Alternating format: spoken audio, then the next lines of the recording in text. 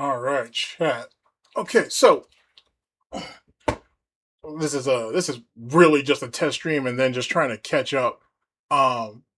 Because apparently I missed quite a bit, but I actually had a bit of an epiphany, so to speak, over the weekend, and I wanted to kind of get it out there now before I start to get recording, and then uh, and you know what I'm saying, and get it all out there because not everybody's gonna hear it, which that's just one of those things. All right, so big ups to everybody in the chat. Hopefully your messages are coming up. Actually, give me a second. I gotta move some stuff around here a bit. Okay. Hopefully your messages are coming up cool, so you shouldn't have a problem there. Let's see here. I can drop that. Okay, so I think everything's pretty much in order. Okay, so like I said, if you guys saw the title of the stream, we're gonna do a bit of swine crafting, for the most part, and probably won't be long, to be honest with you. I had to do some adjusting here, which I really wasn't planning on doing, which is not. It's no fun. It's no bueno. So I have to basically rebuild this particular fucking this particular OBS back from scratch again. So it is what it is. All right. So here, let me actually kind of throw some of this stuff at you, get an idea of what I'm thinking about. So I was thinking, as it pertains to the heart to heart daily therapy session that you saw the other night, um, DSP was trying to serve two masters that night. I'm not sure if you guys thought about it this way, but hopefully I can try to enlighten you, if you will. But DSP was trying to serve two masters that night. Really three, but we'll just go with two for now. One, he was trying to, and humiliating Wings, because that's kind of what he tried to do, low key, and try to shame him into basically doing content with him. He also was trying to appeal to Wings trolls, right? So he's basically going to try to use Wings's demographic, if you will, to try to boost his public profile. While also, like I said, trying to convince Wings to side with him, as well as use Wings as a replacement for John Rambo.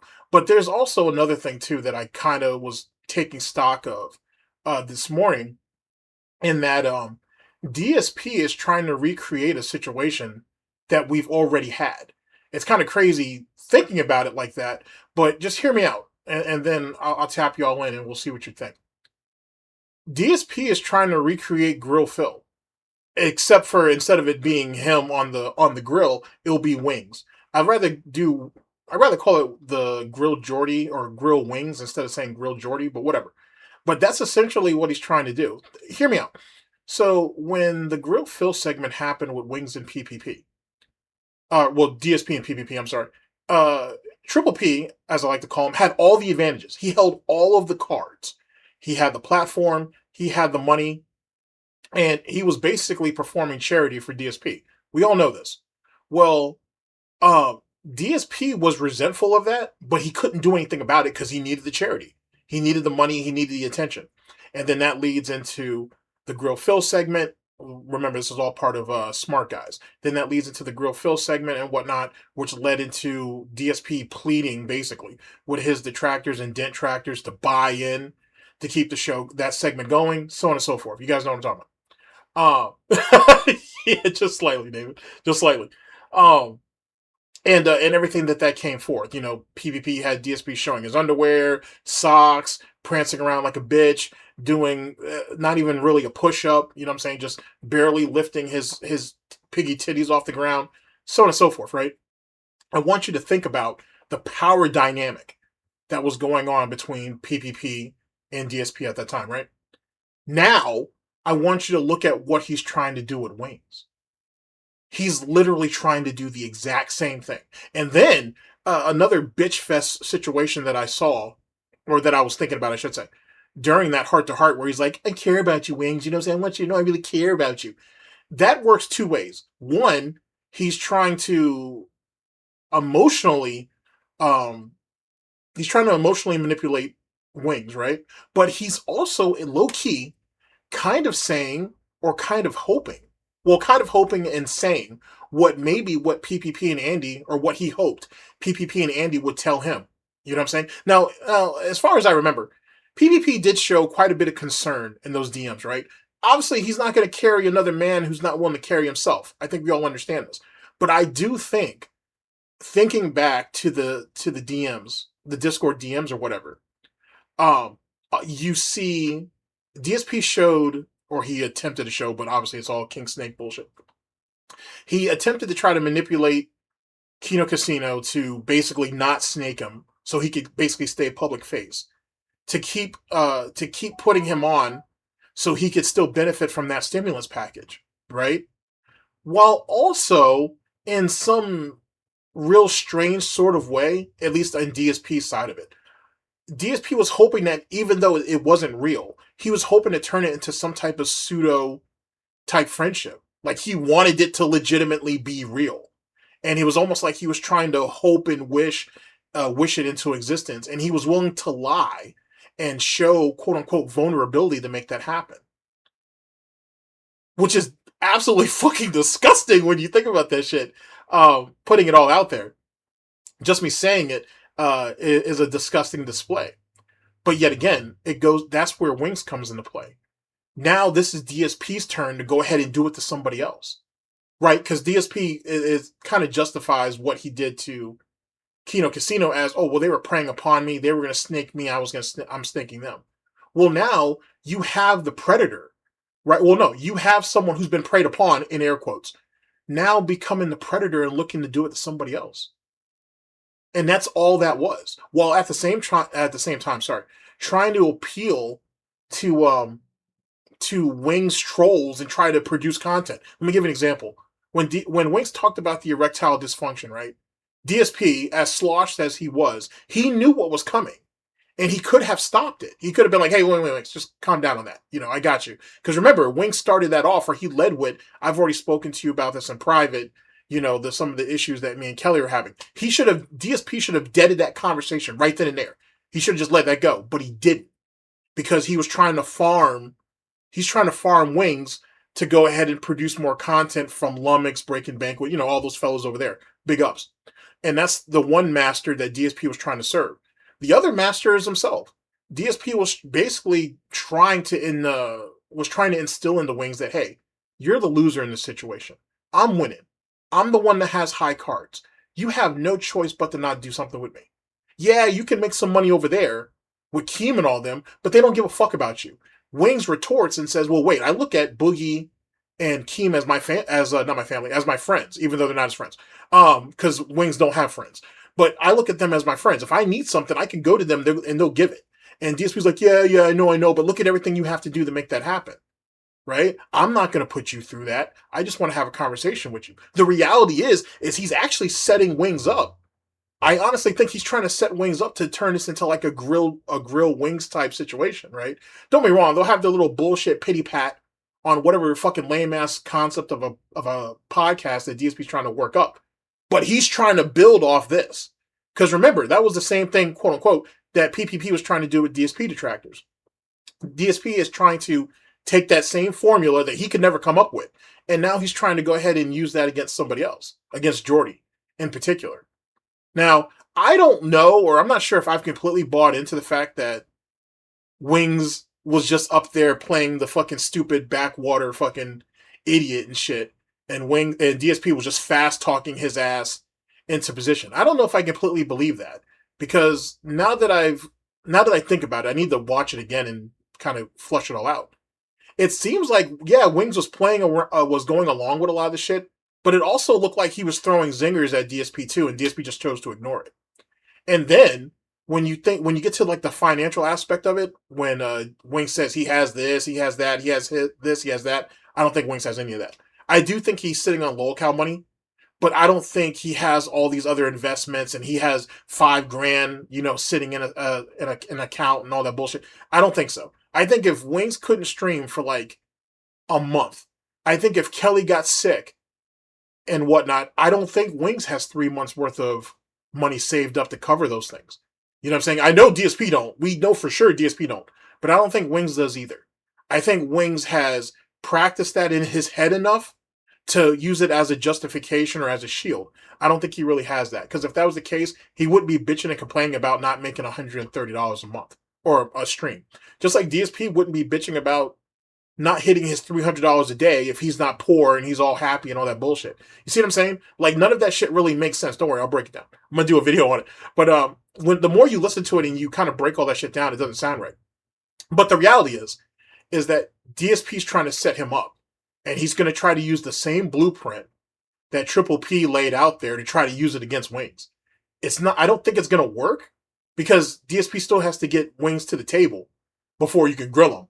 But I don't think it's going to work the way DSP does. But that also explains to me, or it makes sense to me, I should say, why DSP keeps pursuing him. right? It's not like he doesn't have the same enthusiasm or even velocity, um, or voraciousness that he does for low tier God. Like that thing with low tier God is way more. It's weird. It's almost like some weird ass. It's like a I don't know. It's some type of homosexual bullshit, but also like some brotherly rivalry or some nonsense. I don't know. It's gay. That's all that matters. But the Wings thing is literally predatory. DSP is only spending this time on Wings because he's trying to be predatory. So, like I said, I'll flush this out. It'll probably take 2 videos to flush it.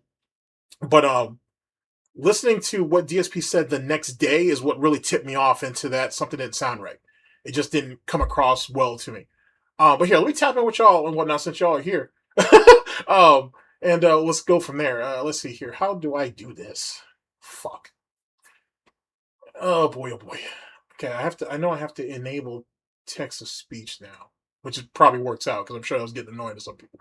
So that might work. Let's see here. How do I show all that on stream? Actually, hold on a second. Let me type it. Let me tap in for a second. Okay. Now we're gonna have to do a little bit of. We're gonna have to do some moving around here. Okay, let's put you there. Do I got a box for you? Let's throw you here. All right, and now we see if this thing actually works.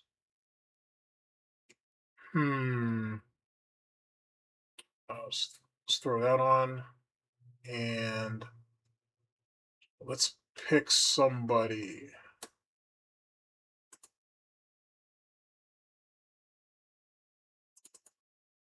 Oh, I have to. Okay, I got how I did that now. That makes sense. Oh, there you go. That's crazy. Mutants and Masterminds says, DSP wants Wings as a toady. It's what happens when you hit rock bottom. That's very true. Let's see here. How about this one? Razor Sharp 5643 says, I feel like DSP was saying things he wants to say to a therapist. But this was a power flip. He used giving advice as a guise to appear like he was on top and not coping. Agreed. But also, remember when Wings said that he uses his streams as like therapy, which is what DSP does too. So why go ahead and pay somebody to spew your guts, right, and not have an audience and not be able to profit from it? That's what Wings does. And it's clear that that's what DSP does too. That's why DSP wants it on his platform. This way he can eat off both of them. So we'll see. But it's definitely a power play. Hell. Razor Sharp 5643 says, I hear you. This is all about power dynamics. But it's bad power dynamics. Nobody except Wings would actually fall for it and not call him out. Agreed.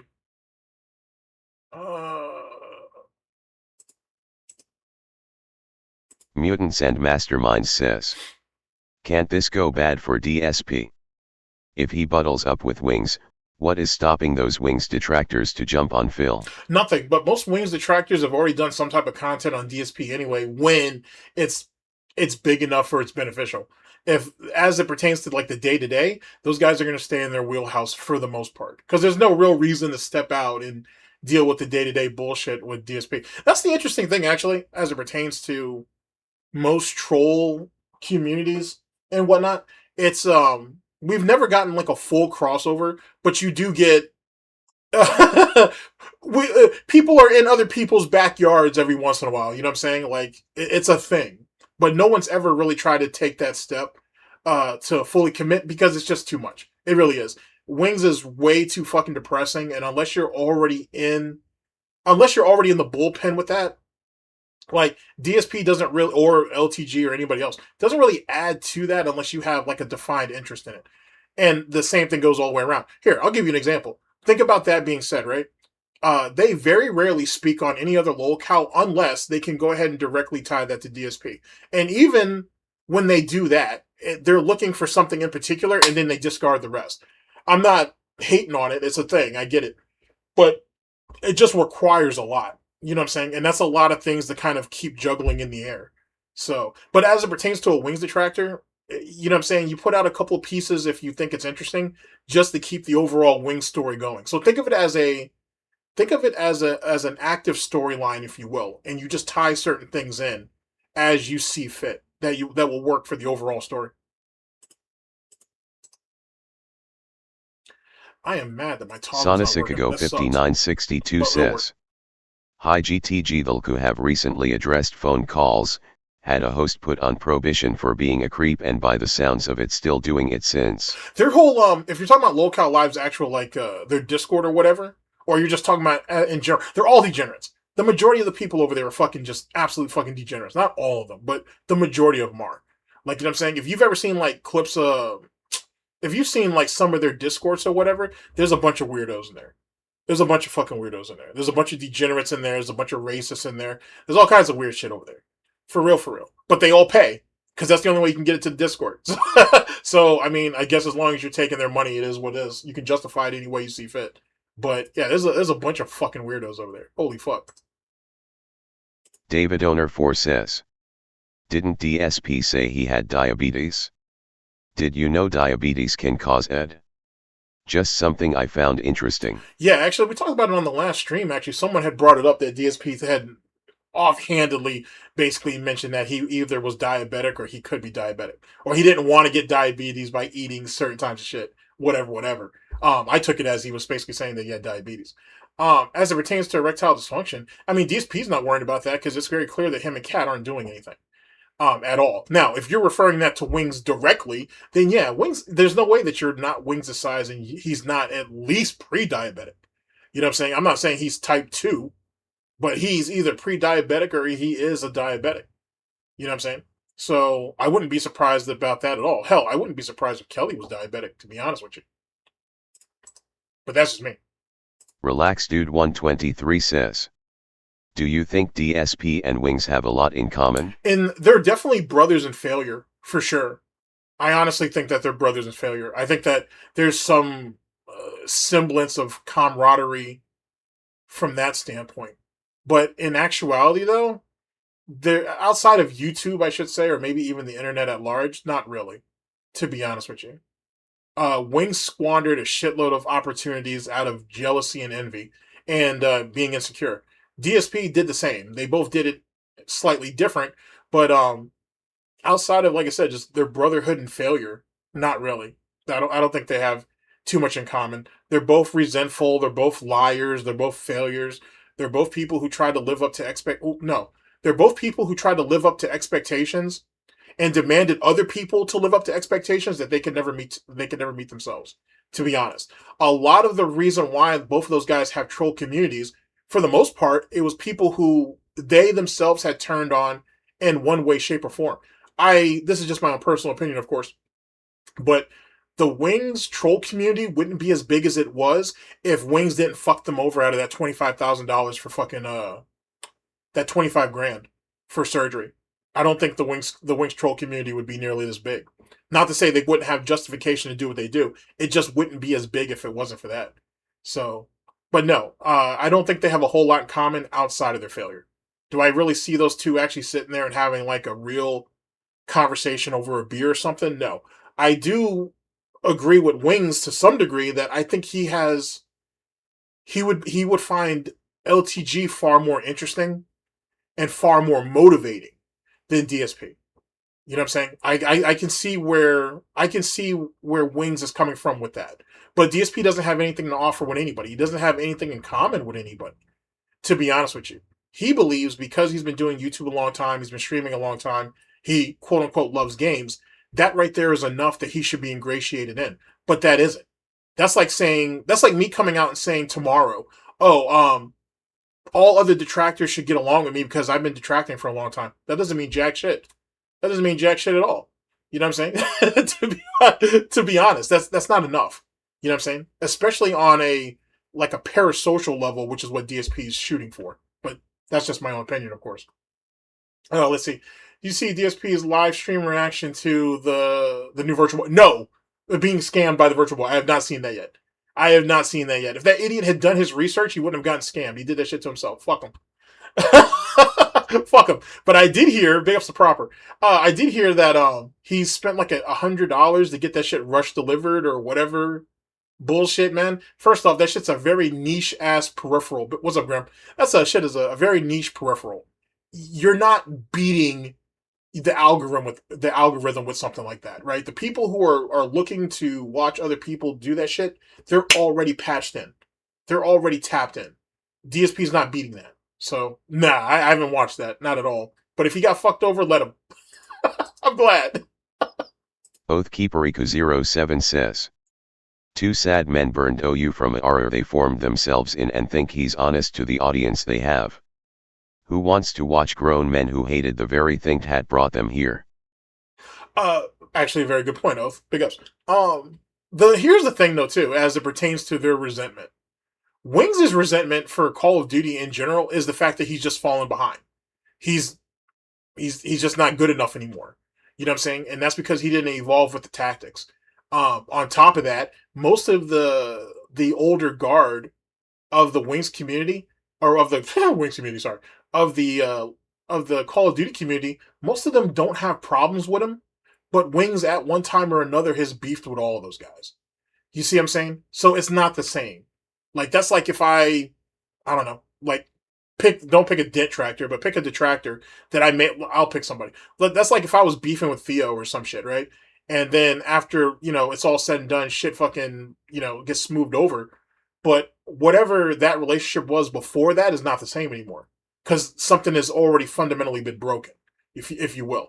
And Wings likes to talk, and he wants to say what he wants to say, and then he expects everything to go back to the way it was before. And that's just not how people work. Just because he's willing to let people step on him, and then they can reset right back to zero, doesn't mean other people do that. And that's not being grown up or moving along. Like, when someone comes out of pocket, it's really, really hard to see them as anything different than what they did. Then it's hard to see them the way they were before that situation happened. That's really, really difficult. Oathkeeperiku07 says. Something I'm going to be thinking about while I head to the story. Phil says a lot about us. Strange he's never talked about former people who talked about him outside the sock. Okay, so like that's actually a very, very good point. Now, if you actually think about it, DSP's only targeted really two detractor, either a detractor group and an entity, meaning Almighty Tevin being one, praise be, and SOK, because they were basically the two biggest. He really didn't go after anybody else except for, Evil AJ should be put up there, honestly. So actually, I'm wrong. He's gone after one entity and then two individuals, realistically. But he can't just sit there and take shots at everybody. But more importantly than that, it's an ego thing. He only likes to hit people who really have a lot of respect and have a lot of momentum, to be honest with you. That was it. Duty was a soft target because Duty was willing to put himself out there to be a target. That's the only reason why Duty even revealed how much money he made. He did it because he wanted DSP to feel a certain type of way about it. And DSP fell for it because he's a greedy little pig. So, but other than that, DSP don't look at Duty as any real threat to him because he's not. Not like how Tevin was, not like how Evil AJ was or is, not like how SOK was. So even when it comes to his ops, DSP's still a cocksucker from that standpoint. I don't think Wings is autistic. I think DSP's autistic, but I don't think Wings is autistic though. I think Wings is just stupid. I think he's just fundamentally stupid. I don't mean like I said, like a backwater, like a backwater, the spawn of cornpone country pussy. I don't mean that. I just think Wings is stupid.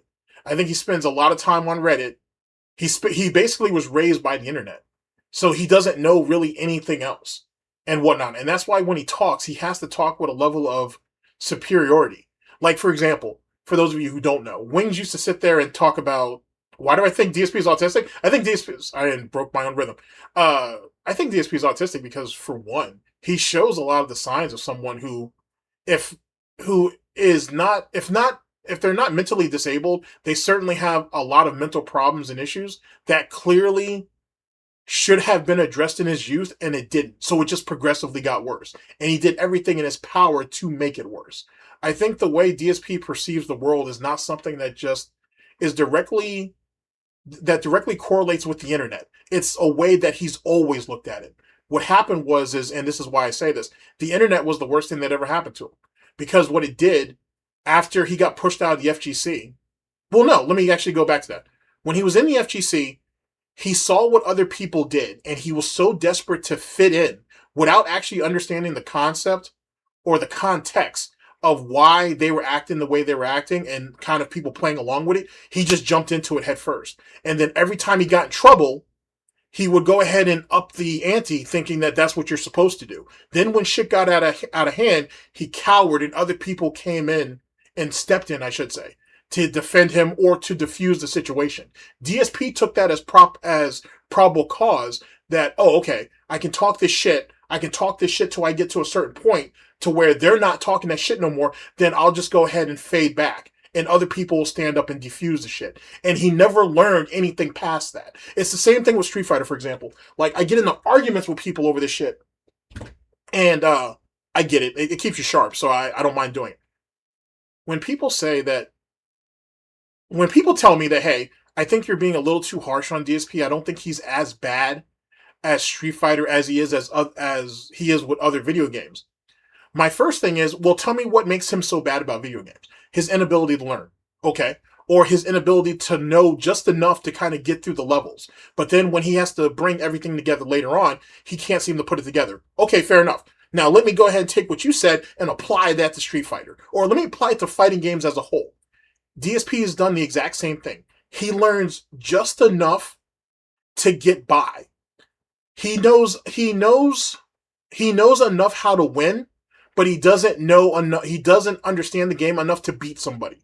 He fights. Let's play it this way. He plays not to lose. He's not actually competing to win, if that makes sense. And that's why DSP is not a champion.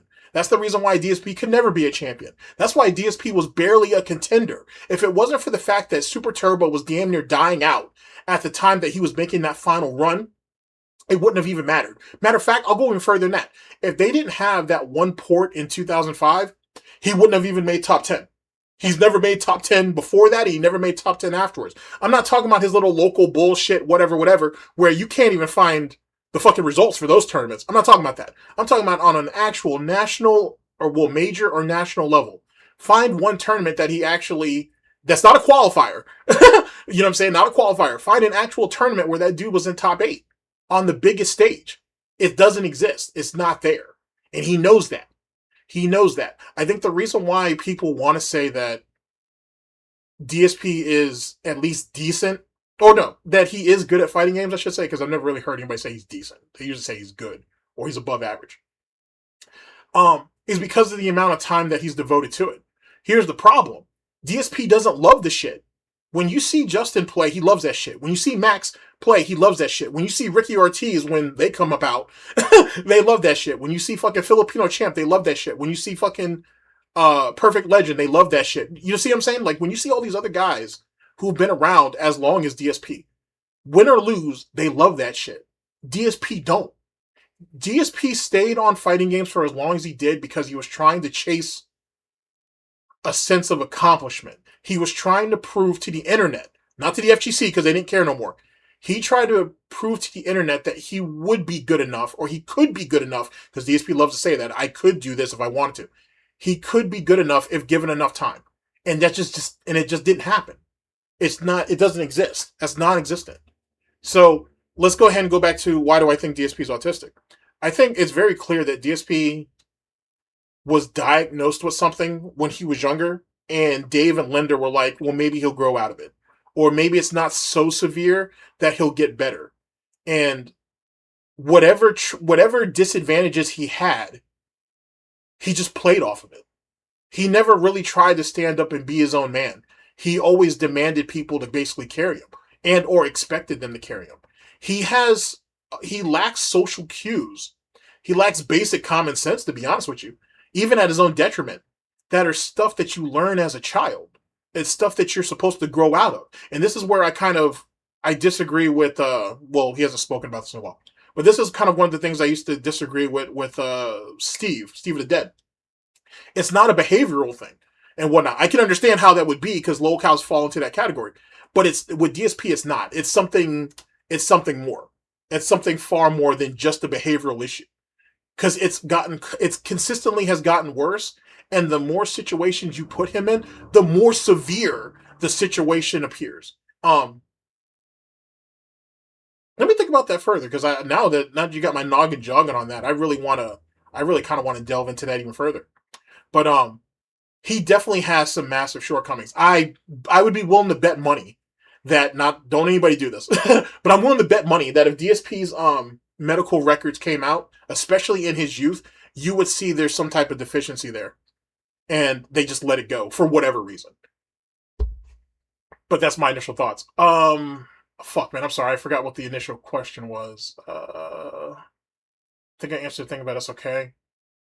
Let's see here. Relax, dude. But Wings got the surgery, right? How did he scam them? Okay, so here's the thing. Do I think Wings got the surgery? Yeah, I think so. I honestly think he did. The reality is he asked for 25 grand, and the surgery that he ended up getting didn't cost that. Didn't cost even close.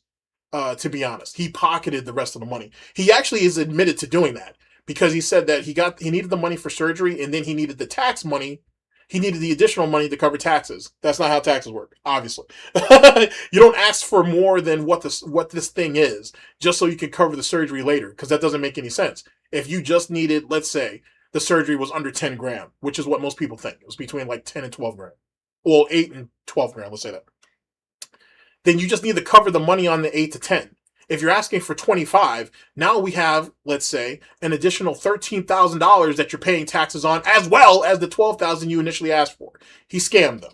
He definitely scammed them. That's the reason why he had it done in Mexico and he didn't have it done in the United States.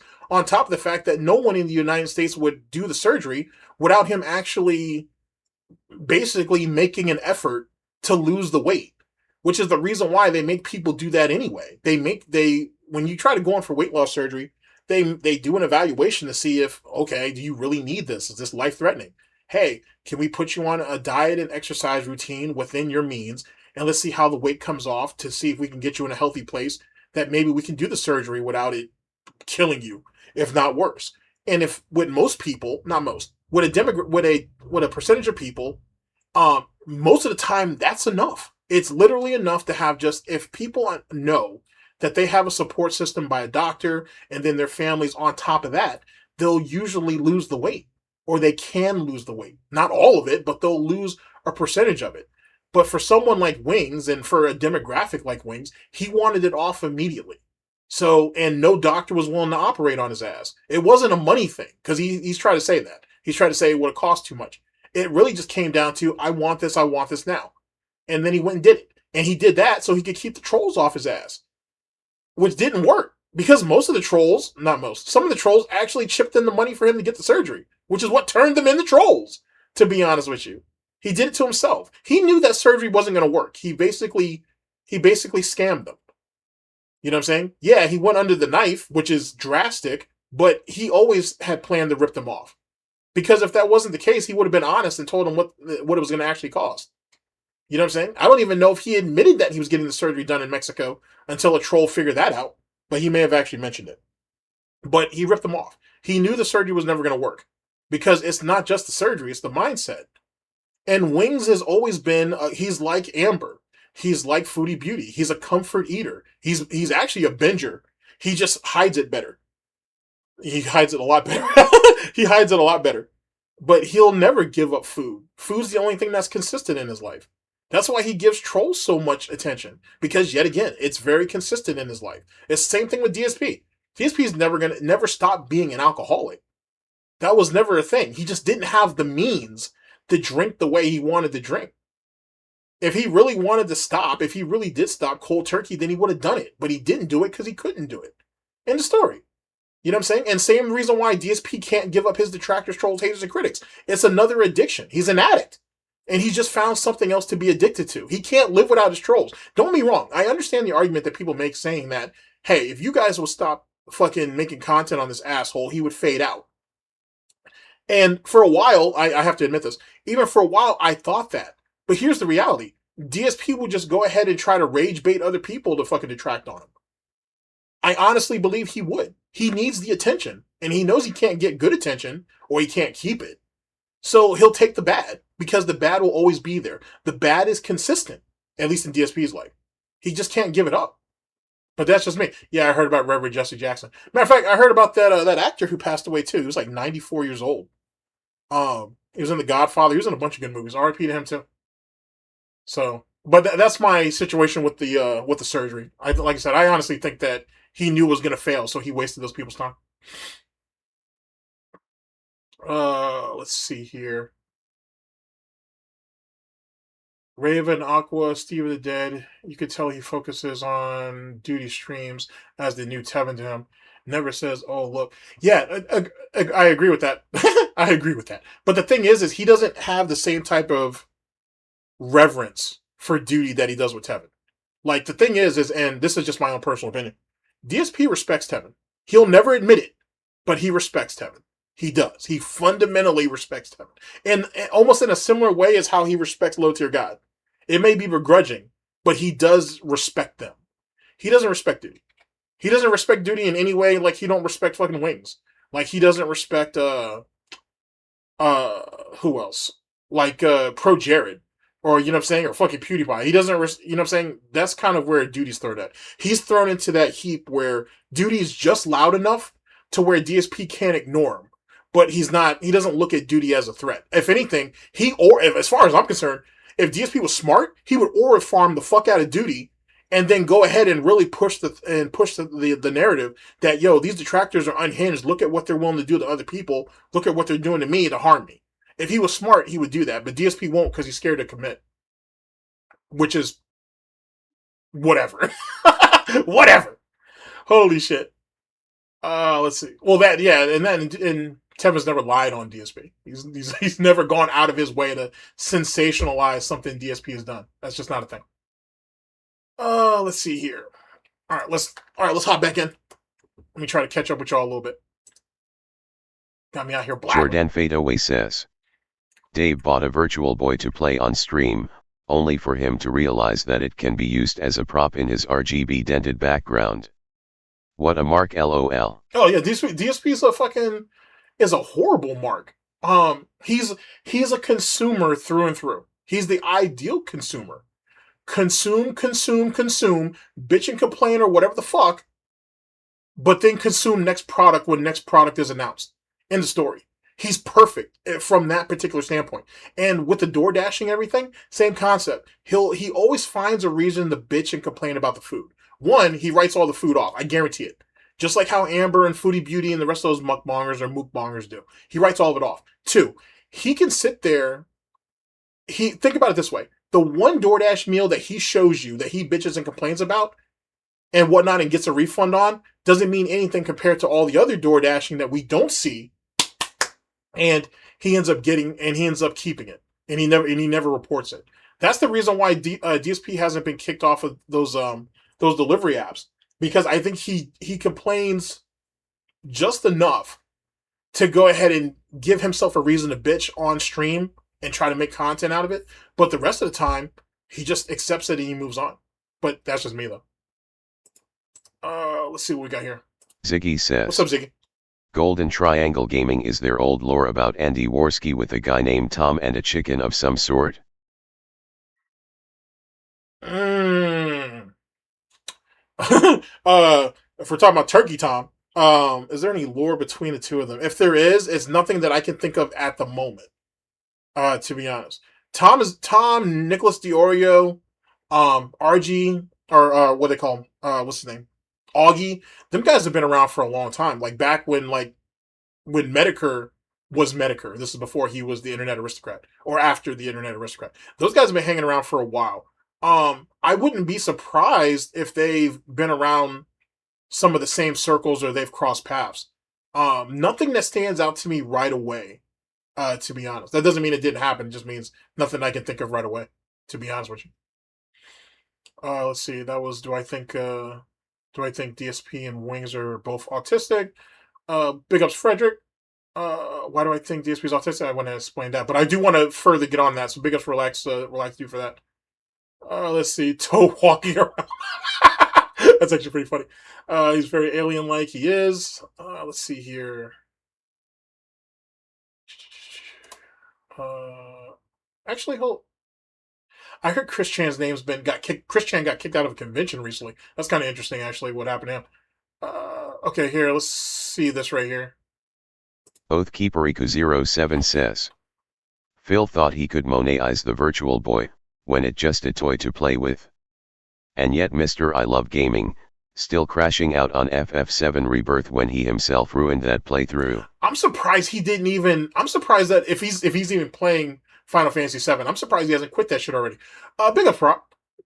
Holy shit. David Owner 4 says.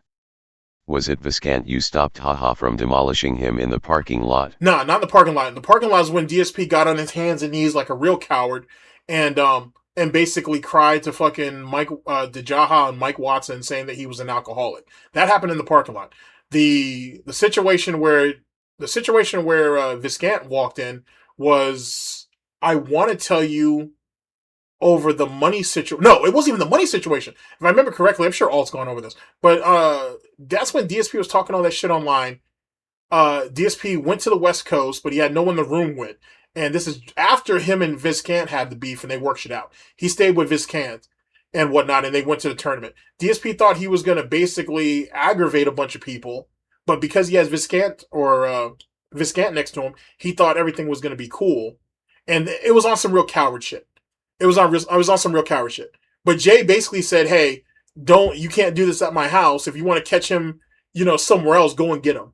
But that's where that was one of the situations, I should say, that Jay kind of stepped in and kind of cleared all that up. At least temporarily. But that tells me a lot about DSP too, now that I think about it. So you were beefing with a guy, right? Then you got, you said you wanted to fight him, and if someone gets killed, the other person has to write off a waiver, all that silly shit. Then you find out that Jay's really about that life, and you decide, okay, I don't really want to fight you no more. Let's go ahead and just do DSP chops, or DSP chops. Sorry, do DX chops in front of everybody, and it'll be a hoot and everything. But that's not what he wanted. What DSP was hoping to do was transfer a portion of the hate that he drummed up, that he started, over to Jay. And Jay was smart enough to see it for what it was and was like, yeah, I'm not doing that shit. That's what it was. He thought he could manipulate Jay into basically taking the heat for him or taking some of it. And no one's doing that shit. That's just literally a coward. That's literally like coward-like behavior. You shouldn't do yet again, that's kind of really autistic behavior. Like, somebody with common sense wouldn't do that. That's not a behavioral issue. That's just being stupid. That's legitimately just being stupid. Like, you know what I'm saying? No rational person does that. Vicious as Anard says. What's up, Vicious? Big ups. So that's my thoughts on that. Let's see here. They love games, love the hustle. Neither one of them know how to hustle, though. To be honest.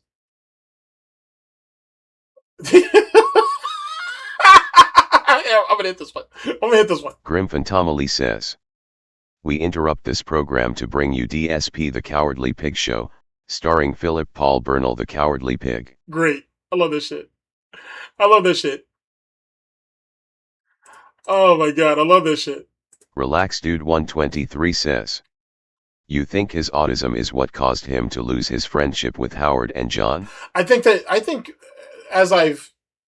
the more I think about it, to be honest with you, I think John really wanted to be DSP's friend. I think Howard saw DSP for what he was. But I think he also didn't want to, you know what I'm saying? He didn't want to rock the boat. It's not that serious. I think in the same way as Jaha and Mike Watson saw that there was something wrong with DSP, other guys in the FGC did too. More importantly, I think even if John didn't know exactly what it was, I think John realized that he's not all there. And I think Howard eventually picked it up as well. I think the end of their friendship, if you will, it really came down to they were done tolerating him. You know what I'm saying? Like, don't get me wrong, we all have that one person in our friend group that's just a little silly. Well, I'll say it that way.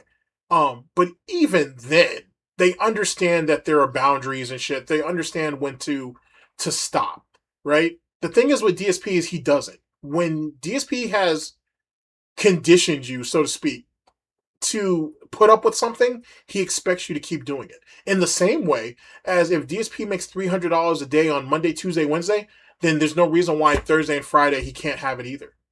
What, you know what I'm saying? And then by Monday, when he doesn't have it, well, what's going on, guys? You guys did it for 4 days. Everything's good. The content's great. I'm loving it. You're loving it. What's the problem? Why'd you guys stop donating? It's like that. It's legitimately like that. There's some type of disconnect that he has where just because something is benefiting you in the short term doesn't mean that it's owed to you in the long term. And yet again, that goes back to the June the King shit, even though most of us knew it before that. When some of the people in his fan base were like, "Yo, he's autistic," or he has those type of tendencies, and I can't. And I've said it on a video before that DSP. The reason why DSP has so many oddballs, if you will, in his group is because there's something that they see in DSP that resonates with them. And that's why they're attracted to him. Now, I'm not saying that means anybody or everybody who's autistic is going to immediately run to DSP. I'm not saying that. What I am saying is the ones that were attracted to him, it's because they saw something in him that kind of cued in like, oh, okay, this guy's kind of we're on the same spectrum, or they're on the same spectrum, I should say. I honestly think that's a thing. Okay, let's see here. David Owner 4 says, when DSP mentions his cocktail of medications, it reminded me of Chajit. Facts. Facts. And the cocktail of medication thing is super fucking interesting because I wouldn't be surprised. Now, initially, when he said that, he said it was because of some type of acne or some type of skin situation he was dealing with as a kid. And the side effects of that caused depression, and that's what caused him to start obsessing about shit and all this crazy ass shit. Honestly, I wouldn't be surprised if he was on some type of medication just to regulate his mood and his behavior. I wouldn't be surprised by that at all. So, let's see here. Proper DSP copycats people around him. It's not even just copycatting. DSP is very much he's a sponge. I don't even know how else to really say it. He's a sponge. He tries to absorb the best qualities of people around him or traits that he sees other people display and they get some type of positive reaction to, and he absorbs that into himself. Like, he's absorbed some really strange things from like Panda, from John, from Howard, even from Team Spooky. If you've watched a lot of Team Spooky stuff, especially Nerd Josh and Arturo, he's absorbed some of their traits too over the years. They've diminished because they're not around him anymore. But same thing. That's why, like, when Kat came in, he started picking up on some other weird tendencies too. And I think he picked them up from her. That's just what he is because he doesn't have a personality of his own. He's not somebody. What's your real reason on why Panda left him? Oh, you silly, silly son of a bitch. I'll give you that.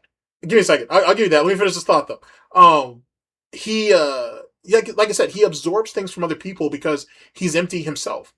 He has nothing to him from a personality standpoint. That's why he needs people around him. Even if he doesn't like them, even if he don't respect them, he would rather be part of the group than be out of it and be lambasted or admonished or ridiculed or made fun of. I had posed this on a gentleman's club years ago. It was myself, it was Declan, it was Proper, and there was, what was homie's name?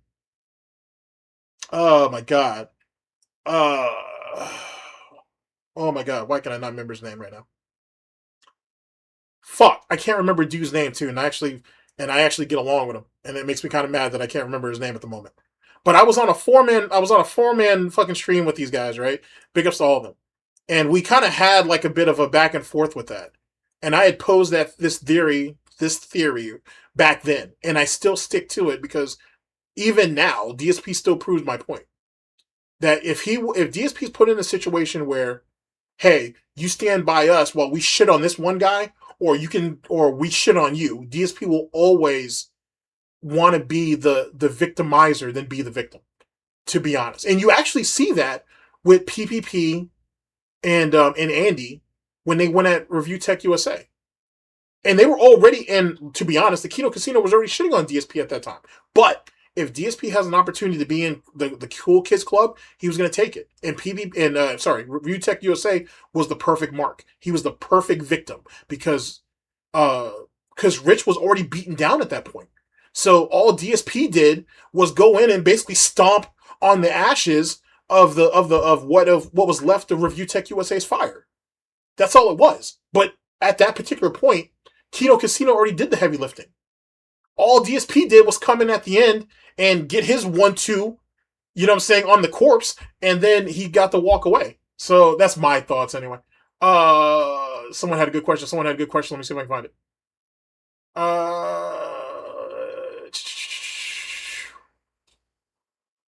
Fuck.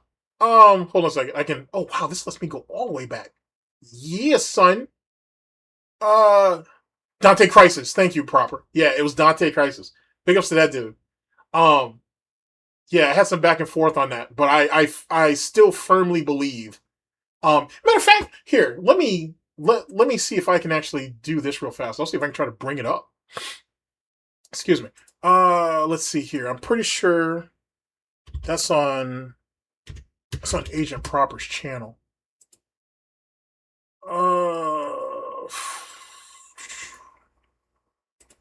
See, I don't know exactly where the timestamp is. I don't know where the actual timestamp is on that though. Let's see here.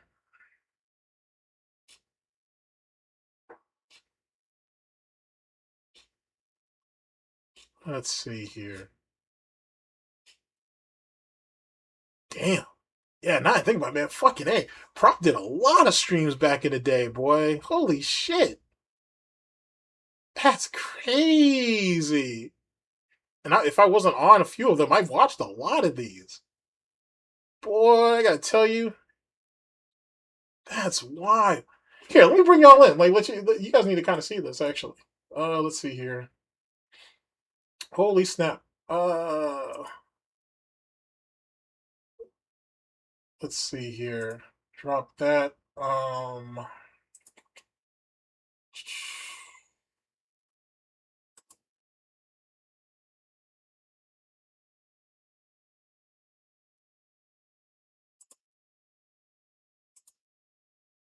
No. Let's see here. Loop. Okay. All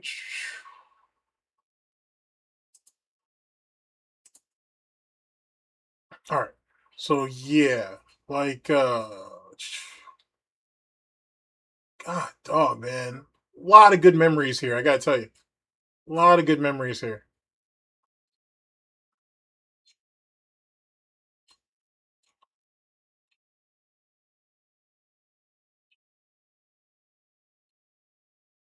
Okay, I'm gonna have to look for it, but holy shit, a lot of good memories though. But anyway, yeah, I went back and forth with Dante Crisis about that, to be honest with you. And not to say that he was wrong and not to say that I was right, but I've always felt like that's DSP's MO.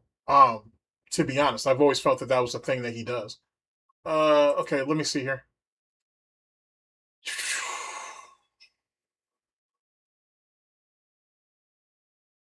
Yeah, the Anonymous stream he did was actually pretty funny too. Let's see here.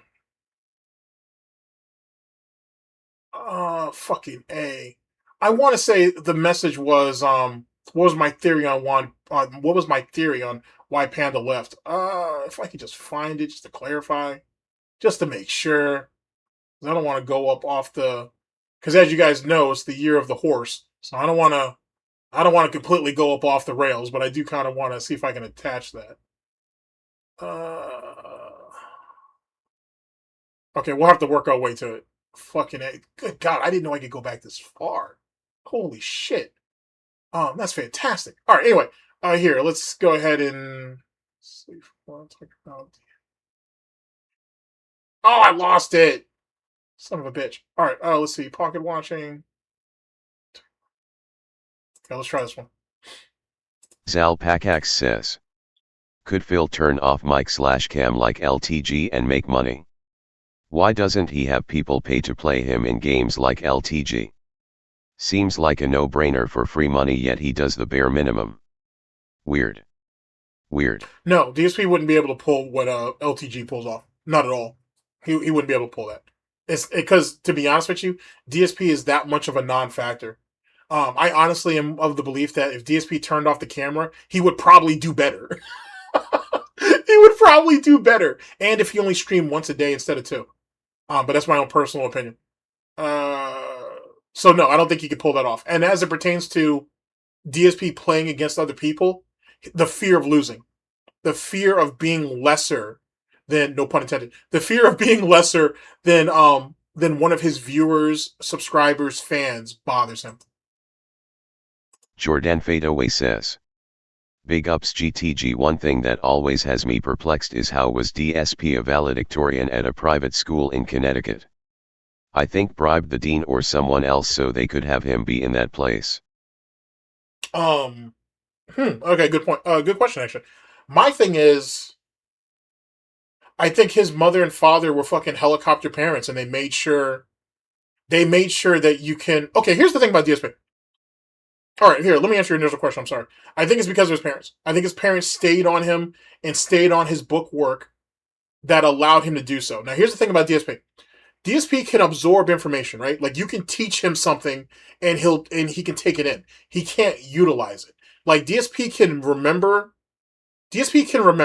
but he can't utilize it in a practical sort of way. So, like, if you tell him, hey, I need you to read from chapter 4 to chapter 6, he'll read it. If you stay on him day in, day out to keep doing it until it becomes repetition, he'll get it. And then he can regurgitate it on paper. Now, the question is, if you tell him to read those chapters and then articulate what he read, I don't think he can do it. I think he'll just tell you exactly what it says on paper. I don't think he can actually put in his own words what it means. I don't think he can do that. And that's where DSP thinks his superiority complex comes from. That, oh, if you put a book in front of me, I can read that book and then I can absorb everything that's in it. But can you use it in a practical sort of way? And I don't think he can. And I think he knows he can't. And that's where his real faults in Street Fighter come from. This is the reason why, ladies and gentlemen, I call him a pattern player. This is the reason why he's a flowchart player. DSP is actually stifled in two different ways. One, he can only utilize the information. He can only absorb the information that he can utilize. Within the utilization, he doesn't understand why it works. He just does it because he can accomplish it or because he can do it. So let's remix that. So let's say I come up with, let's go ahead and use Raw Phil, for example. And let's say we go ahead and he uses one of his fantastic pound cake combos with Cammy, right? I can watch that combo and I might even be able to emulate it. But unless I really sit down and get into the lab and actually figure out why it's used the way it's used, I'll never be able to really utilize it properly, which means I don't really understand it, which means it can be beaten. DSP falls into that exact same category. Just because he can emulate something that he saw in a video, or he saw in a tournament, or he saw in a how-to video, doesn't mean he actually understands how to use it. Just because he can emulate it doesn't mean he knows how to use it. And that's one of the reasons why people like, I'm going to use Raw Phil and I'm going to use Piece of Peace, for example. The reason why their camis chop his ass up is they have him downloaded before DSP really understands what goes on. Like, DSP is so used to bitching about the character that he doesn't think about the player. By disregarding the player, he can put all the fault on the character and the character is just overpowered. It gives him justification to not learn how to actually play the game, just to dismiss the action, just to dismiss the character, just to dismiss the player because, oh, you only beat me because you're using the cheapest character in the game. Because DSP's too lazy to actually learn the game, because the game has become too complicated. Here's the interesting part. If you actually sit down and listen to these videos of people who break down Super Turbo and they break down characters or whatever, there's a reason why DSP only learned enough so he could win, but he never really learned enough to actually beat anybody. And that's kind of where DSP comes from. He's literally a victim of himself. He was able to do the bare minimum. He was able to get the results that he wants, but he never actually learned why it worked. He never understood what were some of the problems that come along with that. He never grew as a player, to be honest with you. As just like how he never grew as a content creator. He never grew as a streamer.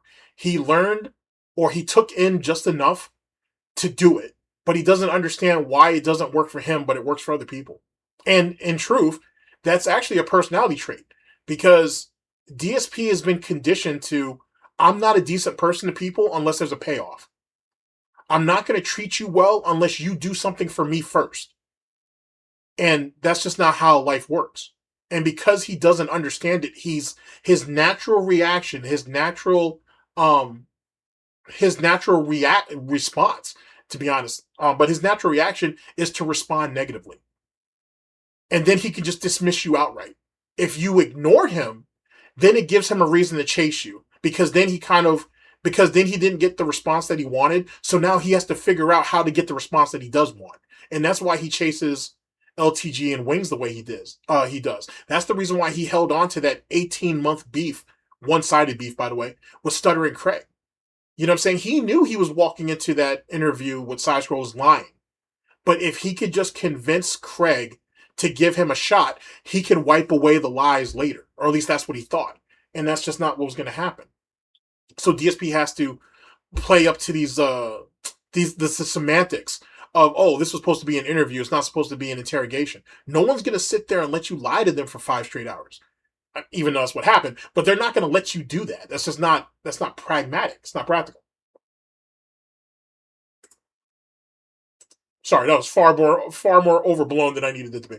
Mutants and Masterminds says, I think he is jealous of Tevin and his charisma and how people gravitate to him. I think he's jealous of Tevin for even more than that. I think what DSP's here. Okay, I'm gonna use Fred for example. I'm gonna use Freddy Boy as an example. The same thing that DSP finds intimidating about Almighty Tevin is the same thing that fucking Fred Fucks found intimidating about Tevin. To be honest, this is a personal theory of mine, so that means that I've never actually told anybody this. I think the reason why Fred was intimidated by Tevin, and maybe even feared him to an extent, was because he couldn't control him. He was someone that could stand on his own too, and he didn't need other people to back him. If Tevin believed this, he was going to stand on it whether people liked it or not.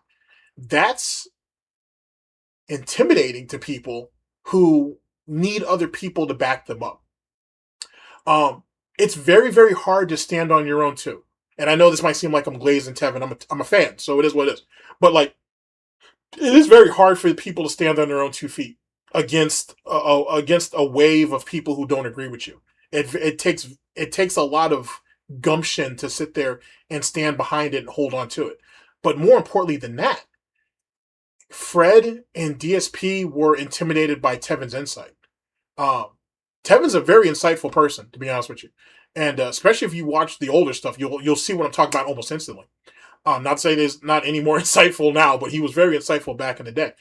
He's very insightful, and he is very good at seeing through bullshit. It's not about getting things right or wrong. It's about seeing what the core problem is and then working outwards. That's a problem. And I think for Fred, was scared that Tevin could see through him. And if Tevin decided to actually go against the SOK, I think Fred realized that Tevin would have supported. He wouldn't be able to stop him outright. DSP falls into that same category. DSP had Tevin deplatformed from Twitch. He tried to start a hate brigade on him, on his forums, on Twitter, all of that shit. Tevin's still here. He's not someone that he can just, your willy-nilly internet shit don't work. And when stuff like that happens like that, people get scared. People get intimidated. Because when you try to inflict your will on someone else and it don't work, now you got to be scared on what happens when they inflict their will back on you. So that's my thoughts. It's respect, but it's begrudging. It's begrudging that he's respecting him, to be honest. He doesn't do it because he genuinely does it. Well, he does. I think DSP does genuinely respect him. I think he's just mad that Tevin won't see things his way. But Tevin's not stupid. But Tevin's not stupid. So it is what it is. But that's my opinion anyway. Oathkeeperiku07 says, respect Tevin, at work his shaft if that's true. Let's see here. Let's jump around a bit. Why do you think the bank? Oh, here we go. This is actually a good one.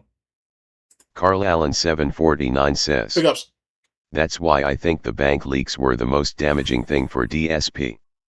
They proved his addictive behavior went further than just WWE champions. Good man. Facts. Absolutely. Absolutely. Matter of fact, I'm gonna play it again. Just because. Carl Allen 749 says. That's why I think the bank leaks were the most damaging thing for DSP.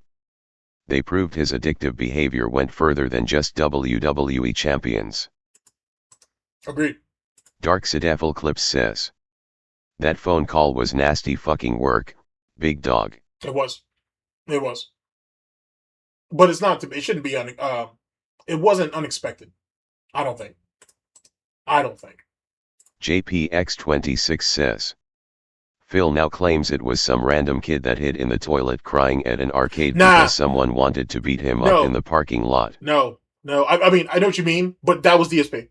That was legitimately DSP. Of course he went. And then the whole thing about trying to hide in the ceiling and all that bullshit, that was DSP. That's a really, really old story and whatnot. Like, Proper could back me up on that. That's a really, really old story. Yeah, DSP is a special type of coward. He's a special type of coward. Holy shit. All right, let's keep jumping around. David Owner 4 says. Mike Watson, haha, Viscan/J and all of them are partly responsible for DSP not being held accountable for his actions. Okay, so, and don't get me wrong, I feel you on that. I 100% feel you on that. Here's the thing. As much as I want to tell you that someone like DSP, a good ass kicking is just what DSP needs, and don't get me wrong, he definitely deserves that shit. The reality is he's just gonna become stone. He's already stone now. Broken stone, but he's stone. He'll just clam up and he'll just spew his venom even further. Like, one of the reasons why DSP doesn't leave home is because he's scared of everybody. He's scared that somebody can actually hurt him. And he's never really gotten past that. DSP is probably one of the most disliked people, at least on YouTube. I wouldn't say at the internet as a whole, because there's a lot of people on the internet that have a lot of ire on them and shit. But DSP has convinced himself in the same way he convinced Kat that there are people out here, they want to hurt me bad, and I can't do what normal people do because DSP doesn't want to suffer the consequences. And that's really what it comes down to. The reality is DSP has relegated himself to just existing. It's not about living. It's not about surviving. It's about just existing. Because that's all he can do. Because by existing, he can literally shield himself in any way he sees fit while he's in the snort fort. Now, here's when shit gets crazy. I want you to think about this. No ideas. I just want to throw this out. I want to throw this at you. If someone fucks with DSP's DoorDash order, not in the way you're thinking. If someone ends up delivering some DoorDash and there's a little note in there saying, best regards from a detractor, watch how DSP's psyche really fucks up. And I can tell you that because look at what Broside Phil did with the 220 shit. And look at how fucking paranoid DSP has been since then.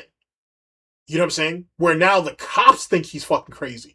Now that there are detractors that can reach out and talk to those cops, talk to those detectives, and now, you know what I'm saying, and are plugged in that way.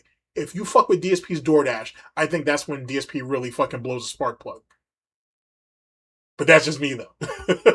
That's just me. Mesitsu01 says, I swear, DSP only feels brave to do dumb stuff when he thinks he has a human shield, attack dog, etc. Exactly. Like, just like with the situation with Review Tech. Sorry, I know I'm way behind on this. But just like with the Review Tech situation, he only felt confident to go and get his licks on Review Tech when Review Tech was already beaten down. And he couldn't respond or react to him. That's the only reason why he did it when he did.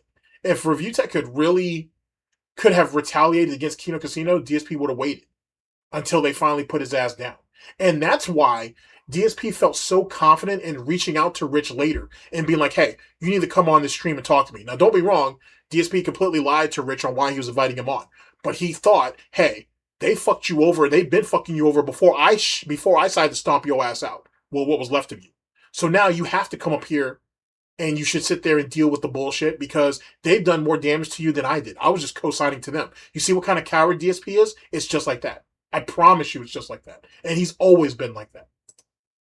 I guarantee it. Discofanal Boss says, I love that he said that it wasn't about getting wings on his podcast but later on pretty much begged him to come on the podcast. His concern for him is just performative bullshit. Yeah, Just like what, but then again, let's go back to the LTG thing for a minute, right? Remember how I was trying, well, you might not remember, you may not have watched them, but I did a few videos talking about how DSP doesn't want to actually play LTG, right? He just wants to get him to the table. He's using fighting games as a way of trying to pressure LTG into doing something that he wanted. But the reality was he didn't want to play, DSP didn't want to play him because he'd lose. He just wanted to get him to the table. He just wanted to talk to him. He wanted to connect with him, which is gay. It's kind of gay. But like, you know what I'm saying? If you really want to just talk to the man, just say, hey, can we have a conversation? But he wanted to connect with him. But he wanted to play the tough guy shit to make it seem like, to try to force LTG into respecting him. And it didn't work. Like, LTG doesn't respect people like that. LTG doesn't work that way. LTG and DSP are actually kind of similar in that faction, that they both respect, they respect influence and clout and power. That's what they respect. DSP tried to go ahead, change his wardrobe, try to do his little workout or whatever the fuck that was, even though I don't even think that's really true. I think he's just sick and he's slowly but surely deteriorating. That's just my own personal theory.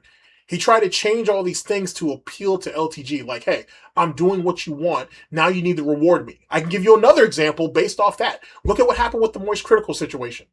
Moist Critical went ahead and said, yo, I think you're begging a little too much. You, Boogie, so on and so forth, whatever. DSP's like, this is right around the time of the interview saga. DSP's like, okay, well, I'm going to quit begging. I'm going to try to go cold turkey. Now you have to let me on your podcast, though, because I did what you wanted. And fucking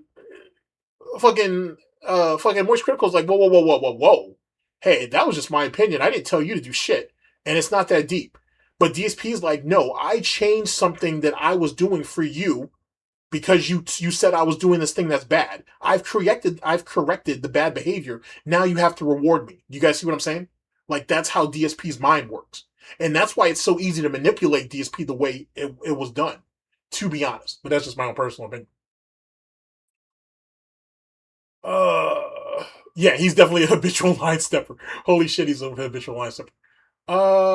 Let's see here. Mesitsu01 says, I would love to see Panda and John react to the fact the local police have classified Phil as a mental case. I will say this. If I had the opportunity to speak to John or Panda, I would definitely want to. Because holy fuck, I have questions. But I'm not going to be like Alt and be nice about that shit. Like, I have real fucking questions. Like, I have some like really precise questions for both of them that's going to be uncomfortable. But those are the type of questions about DSP that needs to be asked, to be honest. And I'm not even doing it to get a reaction out of Phil. I don't fucking stoop down that low. What I want to do, or why I'm doing it, is to give me better perspective. Because it gives me another lane to attack him. That's what I care about.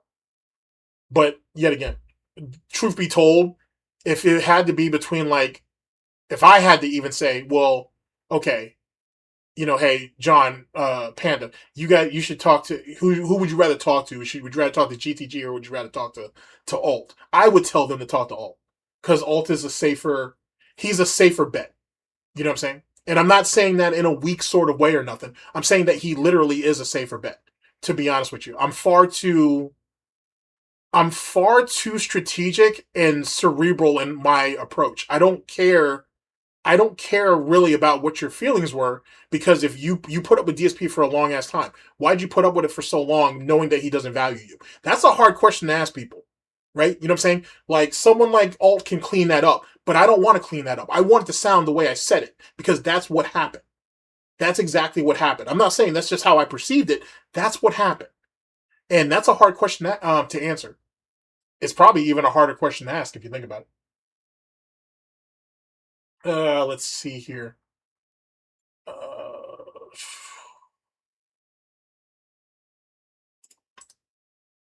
Pork Wine says, did we ever name an actual good quality the pig has? No, we didn't. And I want to tell you that I apologize that I may or may not have failed you or failed the mission on that, but I can't.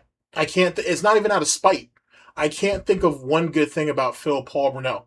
I honestly can't. I can't think of one thing. I can't think of not one fucking thing. And I mean, I'm not willing to bend my views to do it. And that's a shortcoming of me. And I'll admit that. But I just can't do it. I can't find one good thing, one redeemable thing, one admirable thing. I can't. And whatever you throw at me, I can throw something back at you. For example, if you were to say, "Oh, well, he gets up and he shows up every day. He gets up and he shows up every day." What choice does he have? What choice does he have? He can't do it. He can't do a real job anymore. And I don't mean like he can't do a real job like how he told Wings. No, like if DSP goes out and gets a real job, it'll be a week or two. I might give him a month before he loses his shit and he comes back to what he's been doing. He can't survive in the real world anymore. He doesn't have the building blocks socially, and he doesn't have the work ethic to do it anymore. If DSP gets frustrated in a cubicle, let's say he can even make it that far, let alone mopping floors. But let's say he went ahead and he was in a cubicle and he had to work out this particular part of a project, right? But he doesn't have the whole project. It's split up between 4 people. Do you really think DSP is going to go to somebody else and be like, "Hey, I'm having a problem with this. Could you kind of help me work this shit out?" And not come across as demanding or beggish or even condescending? Like, bitch, I got my own shit to do too. It's been broken up this way for a fucking reason. I'm not saying it was smart that it was done that way, but I've got my own shit too. I can't move off of what I'm doing to help you, right? And if you get into a situation like that, you know DSP can't help you if he can't figure out what's in front of him. So you see what I'm saying? Like, he's not going to be able to, he can't function in the real world. Not anymore. He got fired from damn near every job he's ever had. That should tell you something. He can't function like the rest of us. He's not built for that. For whatever reason, to be honest with you. But he's not built like that anymore. Not to say he ever was. Relax Dude 123 says, "What is your theory on the real reason why Panda left him?" Oh, I wish Proper was here for this one. Or Asian GTG, or Diggs. Diggs loves hearing me say this shit. Even though he doesn't actually fully agree with it. Which is fucked up, Diggs, because you're supposed to be my homie. Well, supposed to be one of my homies. That's fucked up. You don't fucking agree with me on that. I'm just joking. Okay. I think there's a multitude of reasons. I think Panda outgrew him. I think Panda outgrew DSP just like most of DSP's viewer base did. Hold on a second. Hold on a second. Let's see what this is.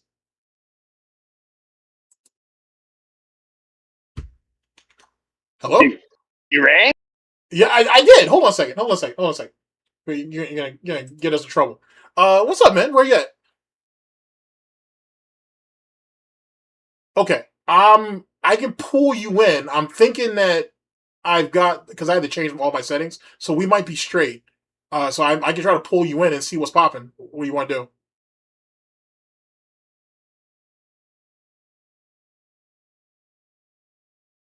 Okay. See, I'm not sure if I can. Well, no, not brief. I don't mind you being on. It's just I don't like, because, like I said, because you're mobile. I'm not sure how I'll be able to. I'll try to keep you patched in as long as I can. Because I don't know what you're doing after you get home. So, yeah. So, like, here, I'll bring you in. I'll bring you in. We'll make it work as best we can. We'll make it work as best we can. All right, here we go. All right, ladies and gentlemen. Actually, you know what? Give me just a second. Give me just a second. I got another idea real fast. All right, chat. Give me a second. I'm gonna see. We got Proper on deck. I want to try something really, really fast though. Just out of curiosity. Is it that?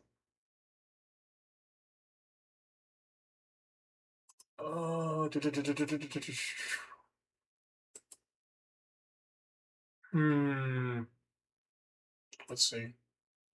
Okay, no, it's not that. So it is this one. All right, bet. Let's see here. All right. I'm gonna. Oh, we swinging for the fences on this one. We're swinging for the fences on this one. I need to do this real fast, and then we'll pull you in.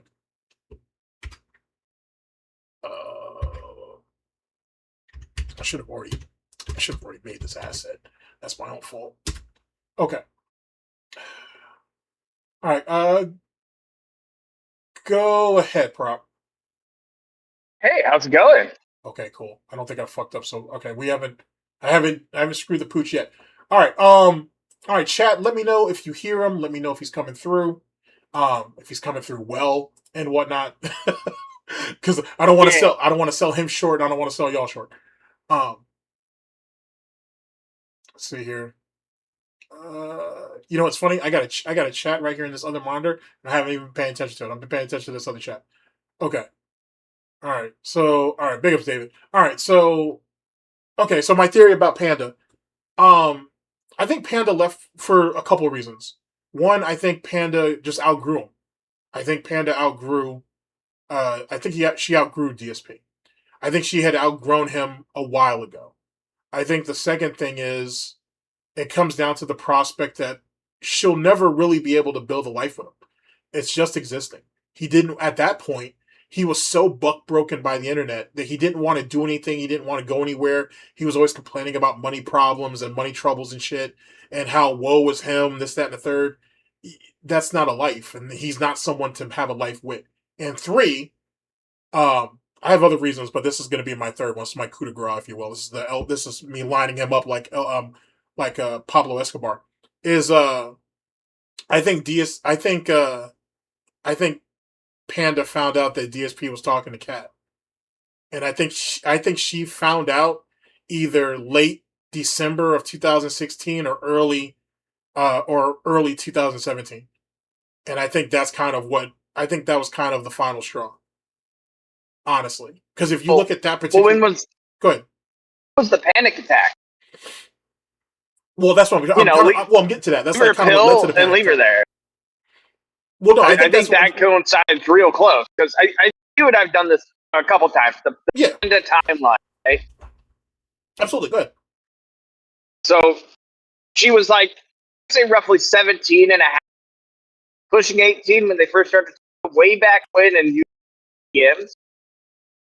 And that just, Gamer Nicole got dumped, Panda, and it was way closer than Australia. Fast forward to them leaving across the country to get away from family because Phil didn't want to commit. Right. And B, John Rambo, Mr. Steele, your girl, at least just couldn't be around anymore. And you get down to Seattle with promises of like, we'll live the life, we'll go to different sightseeing, we'll go and have vacations all over these fancy hotels and enjoy everything. And it's one of those things where she's just, like you said, outgrew Phil, just didn't want it. You know what? Let me give you a call back in like a couple minutes if I make it home. Oh yeah, no problem. No problem. I'm on the road, so I just wanted there, but yeah, I'll come back later. All right, yeah, no problem. Give me a ring.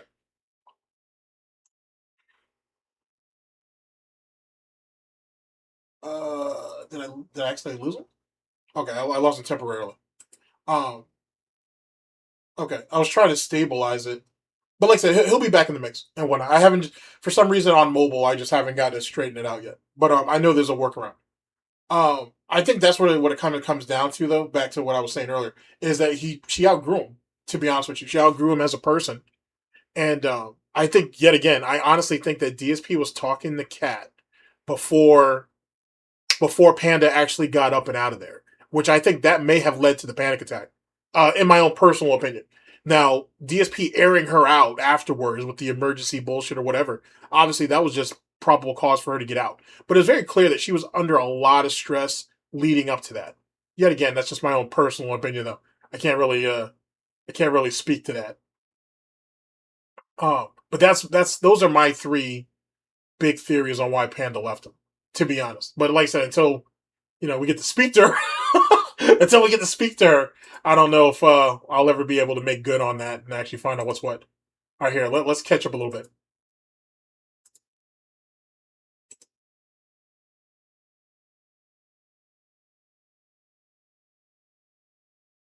Agreed.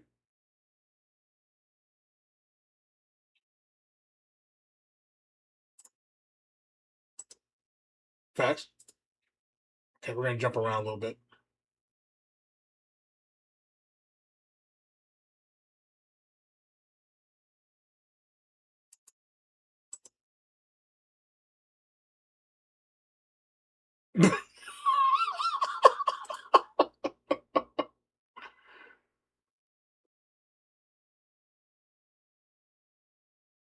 Well, here's the thing though, too. Like, interestingly enough, Brian and Kekken had actually pretty good camaraderie the few times that they were on with each other. And like you said, because DSP wasn't the center of attention, that didn't benefit him. But not only that, it wasn't just the fact that Brian and Kekken had good camaraderie, but they both could actually play the game.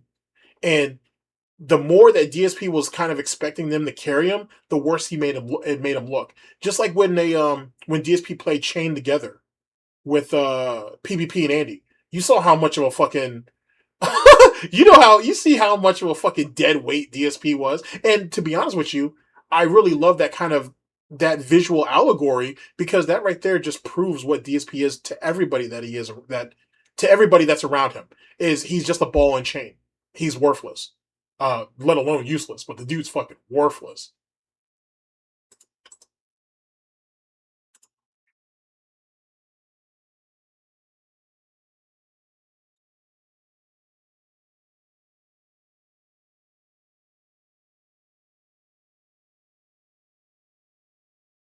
Mm. I will look that up. I will look that up. That, I mean, shit, that opens up a whole new can of worms if you think about it that way. Let's see here. Not to mention Tevin, uh, is DSP's worst karma. And Tevin was once a fan. Yeah, that's an interesting thing too about the Tevin DSP lore, right? Is I don't know if I'd want to go as far as calling Tevin wasn't a dent. We know that for sure. But he was at least a fan of the content for a period of time. But you can say that for a lot of people. But yet again, the way DSP was moving, and the fact that people were giving him constructive criticism, Tevin included, and how DSP was kind of reacting to it is kind of one of the reasons why Tevin did it the way he did. Because if I remember correctly, I think it was when Tevin was talking about either Dark Souls or Demon Souls, and how DSP was basically farming and over leveling his character, and that's just not entertaining to watch, right? And Tevin said initially he had reached out to DSP through some messaging service, and DSP seemed to be receptive. But then DSP started to kind of just block everything off, and Tevin didn't want to go to the forums, or he couldn't go to the forums. So he started basically making videos because it was the only way he could actually get his voice out there. And look at what that ended up doing. You know what I'm saying? If DSP would have taken a few minutes to actually hear Tevin out, not to say that they weren't destined to become adversaries anyway, but if you had taken just a few minutes to really listen to hear Tevin out, just imagine how in an alternative Snorty universe how things could have gone. You know what I'm saying? And that's the thing about people. You have to be, let me say it this way. If you're going to step on someone, make sure that they are done. Make sure that they are out. They are done. There is no retaliation. Because if you don't finish the job, just imagine what happens later. Just like what we were saying about Mike Watson, Jay Snyder, or Viscant, and Jaha. If they had stomped his ass out, would DSP be as emboldened as he is now? Maybe, in a slightly different way. But what if he wasn't? What if he got beat up by all three of them on three separate occasions? Just imagine how that, from a behavioral standpoint, could have affected DSP. But who knows? I'm swine crafting at this point. Let's see here. Let's jump around a little bit. Let's jump around a little bit.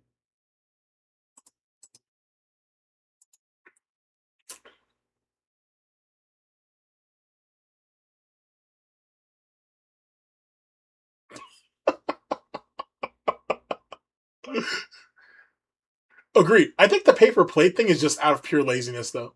To be honest, I think the concept of, or the idea of washing dishes just doesn't make any it just doesn't make any sense to them. I think. Why waste the water? Why waste the dish soap? Why waste the sponge when I can use that on cleaning other things, and I could just go ahead and do that? Actually, I'm glad I brought that up. You guys want to see something really fucking disgusting? You want to see something really fucking disgusting? Like backwater type bullshit? No, not even that. Not even something that backwater people would do. Let me see here. What is that guy's name?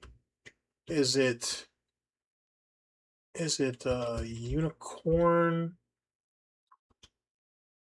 Is it Unicorn Pondu, I think his name is? Yeah, it's Unicorn Pondu. Give me just a second.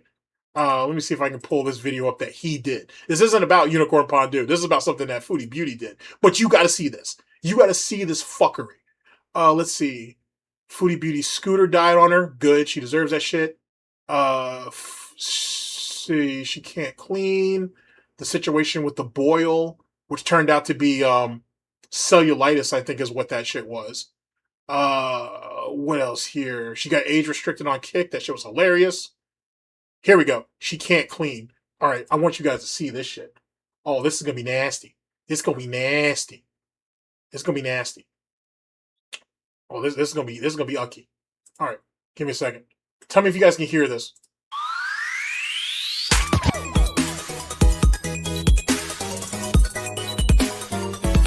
Oh, it'd probably help if I had the chat up. Okay, I think you guys can hear it. Hello, everybody. How are we? My name is Unicorn Pondu. Welcome back to another video. All right, hold on. All right, so let's see here. You've got to see this fuckery. There it goes. It's right there. Okay, I'm about to bring you guys in on something really fucking ugly. And it's not that I don't care about y'all. That's not the case. But you know me. I'm petty and I need to prove a point. This is Foodie. She's nasty. You guys already know this. I want you to see something really fucking nasty. Y'all ready? No, you're not ready. Be ready. Here we go. Downstairs. Put this in the bathroom. I don't have like normal spray, so when people go crap here, if they do, I don't think anyone will be crapping here today, but because I'm being taken out on my daily trip. Let me give you guys some context. With her oddly shaped head, looking like she's getting ready to pop out of the uterus or some shit. Anyway, Foodie is going to demonstrate how she cleans her house. We're not going to watch all that. We're going to watch the bathroom one in particular, because I need you guys to see the fuckery of this shit. Check this out. On a day trip. Hello, Red. Like you want to watch me clean the toilet, but you never know. You weirdos.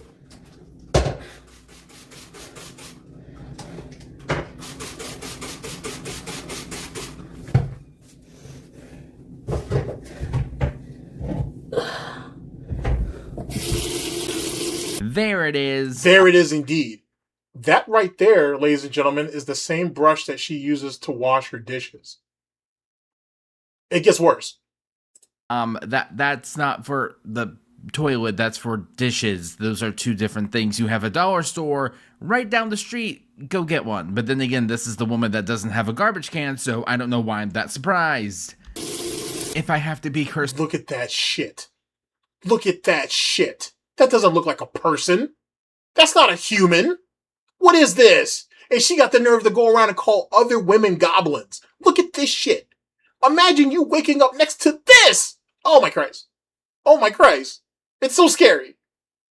By this image, so do you. It's literally just me who poops in here, so, and peas. Not even really dirty. Oh, okay. Now, okay. I want you to watch what we just did there. We went from scrubbing the inside of the toilet to going to our sink to rinse to go back. What?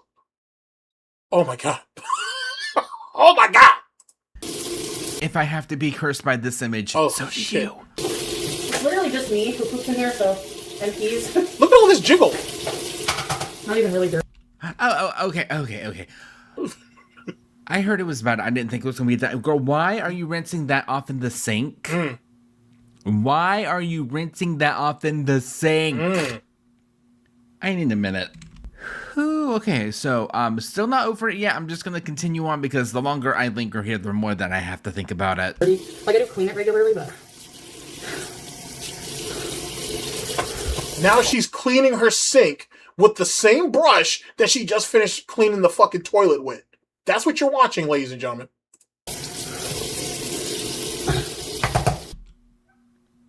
Oh, okay, so we're not rinsing it. Are we scrubbing the sink with... We're scrubbing the sink. We're multitasking. We're multitasking. Give me another minute. Okay, we're back. Chantal, who taught you how to clean? Get out of there! Cleaning my toilet. And now we're using paper towel. No words. No, here, fuck the no words. We're not even gonna clean like the rim first, then the actual seat, then under the seat, then the bowl. We're gonna start from the bottom and start cleaning our way to the top. You got me fucked up. Words. You got me fucked up. I just had the realization. Look at this. Look at this mess.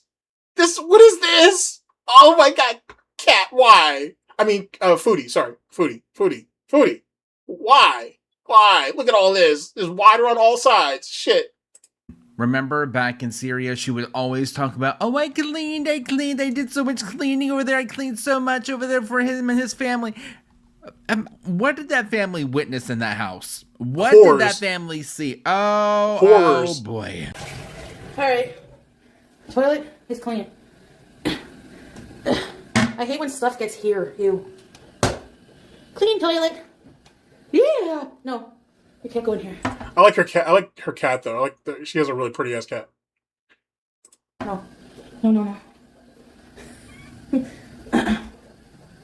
All right, we've seen enough. You've seen enough, chat. You've seen enough. I've brought so much horror onto you that I shouldn't have done it. I shouldn't have. I need you to see it though. I need you to see it. I need you to see it. Jesus Christ! A link to the vid? I got you. I got you all day. Let's see here. Copy. Yes, because I can do things. And okay, I want to make sure. Yeah, that's dude. The horrors I could show you over there is insane. I don't know if it was bleach in that bottler or not. I couldn't tell you, but it was some type of chemical that she was using. But there's the link to the video though. That's Unicorn Padu. Big ups. That's some wild ass. David, I don't hate y'all. I don't, but I need y'all to see it. Oh my god. Oh my god. All right, so here let's jump back on chat real fast. But Jesus Christ, that was tough. You know what I'm saying? Like, holy fuck, bro! I can show you some gross ass shit, bro. Oh my god. Like I said, Proper's gonna tap back in a minute, or in a bit, I should say. Like I said, that's on me though. That's my fault. Oh my god, shit. Oh, let's see here. Let's keep going through the chat. Yeah, I had to give you all that foodie beauty though. I had to. Holy fuck, bro. There's some just. Oh shit! What the? Is that Sunspot Gallery? Big ups, dude. I have not seen you in a minute. Hope you're doing all right. Holy shit! Big ups to Sunspot Gallery. Good god. Yeah, foodie's nasty, bro.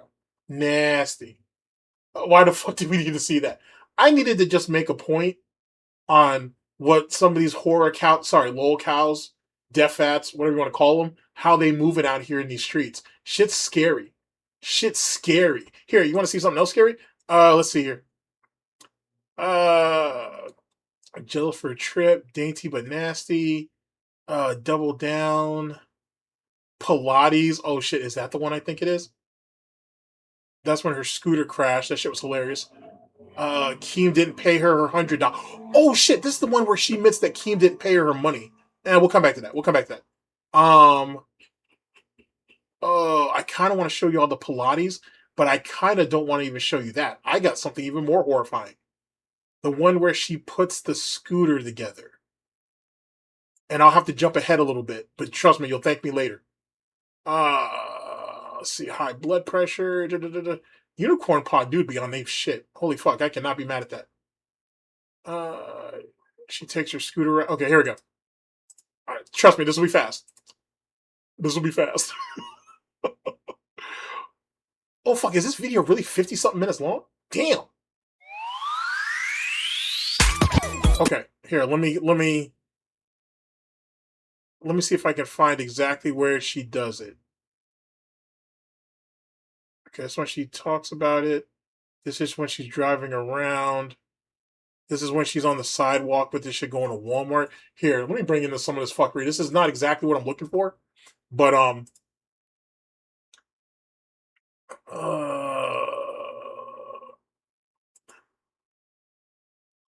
We just got off the couch and we walked to Don't it worry, and we're not we're watching all already this. out of breath. Oh, there's people in the hall. Here's the funny thing too about this her on this scooter. It reminds me of PPP in in the parody movie that him and Andy did. It's something special.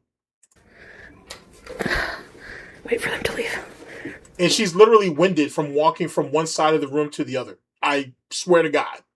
I don't want to be rich and swear on my kids or on my daughter's eyes. And I don't want to do all that. That's just mean.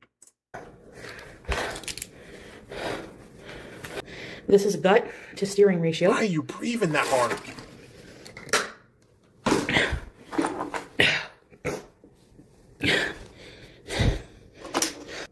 Girl, you should not be breathing like that. Yeah, I just realized that she has the other key. So if she loses one, well, she loses all of them. So, Yep. That's great. The reason why I stopped is I was going to say, I wonder if there's like a temporary mute button that you can press, but Chantal and reading do not go hand in hand, apparently. No, they don't. But here, let's try this here. Can you see? Or no? Well, after having a concussion, yes, jeez.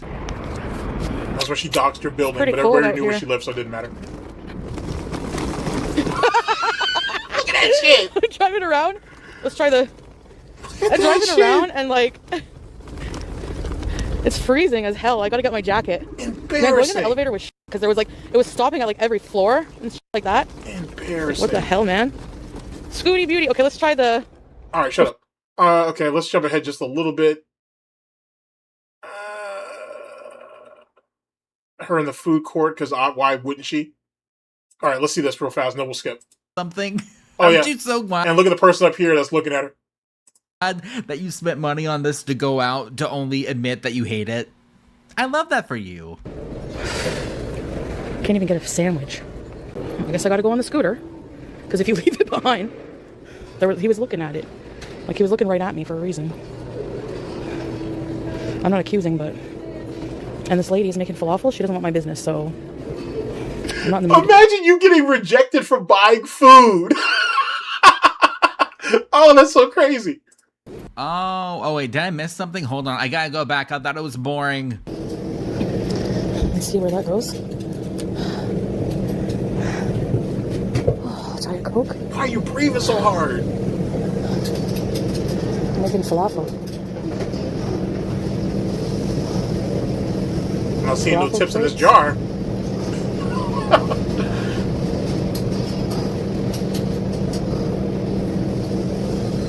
Did they refuse to serve you, or what's going on? Why is there somebody sitting beside me? Okay, so no, I didn't miss anything. She just, didn't come at Chantal's beckon. Shocker. Hi. Oh, but look at that to her face. Oh, hi! Even though you weren't just trash talking her no more than 2 minutes ago. Good, how are you? Yeah, no problem. She is so fake. You were just trash talking that woman no less than 2 minutes ago. You're making falafel? Oh, I love. Oh, nice. MashaAllah. Shoy Arabi. Oui. I'm from here, but I traveled in the Middle East for a little while. Hi, random lady. Yeah, so she lived in the Middle East for like 3-ish years, give or take. And she learned absolutely nothing but food names, though, and random words that she doesn't know how to use in the correct context. No, Sounds I'm like gonna have a DSP. shawarma. Hey? Dijaj. I've been to Lebanon for a little bit. And Syria. Alright, let's skip past Dainty. that. I will karate chop anyone who tries to steal my stuff. I'm not even joking. But it is kind of still too snowy. Like, I wouldn't drive in the snow. I know, teardrop, I should. So if you're wondering what great, amazing content you're missing out on, Yeah, we're not missing out on anything. All right, so we can tap out of that. But I want you to see that stupid shit. Oh, boy. Fucking A, man. Just fucking A. Just crazy shit. Yeah, the breathing is crazy, bro. But then again, she's like 500 pounds. You know what I'm saying? Or she's tipping the scales close to it. And then obviously Amber's... Like, Amber has to be like damn near 6. If last time I checked. Yeah, she has to be like damn near 6. Something like that. She's not too far off. Now I think about it. Matter of fact, Let's see here. I can do another. We can go on a quick field trip real fast. Let's see. There has to be a locale live clipper that has something. Let's see. All right, locale live. Let's see. There has to be somebody that has something interesting. Because Amber's gotten ridiculously large. Let's see. Scooter quits again.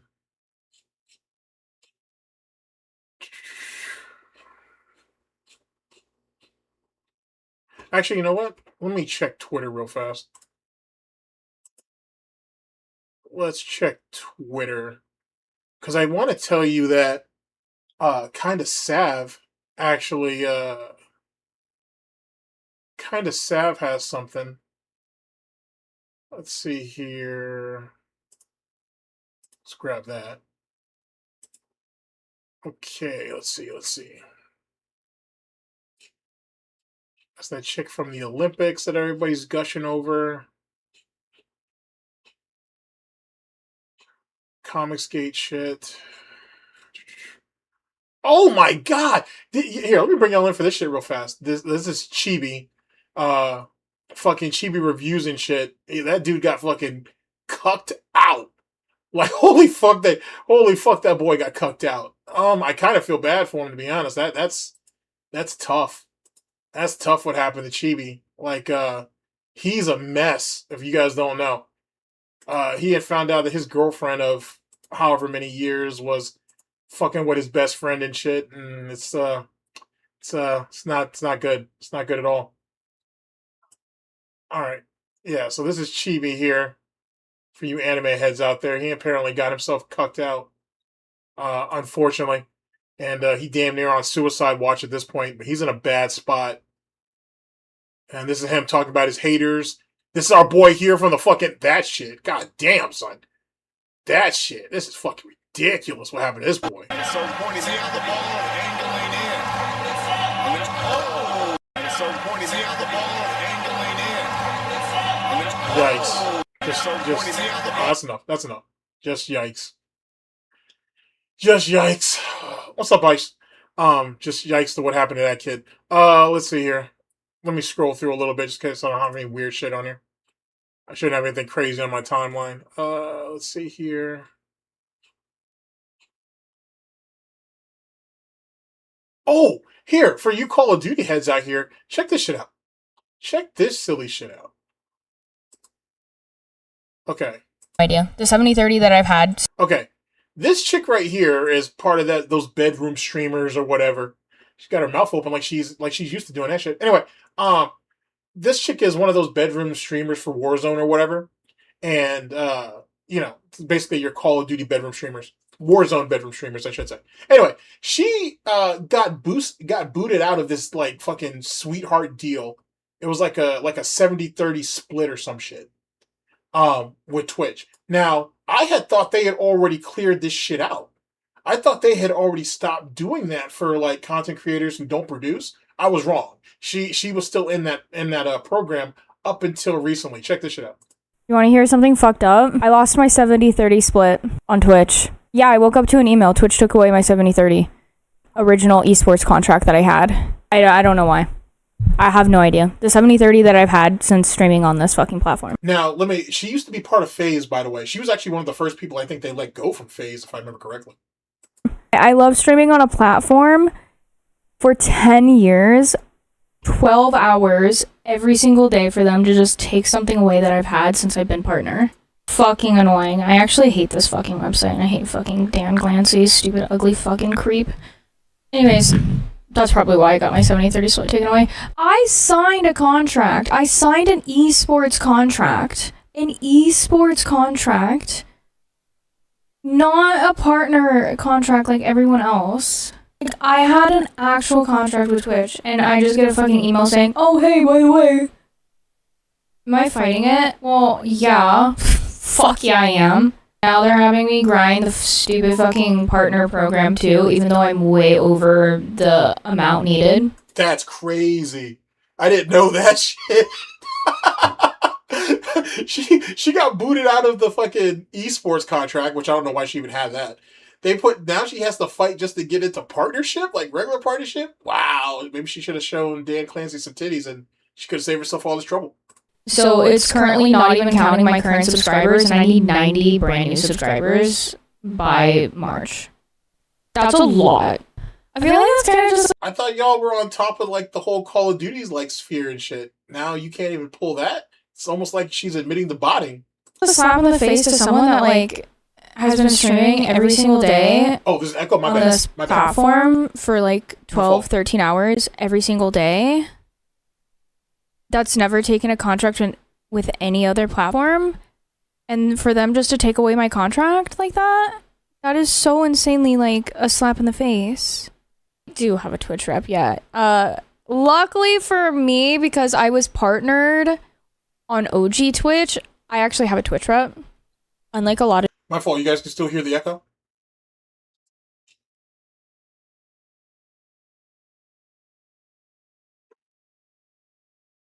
Okay. All right, let me know. New partners, if that makes sense. So I will be contacting. Okay, don't worry, I'm not letting this slide. It's just really fucking frustrating. And I can't do anything since it's like 8 p.m. right now. And I'm gonna also message my manager about it to see if she can do anything about it. Like, try not to get emotional, but like that's just like the biggest fucking slap in the face. Like, what the fuck? Anyways, my makeup's like kind of a slay, so look at the fucking bitch. Like 95% sure my esports contract is 10 years and it like ended at 8. I got paid by Twitch today and then I got the email that my 70-30 split. Now, here's the crazy shit about this. I actually saved this for a reason. So you remember how DSP was bitching about how the Cannon brothers, Tom Cannon in particular, fucked over the FGC by, he got them jobs, they worked 10 years, and then they just got fired. Now, for those of you who know, they got severance packages, obviously. But more importantly than that, let's say I didn't get a severance package. Let's say Tom Cannon came to me and was like, yo, I can get you a job and working on this project or whatever, put some extra money in your pocket or put some money in your pocket or whatever the case may be. And I had the job for a decade. Dude, even if I don't get the severance package, dude hooked me up with a job for fucking a decade. I'm good with that. I can move off of that. That's on my resume. You know what I'm saying? And then hopefully in 10 years, I've made connections with other people. And then, you know what I'm saying? You can move forward. But DSP, he was sitting there bitching about a fucking severance package. Fuck a severance package, bruh. Someone put me on and gave me a job, a real career for a decade. You can't put a price tag on that. Is gone. Holy shit. Like, what the fuck? They're giving all their fucking money to fucking Hassan, bro. Like, I'm gonna get banned on Twitch for saying that. All right, we can shut that shit up. I just wanted you to hear that. We can shut that shit up. All right, let me keep going. Let's see here. Oh, have you guys seen this shit? All right, we back in it. Have you guys seen this? Check this out. Check this nonsense out. Andrew Wilson on the Joe Rogan Experience gave me an entirely different perspective of him. It was just exactly like how Asmongold had Darkside Phil or DSP on a show. I only knew of DSP from, I think It's a Gundam, so I didn't really know anything about him. And he even addressed like, oh yeah, all my haters only watch coverage of me, but not me. He came across seeming kind of regular on Asmongold's show, and Andrew Wilson came across very, very genuine and smart on Joe Rogan's show, which makes me kind of feel like Andrew Wilson on whatever is him playing a character. Kind of like I'm playing a character too, but yeah, you're a fan of Andrew, and that's the thing, is you just need to see people in the right contact. DSP is an online panhandler, as am I. Like, again, I say don't give me super chats, don't give me subs. Or if you're not a panhandler. See, this is what happens. This is what happens, right? When people see somebody outside of the troll shit and then automatically come to the conclusion that, okay, well, he has to be different. You know, that these guys portray him one way. I'm seeing him here. Which one doesn't, like, one, you know, basically matches out the other? It don't work that way, bruh. Like, you know what I'm saying? Yes, you put content out, you stream, people give you money, it is what it is. You don't beg for money. I've watched enough of you to know that you do not beg for money. Don't sit there and try to put yourself with DSP, because it's not how it works. On Twitch and you have your Prime sub, I asked for that. But I feel weird even being in this realm of like online panhandler. See, and this is what I was trying to tell. I told y'all this 2 years ago. I told you all this 2 years ago for those of you who remember. Streaming is just becoming, well, begging is just the internet's version of welfare. And see, the thing is like, people like our boy here, he actually puts out really good content. It's insightful and shit. So if he's asking for, hey, you want to drop a fucking Prime sub to me or whatever the fuck, he's not begging. He's not stopping what he's doing if you don't give it to him or whatever. It's not dependent on that. Hey, if you guys like what I'm doing, you want to throw me a sub, you want to throw me a couple bucks, it is what it is. Construing that or taking that and sitting there saying that, oh, what DSP does is no different is bullshit. It's bullshit. And then people are wondering why streaming is all fucked up right now. Because it's starting to get to the point now where it's just become another low-wage job.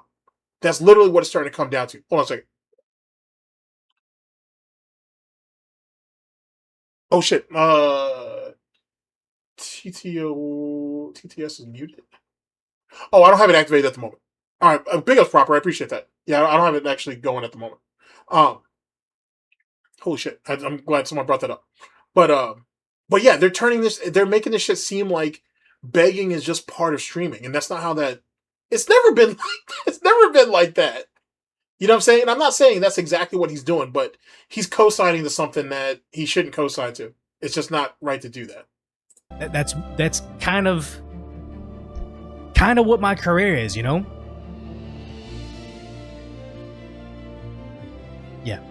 No, that's not what you do. DSP's not regular? Probably not. And that's another thing too. That's kind of I've always found interesting is the amount of people who are willing to give DSP the benefit of the doubt because they think that the troll content or the industry, if you will, that is around DSP is like it's unfathomable, right? Or it's become a bit too much for certain people. So like I'm not saying they're trying to give DSP a win, but you're trying to normalize something that you're not really doing.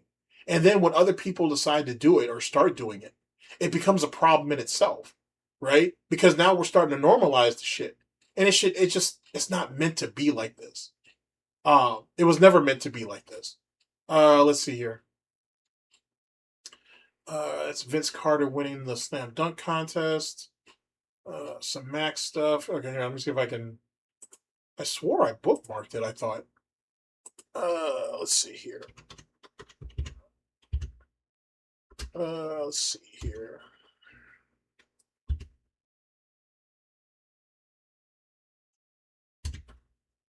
Okay, there she goes. Okay, here's Sav. Let's see here. The fuck is this? Sorry, Sav. I've never actually talked to Sav. I got a lot of love for Sav. But what is it? What chat?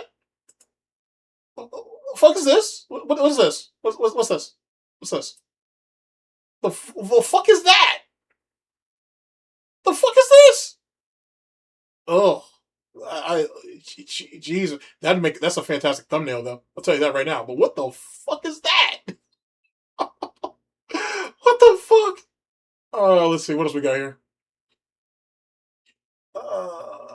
Let's see here.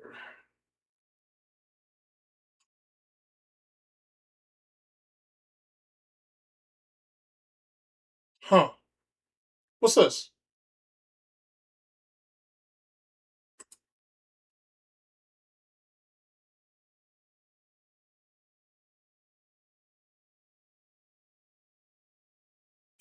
All right, hold on a second. Let me bring y'all in. Roger Real ended up getting this. I'm not sure what this really is, so I don't know what the context is. Call ICE? Hold on. Do you want to do? What would be online, because you cannot do an off Whose ICE is that? shit. Online, because you can. He was drinking. Call ICE? Okay, so they found out that he was drinking that during the that phone call. Because of course he was.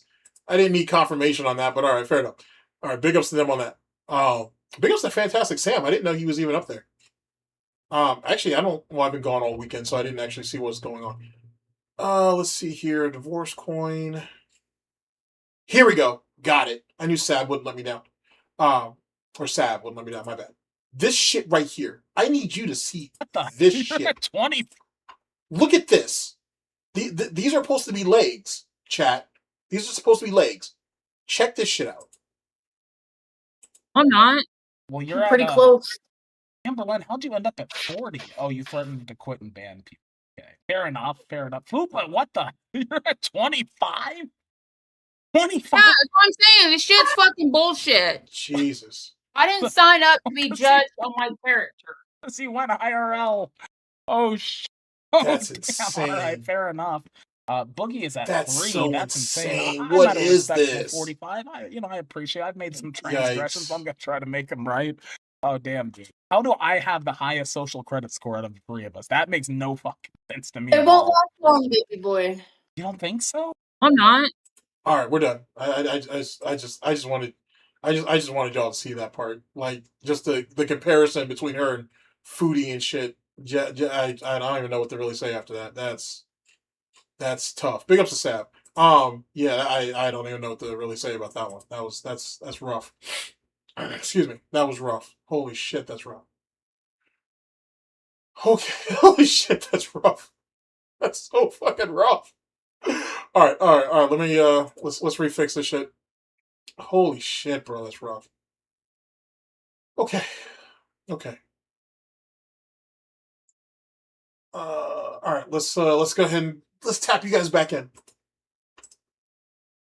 Razor Sharp 5643 says, people like him baffle me. It's like they belittle their own self-worth just to prop up Phil. He doesn't beg and is entertaining. How is he the same? I don't know.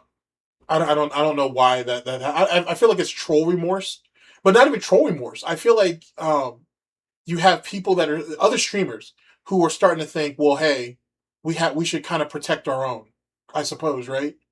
And I think that's when you start getting sentiments like that. Now, I don't understand it because it's not necessary.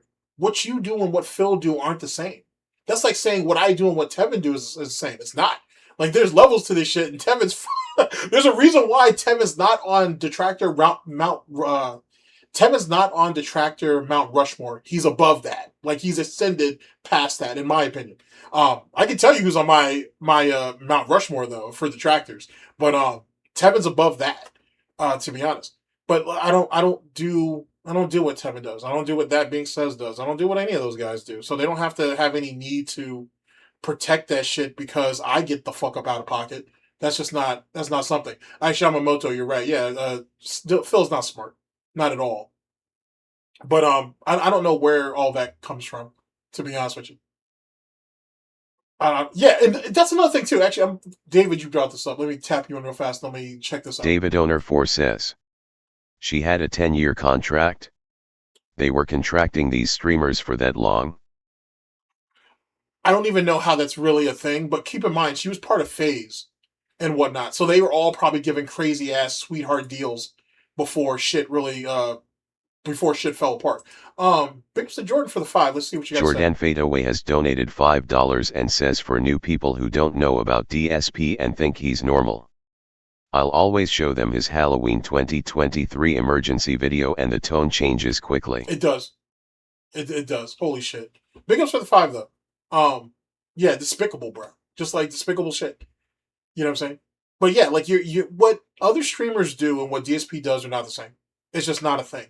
So there's no reason to feel bad for him or somehow, some way, bring yourself down to what you feel his level is. It's not warranted. And you're only selling yourself short. Like, shit ain't hard enough. You know what I'm saying? Like, I guess the way the economy's been, right?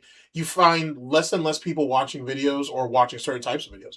You got less and less people on stream. Like, on last week, Wednesday, I think it was, there was some chick, Twitch thought, who was freaking the fuck out and whatnot, and it's gone, so I can't even pull that shit back up. But she's freaking the fuck out. She made like $450 over like 3 hours. And she's like, I'm usually at 1,000 at this point. I don't understand what's going on. And one of those simps was like, hey, I've My kid needs braces or some bullshit. Not bullshit. Their kid needed something. And she kind of pulled a DSP and was like, and I was like, well, good God. The game is different, bruh. And see, that's the reason why, yet again, streaming has just become another low-wage job. Yeah, FaZe did fall apart. FaZe did fall apart. It did. That's why you have fucking Swag out here trying to do, oh, I want to put on black content creators or whatever lame-ass shit that is. You're a couple years too late for doing that shit. If you're going to put people on, put talented people on. You know what I'm saying? Don't sit there and do it because this is February, or do it because this is June or whatever. Like, you know what I'm saying? If you think there are talented people who are not getting enough exposure, then show talented people. Don't do that. Don't do that. That's kind of ridiculous, to be honest with you. Razor Sharp 5643 says, yet I feel it's streamers trying to normalize more and more aggressive tactics, and defending their own. But it's still patently dishonest to compare themselves to Phil. They don't beg. But it's starting to get there, though.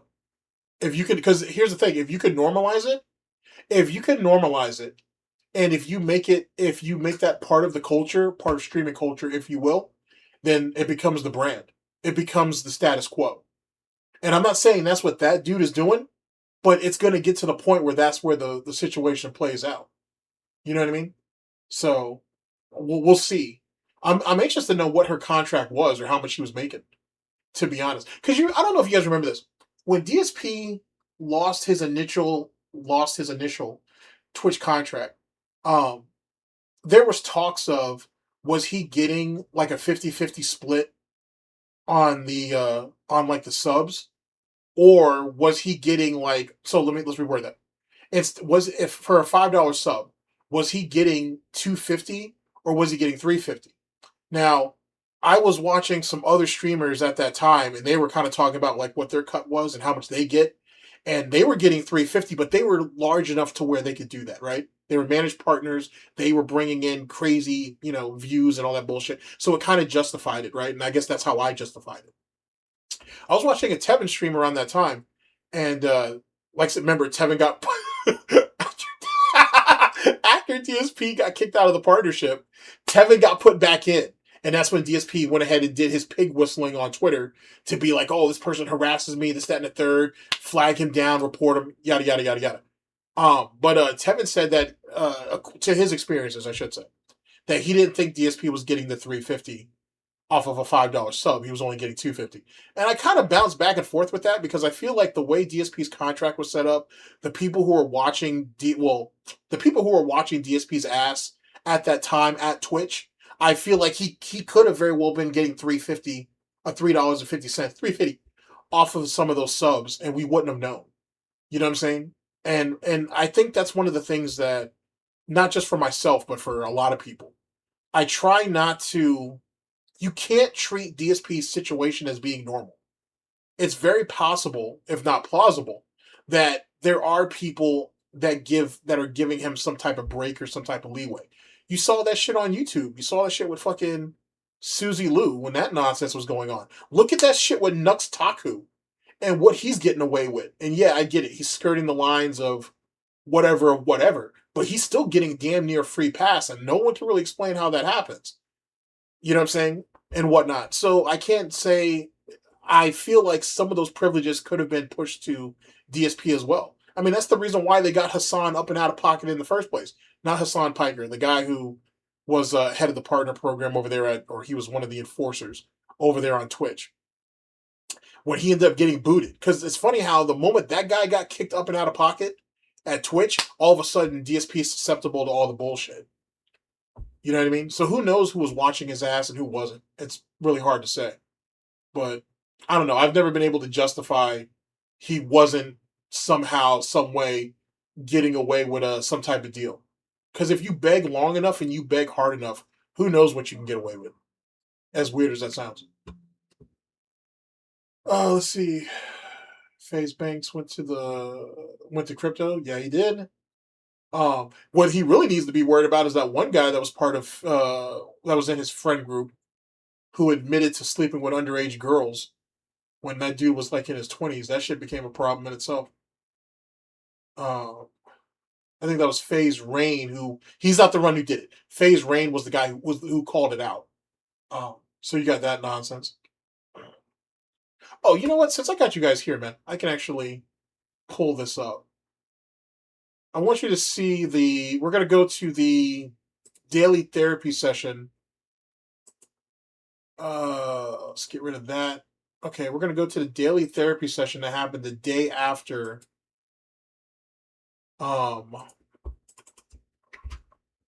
Happened the day after the late night call. Raw Phil's not going to have that on his channel. Oh, fuck, man. I don't want to go to fucking DSP's channel directly. Shit. Oh, I don't want to go to DSP's channel directly for that. You know what? Wait a second. I don't have to. Wait. I do not have to. Give me just a second. Let's see here. I do not have to.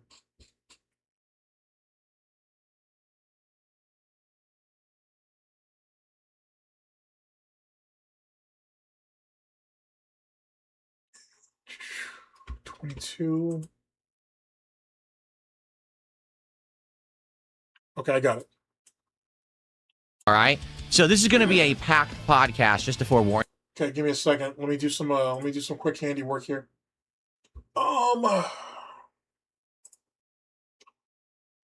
Sorry, if I can avoid fucking giving DSP anything about anything, I'm about to do that. I won't tell anybody else to do it. That's my own personal choice, but I'm not doing it. Fucking A, I'm not doing it. Fucking A, I'm not doing it. I'll go out of my way to not do that shit. I got good people who go out their way to clip for me that I don't have to sit there and fucking give that ass clown anything upon anything. Unless I'm clipping it myself, of course. But I'm not giving DSP a fucking view if I don't have to. He can eat all kinds of dick on that. Okay. Now. All right. So this is going to be a packed podcast, just to Okay. So now we gotta give me just a second. Give me just a second, chat. Let's get some audio work here. Okay.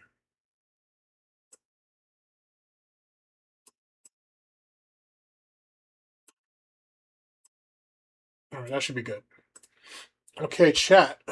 Let's see here. forewarn everyone. Let me know if you hear because there's so much to react to, and we got to get to it. Okay, but before we get there, let's go ahead and address the elephant in the room. That's right, ladies and gentlemen. Let's just go ahead and jump headfirst into it so I can talk about this and get it out of the way, and then we can move on to gaming. All right? So, last night, something crazy happened out of nowhere, completely unexpected. All right, let's talk about it. So, I'm in bed with my wife. All right? Okay, chat, is it coming through? You guys catching it? Let me do this real fast. Okay, so there you go right there.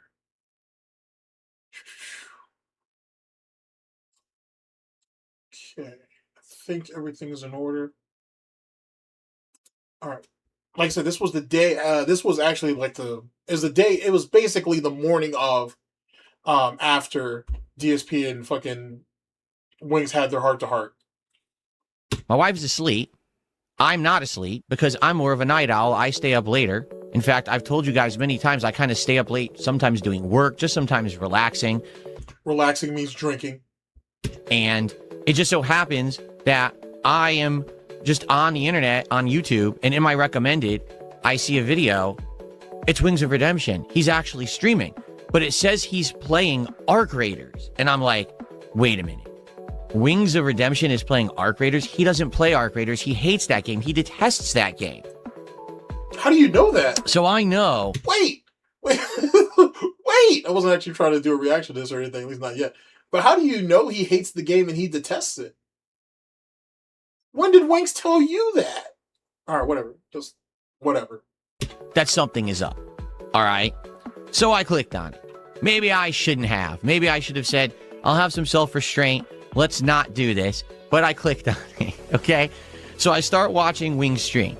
And basically what's happened is Wings of Redemption is in a party with two guys who I don't know who they are. Okay, I'm assuming they're acquaintances or people that he knows that he's done co-op with before. Yo, that's kind of scary if you think about it, because like, look at the amount of regulation that DSP is trying to put on Wings' life and shit. Like how much control that he's trying to have over dude's situation. That's really fucking creepy, bro. That's really creepy. And he's not like you guys are really friends or anything like that. So I don't understand why that's a thing. But whatever. And I'm like, well, this will be interesting because I played Arc Raiders for a couple of months. I'm curious, what the gameplay will be. He doesn't play this game, right? And so as I'm watching it, it becomes fascinating because he's playing it totally the opposite of how most people do. He's outright saying in his commentary, I hate this game and I hate looting. Looting is for wimps and a word I can't say. And basically, you should be killing everyone, right? You should be killing everyone. That's the whole, and the teammates are like, well, that's not really how you play. It's really PvE. You're supposed to like team up. And yes, you can snake people, but you're not. Whoa, okay, that's an interesting contrast. Well, first off, I think wasn't he in the PvE at that time? So that would kind of be like the first thing. Secondly, they could have just moved Wings into a PvP, and then he could have done that all he wanted. You don't really snake people in PvE. Or PvE, sorry. You can, but because I know I've done it, but you shouldn't. That's not how that kind of plays out. But alright, whatever. But that's weird how he said that. Like, you can snake people. Well, yeah, you can, but you probably shouldn't. In his commentary, I hate this game and I hate looting. Looting is for wimps and a word I can't say. And basically, you should be killing everyone, right? You should be killing everyone. That's the whole, and the teammates are like, well, that's not really how you play. It's really PvE. You're supposed to like team up. And yes, you can snake people, but you're not supposed to. And Wings is just like, no, we should go be killing people right now. So it ends up being this. That was a silent snort, just in case you didn't know. Crazy stream of him teaming up with these guys, right? I watched it for maybe like 15 minutes. And then all of a sudden, as I'm listening to the stream, I realize something's up, because the commentary of the guys, I started noticing that this didn't happen. Like, not the way he's describing it. Because I found who actually has the raw stream. It's a he's not really well known, but it's like Wings of Redemption's deleted streams or something like that. I've used their channel before, and he has the whole shit. DSP was sitting in that chat for about 20 minutes before the weird shit with Wings and his peoples happened and whatnot. So it didn't happen as quickly as it was. There was no real sign for it. DSP's just paranoid, and he tried to push that paranoia onto the Wings. Things that they're saying is kind of like sneak disses. All right? Like they said to him, what's that meme? It's a countdown. It's like 14, 13, 12 times or something like that. That's a Detractor meme against Wings. How do you know that? I don't even know what it means. But you don't know what it means, but you know it's a Detractor meme. But he also admits to watching Wings Detractor content. Like, are you really watching it, or are you just skimming through it to find what you can use against Wings? Makes you think. That's a Detractor meme, okay? One guy literally can't stop talking about otters. What does that even mean? Like even I don't see what the relevance is of that. I don't even know what that is. I know of Otter on Detractor Twitter. It's a funny guy, but what the fuck? Something new? I don't know. But anyway, so you know it was sneak dissing, but you don't understand what it means. Then someone brings up the Otter meme. You don't know what that is. You don't understand it. You don't know what it means, but you just know that it's bad. What? Basically, it's the age of consent meme. See, people are informing me now because I don't even know what these are. People are saying that's the age of consent meme against Wings. Okay, so interesting too. By the way, there is a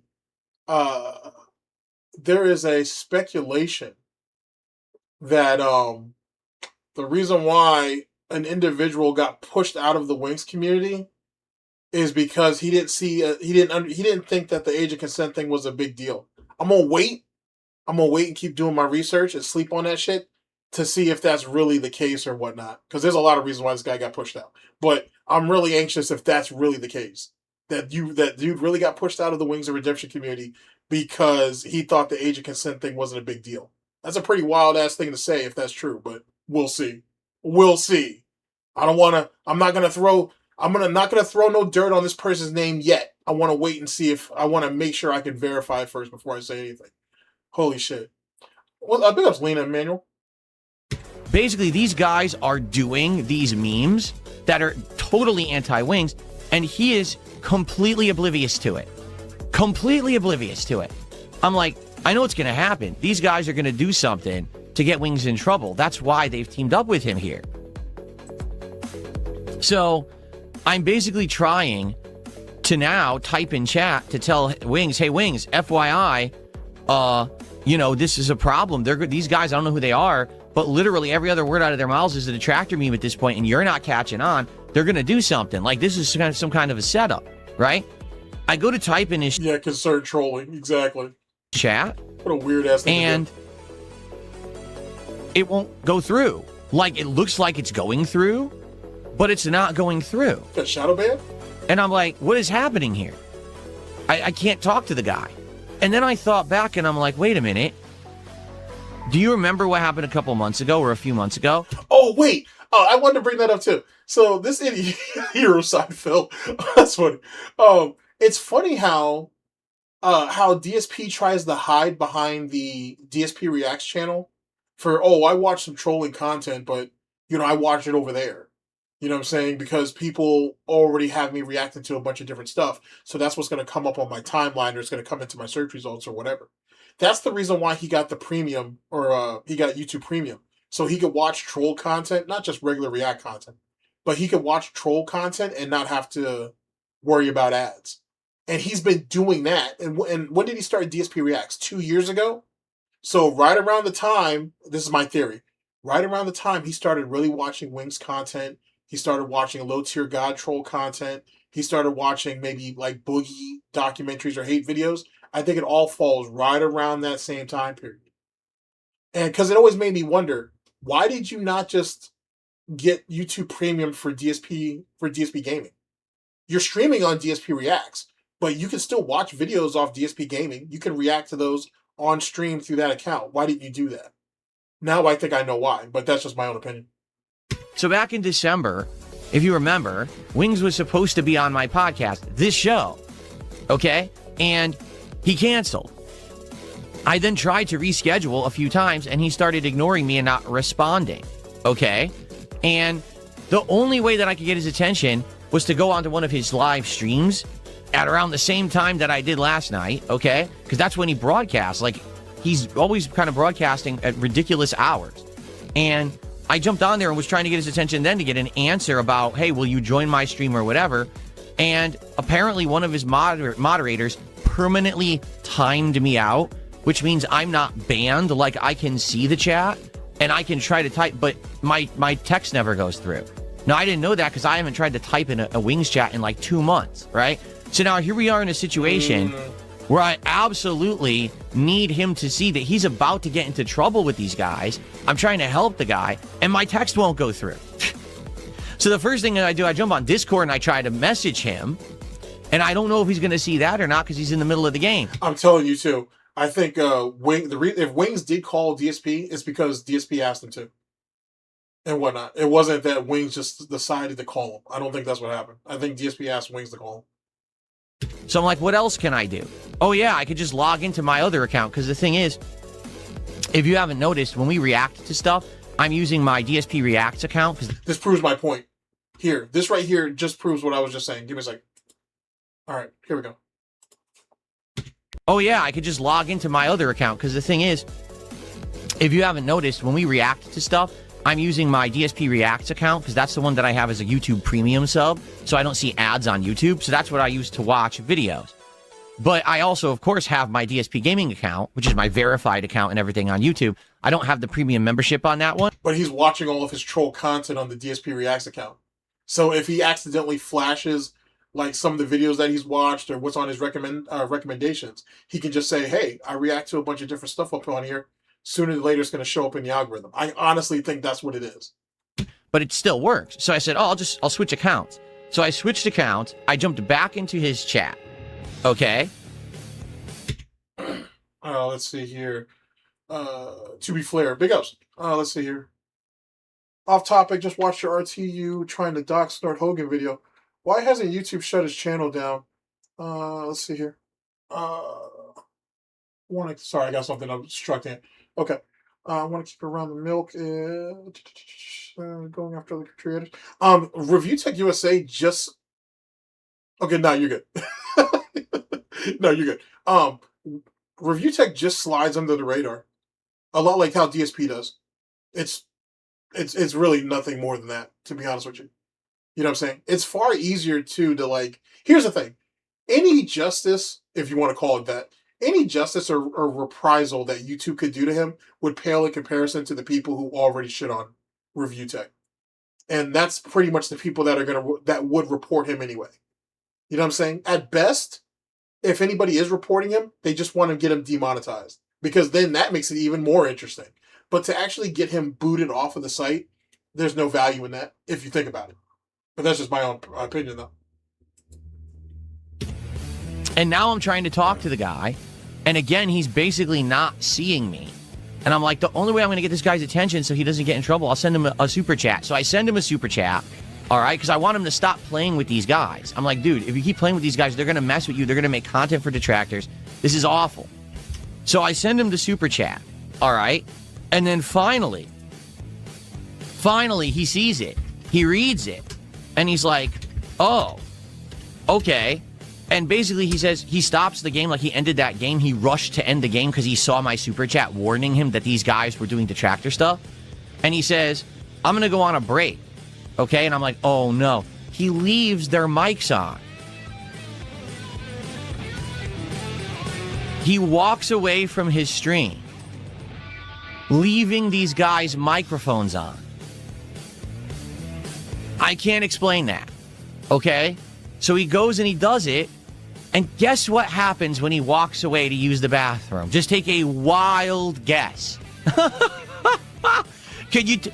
Let's see. Top 5 things that would happen. Number 1, that's what happened.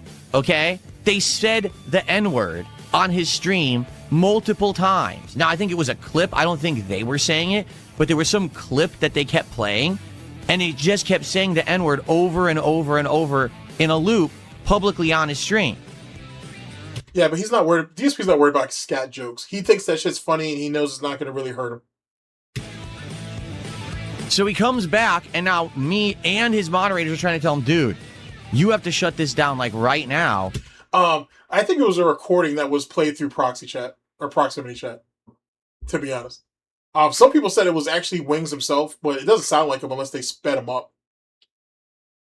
Because if you don't, YouTube is going to end up holding you accountable. But trust me, there's plenty of sound clips out there. There's plenty of sound clips out there of Wings dropping the N-word. So he tries to hide behind the fact that his grandfather had like this black dog. I don't know if he was a lab or whatnot, but he had like a black dog that he actually called the hard R and whatnot. So that justifies it. Whatever. I don't even know why you would even tell that story, but whatever.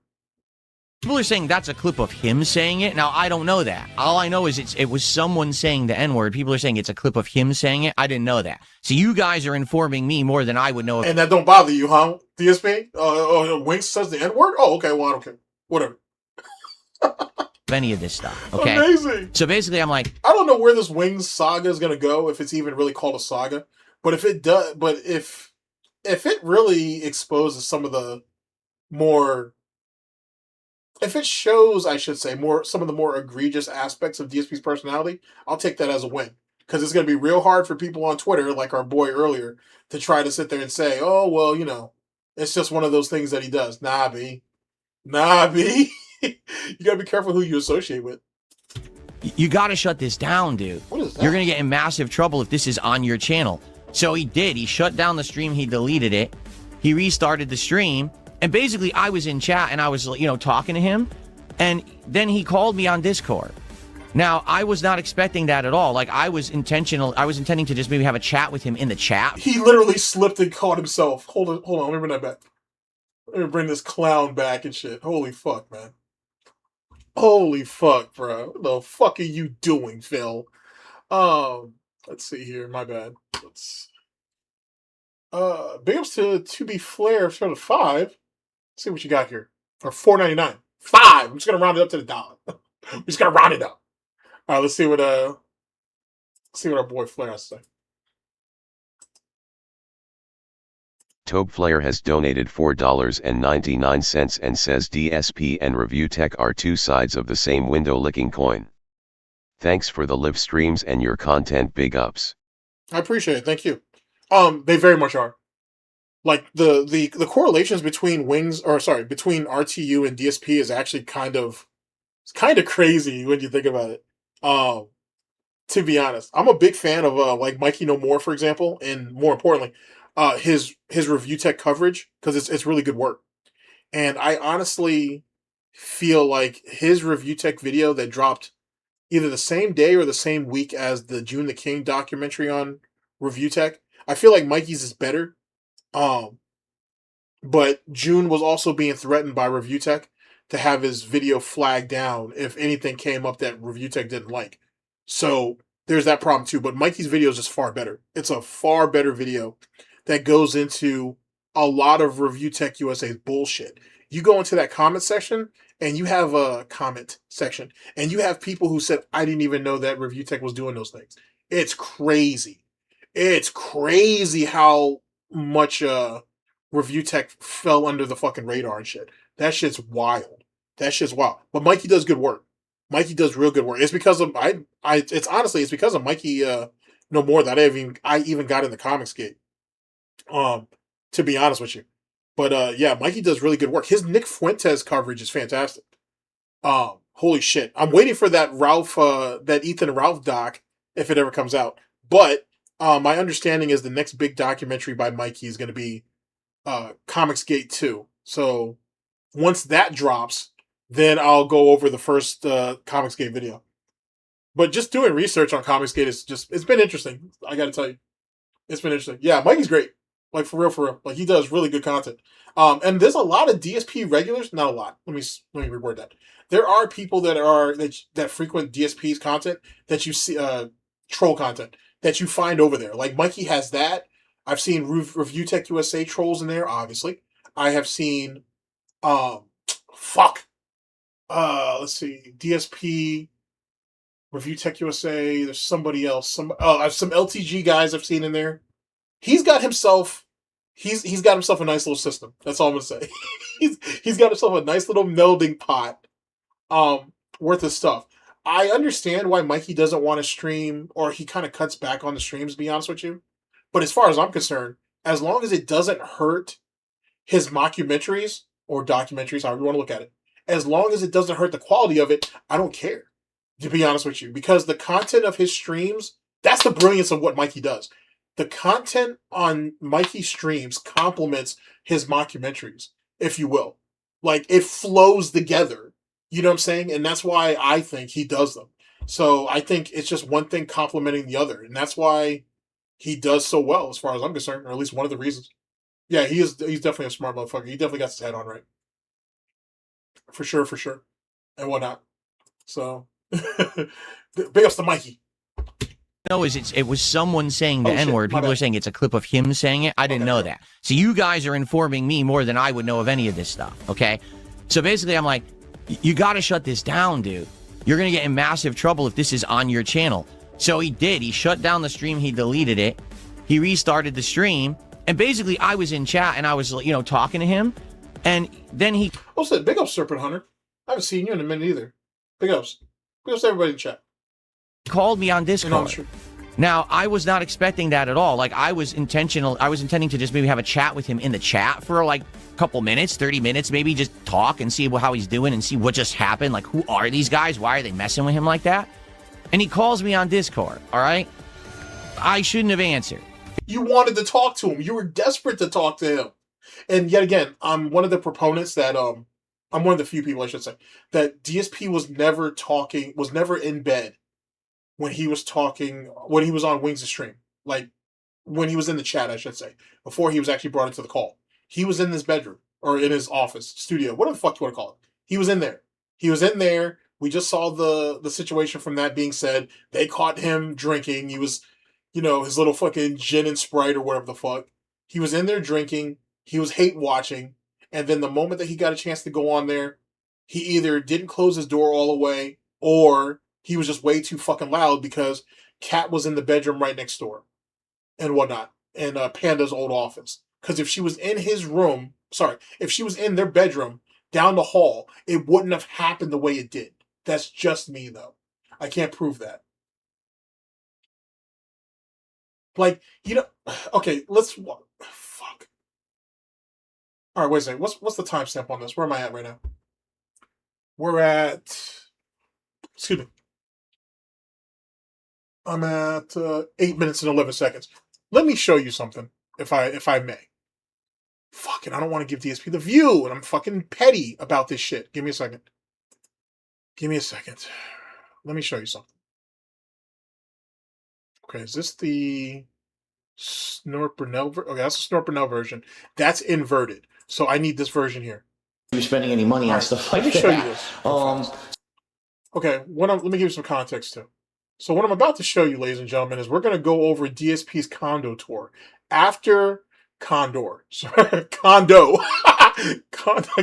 tour after Panda left his ass. Now, there's a reason why I kind of want you guys to see this, because I want you to get a layout of the house. Now, I know all of you have already seen this.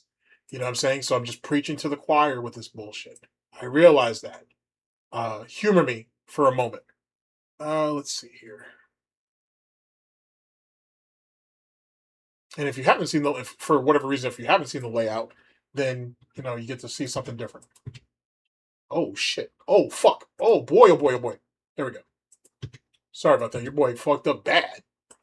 Don't worry, not so bad to where, you know what I'm saying, you're going to see something crazy in a notebook or whatever, or you're going to see child support payments. Not like that, but you're about to see something crazy. You're spending any money on stuff like that.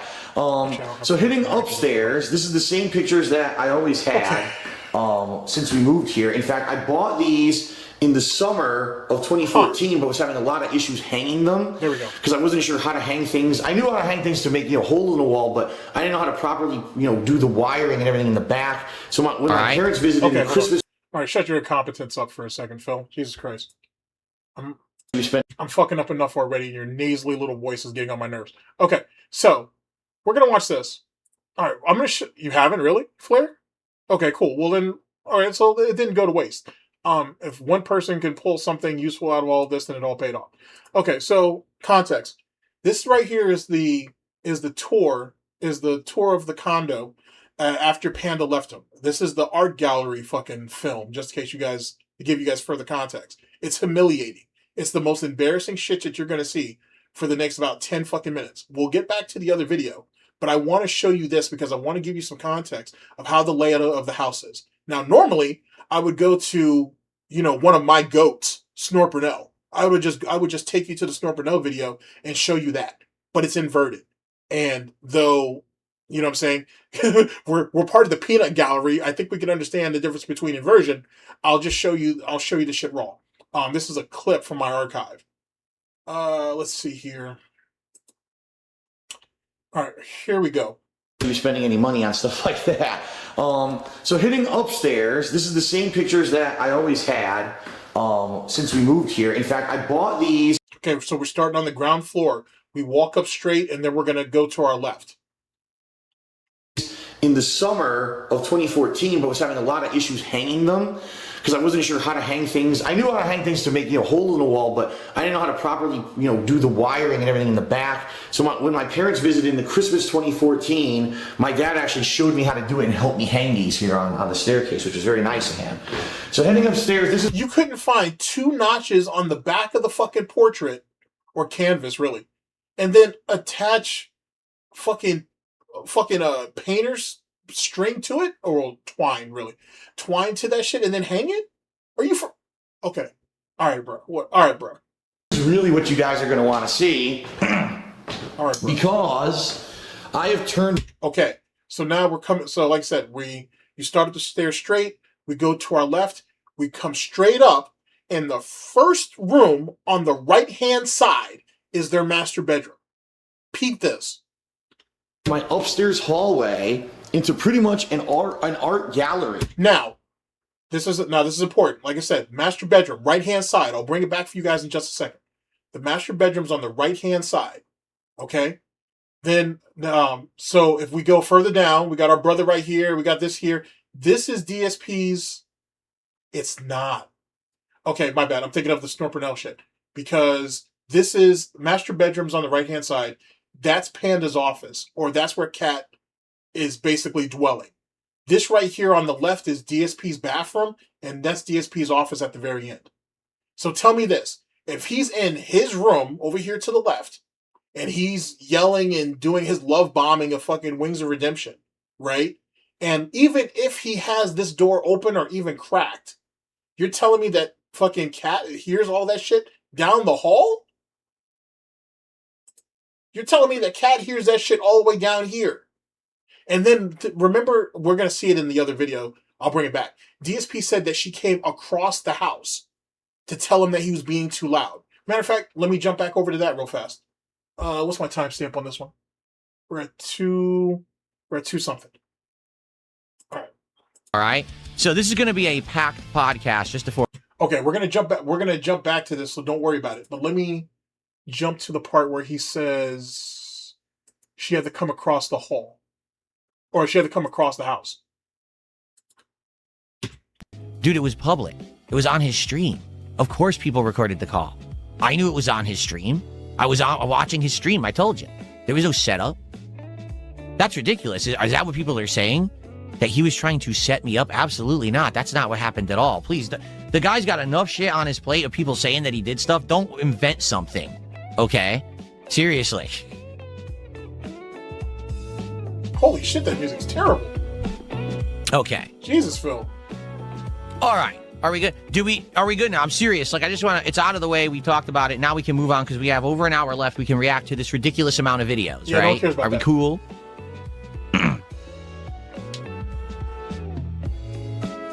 Would I consider doing drama content with Wings? I don't want to do drama content. I just don't know here for. So let's play Arc Raiders and I'll just, yell at the game the whole time. I don't think that's going to work. You know what I mean? Or you know what I'm saying? Yeah, these music selections garbage. What? Based off Real says, do you think Wings tried to set you up by letting other people record the call? No, he didn't. Pattern of going too far with what he shares. He overshares all the time. This Even is if him he's setting- miserable this is on him stream, setting he shouldn't be Wings up. telling his audience he's miserable on. That's him. That was DSP setting Wings up. I talked about that earlier. We'll get back to it though. Let's see. Where is that at? Do you think people will show up to those streams? The wrong people will. Shut that up. Today, quite frankly, and I'd like to get to it. All right, now that we've addressed everything. So now, yes, it's okay. You can use an insanely loud meme in the chat. Yes, you can make fun of me that I woke my wife up in the middle of the morning and she ran across the house to yell at me because I'm an idiot. Ran across the house. Now, if she's down the hall, why would he say across the house? Now, yet again, I get the wording on it. I get what he's trying to say. Money on stuff like that. But that doesn't sound right.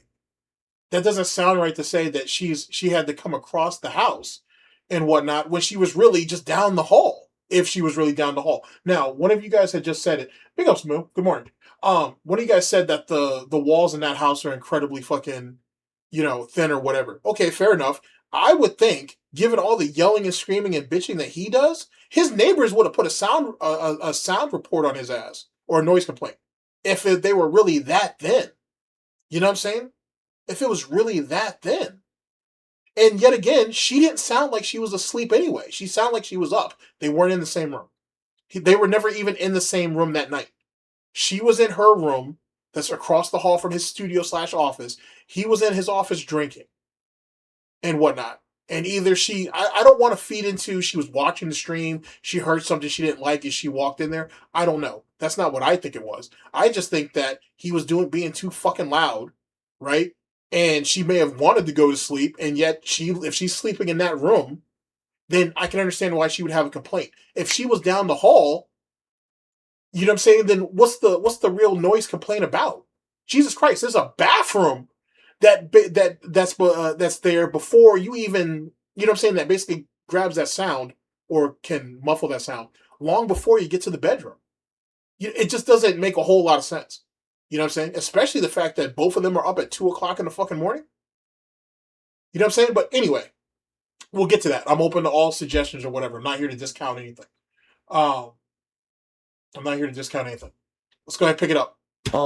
So hitting upstairs, this is the same pictures that I always had since we moved here. In fact, I bought these in the summer of 2014, but was having a lot of issues hanging them because I wasn't sure how to hang things. I knew how to hang things to make, you know, hole in the wall, but I didn't know how to properly, you know, do the wiring and everything in the back. So when my parents visited in the Christmas 2014, my dad actually showed me how to do it and helped me hang these here on the staircase, which was very nice of him.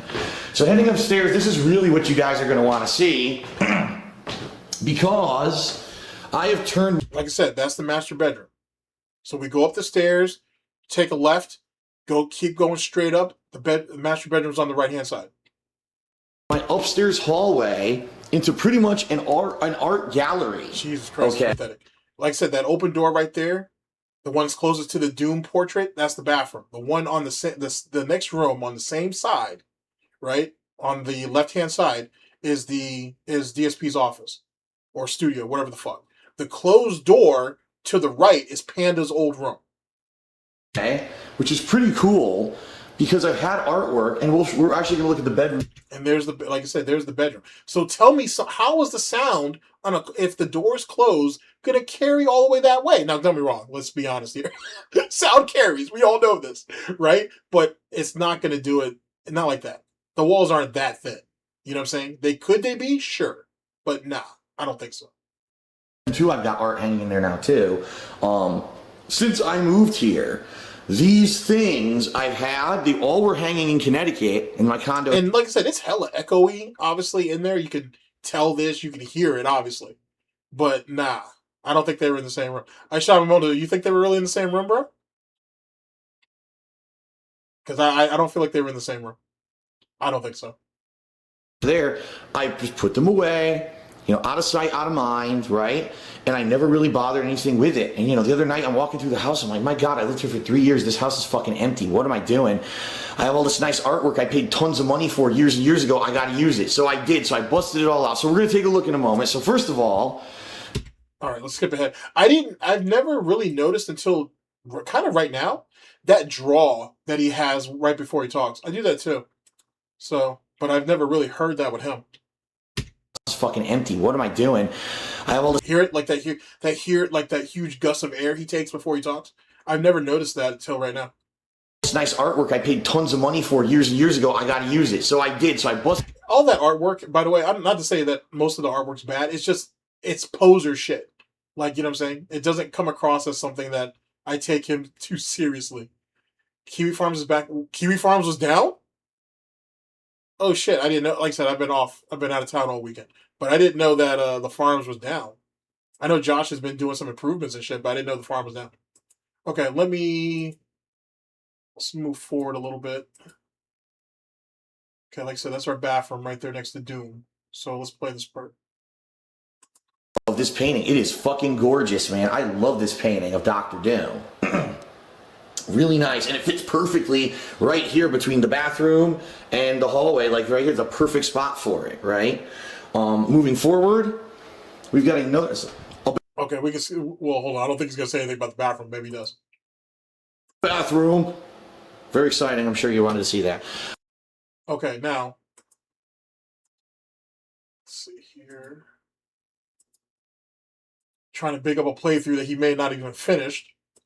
Find out on my channel, and there you go. Pretty awesome scene from Ninja Gaiden 2, right? And then directly behind me, I've got, of course, the... Okay. Up to your right, that's the closed door. That's Panda's old room. And to our left is Phil's office. Iconic boss fight from Super Mario Brothers 1. And what I really like, here's what I really like. If I turn around right here... Even when he describes shit, he sounds like a poser. Anyway, that's Panda's room right there. That's the room door. Take a look at what... Okay, now, so to our right, okay, we have Phil's office. The next door to our right, which is right here where you see my mouse kind of hovering. Well, you might not see my mouse. That open door right there, that's the bathroom. You go further down, that's the hallway. This open door at the end, that's their bedroom. If he had his door closed, if she had her door closed, If she really has her little earmuffs on or whatever the fuck it is that supposedly she's doing, shouldn't be hearing this shit. I don't think that's a thing. I'm not saying that it couldn't be possible, but I don't think it's a thing. Just look. Art on both sides, and even going all the way back into the bedroom, you see artwork, right? Jesus, how cool is that? That's such poser type behavior, bro. Jesus, Phil. It's so sad. It's so sad that any value he feels he has is based on what he owns. That's a damn shame. This is so much better. Literal definition of hood rich. These walls were completely bare.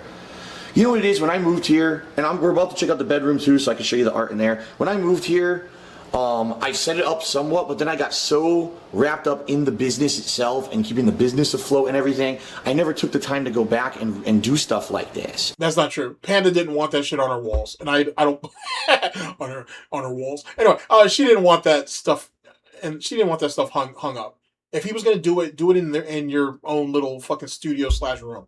Don't do that across the house. And the reason why is because it looks weird. It looks out of place. You know what I'm saying? Like, you don't hang stuff like this. If you're a bachelor, maybe. But you don't, not in a family style home. You don't do that. That's just not pragmatic. And I feel bad because this artwork has been sitting around for 3 friggin' years. Gorgeous art, right? That could have made my house look nice. You could have seen this in vlogs and videos. And that also goes back to the thing about the sponge. DSP doesn't have a personality. He really don't. Like, the only reason why he cares about gaming, if you can even say that, is because it's all he's ever done. That's not the same. You know what I'm saying? That's not the same thing. It's really not. You got all this kind of quote-unquote normality downstairs, but then upstairs you walk into this shit and it's like, what is this? You got a wrestling plaque and then we got random video game shit? It's meant for a room, not a fucking hallway. That's not a thing. And instead, I just fucking left it wrapped in my closet like an idiot. I finally slapped myself out of it the other day. I said, no, I gotta do this. So, and really, this was him just wrestling control from Panda. That's all it is. He's basically like, hey, Panda's not here anymore. I can do what I want now. This is my house. I'm gonna do what I want. Here we go. I'm gonna put these up. Out of spite. That's all this is, ladies and gentlemen. This whole thing is out of spite. Alright, so now real quick, we're going to check out the bedroom. There's not too much to look at in here, okay? It really isn't. But a bed, a TV with nothing under it because I got rid of the cable box because it wasn't even working. Above my bed, I have artwork of Italy. It's supposed to be like an Italian countryside. This is a reproduction. It's not an original. You know, it's not an original like the freaking Dr. Doom out here. No, this is a reproduction I bought from like a local variety store or whatever. So it's not real and it wasn't expensive or anything. That hangs above the bed. But then over here, I've got 3 paintings from a longtime fan who I haven't talked to, I'm not even kidding, since like, I think the... Massive imposter syndrome. Massive. Massive. You know what I'm saying? Probably even more so than fucking Review Tech USA. Massive. Last contact I had with her was 2013. Yeah. So there was a girl who did videos on YouTube, and she painted, and she was a super fan of my stuff, okay? And she sent me a bunch of artwork, basically. And these are the ones, this one I had hanging in Connecticut, in my condo in Connecticut. These other 2 were packed away, and I never unpacked them. Like, I just looked at them briefly and left them in the original packaging. And because I got them, I believe I got them in late 2013, but I didn't have anywhere to hang them in Connecticut. That was when my condo in Connecticut was getting super cluttered as it was. And then when I moved out here, I completely... Because he kept buying junk. Completely forgot I had them. So how cool is this? This is nice now, right? Now the bedroom looks good because now you've got all this artwork surrounding. It's no more bare walls like it used to be. And honestly, the only other thing I'd like to show you is that Here's the Nook, by the way. Back here in my storage, like, oh god, it's creepy, there's no light. Oh, there it is. I've still... Look at all that junk, bro. And at least with the chairs, he could at least toss those things. Didn't even bother doing it. Yeah, a ton of these statues that I never sold. If you remember a couple years back when I first moved to Washington, I was looking to raise extra funds, and I sold a bunch of these. I still have a ton. I still got the replica assault rifle from Gears of War. I've still got the replica portal gun. I've still got the replica assault rifle from fucking Mass Effect 3 that's worth like $500-$600. I've still got, look, She-Hulk. I've still got the Hulk giant one, the Joker figurine. I've got so much stuff back there that I never got around to selling. There was a lot of it that I was listing, and people were jokingly bidding on it and then withdrawing their bids and being dicks about it. And it got to the point where there was so much of it that I said, I'm just going to put it on hiatus. It's now been 2 years. So let's see. Thank you for showing this, of course. No, yeah, no problem. No problem. I'm glad I could help. You know what I'm saying? The more you know, and whatnot. And then it's a great refresher and whatnot, because I need to, because I was kind of fudged up a little bit about the layout of the house. So, you know what I'm saying? It was a great refresher. And like I said, I'm glad for some people who haven't seen it or haven't seen it in a while. maybe what I'll do, because I don't think the online route's really going to work for me, selling stuff online, because so many people try to troll me. Maybe what I'll do is I'll look in the state of Washington if there's anyone who has like a business of collectibles and see if they'd be interested in picking some of these up. Because, hey, at this point, I have no plans on putting them out in the house, and any little bit of money is going to help, you know? So we'll see. But anyway, I just want to show you, I still have a ton of those in the back over there. You know, of course, I hear this furniture extra shit, you know, is lying around. What are you going to do? That's what the Nook was for. It's kind of like the odds and ends of the house that don't have anywhere to go. The old computer chairs that are all busted now, and I never found anywhere to put them. I'm too lazy to just throw them away. The fuck? I believe I could go donate them somewhere. Not really donate, but like toss them somewhere. There's somewhere you could dump them, but I don't know where. So, a final look at my upstairs art gallery in my house. I love it. I think it looks sweet. Like I said, if I could, if I had frivolous money, I would buy little metallic plaques underneath that would say what each. He's got frivolous money right now. You know what I'm saying? We still haven't seen those plaques.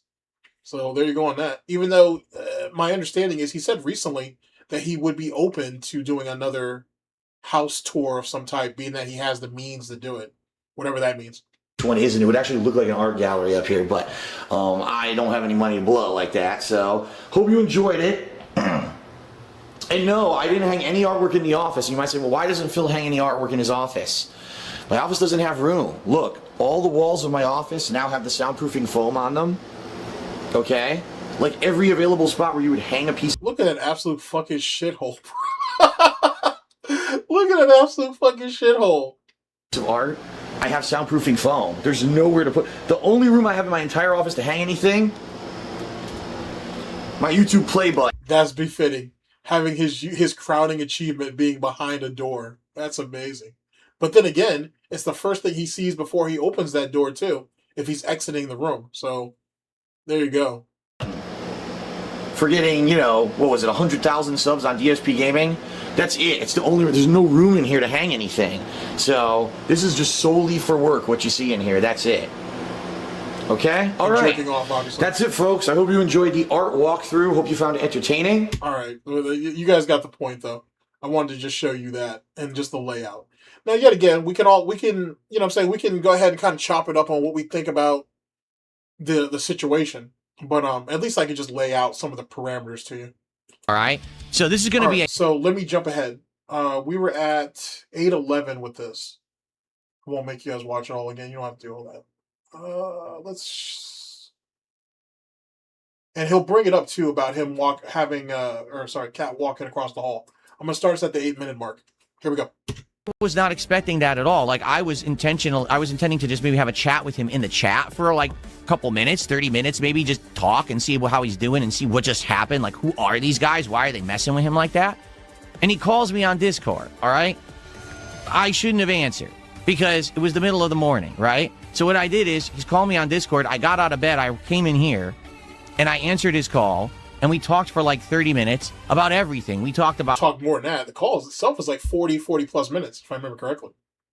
These guys who were trying to mess with him, and he thought that they were his friends, and because he had done co-op with them before. And I'm like, dude, they're not your friends. This is the same as your other co-op buddies, and people are trying to bait you all the time.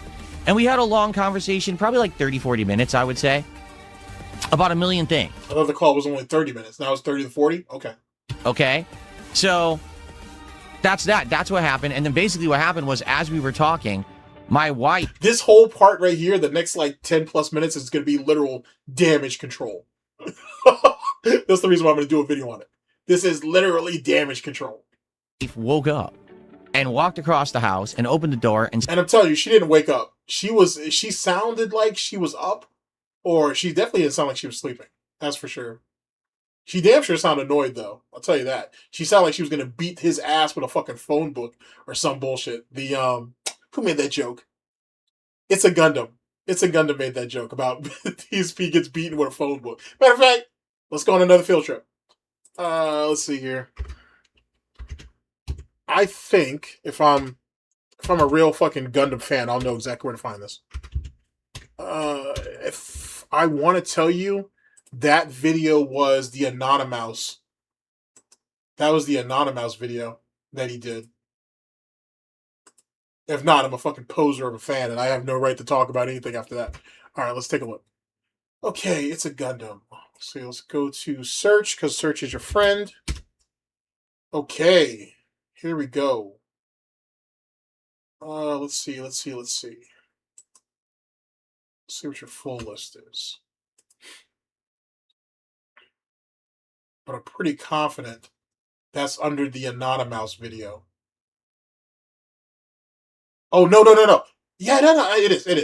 It's called the Twitch partnership situation. But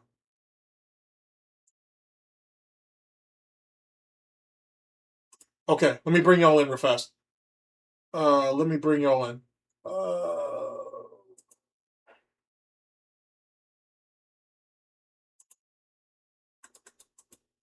Okay, here we go. Okay, here we go. Now,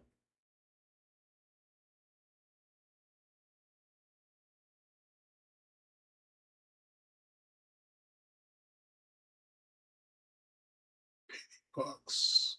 No. It's like when how weird he gets around women. Doxing fans.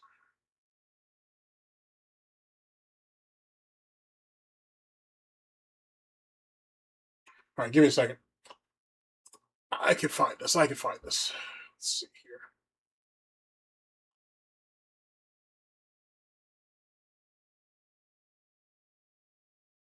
Got it.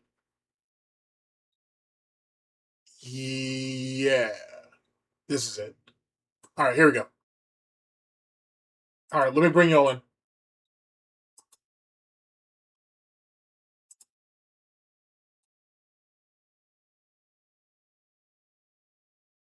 To the point of where international news is reporting on it, but he gets the chomp. Yeah, sucks to suck. Basically what DSP is doing in this video clip is trying to make a plea deal to Twitch. He's hoping somebody at Twitch will watch this, and he's praying to God one of them will go, oh God, Phil has come a long way. He's changed so much with his content. He's a different person. Phil's the same. He just won't say anything actually funny. You know, like in his moment of stupidity, he might actually say something funny in a moment of ignorance, but that isn't going to happen no more. What Phil's become is like a worse version of himself. Like, he's still toxic as hell, but now, like, if he plays a video game and there's some sort of like female romance with a woman, he then gets all weird. Yuck. Ugh. No. playing Danganronpa, I'm cringing at the sexual content in the game, the sexual innuendos and stuff, and you guys are laughing at me because like, it's the old man who's embarrassed at sex jokes. Yeah, I don't care for them anymore. I don't like that stuff. I've tamed. You don't like sex? Okay, fair enough. Fair enough. It's kind of weird that you're supposedly having sex with your wife, Phil, and you can't laugh at a sex joke or just ignore it. Instead, you got this. And what's this weird ass red spot on the fucking middle of your forehead? What's that about? And look at you. How is it that you look healthier here than you do now? I mean, don't be wrong, the remnants of the snort sacks are there, but they're not as pronounced as they are now. Big up's a silent weapon for forever pointing that out to me, and I can never forget it. Myself. She trusts me to keep the library secure, so maybe someday she'll trust me with other things.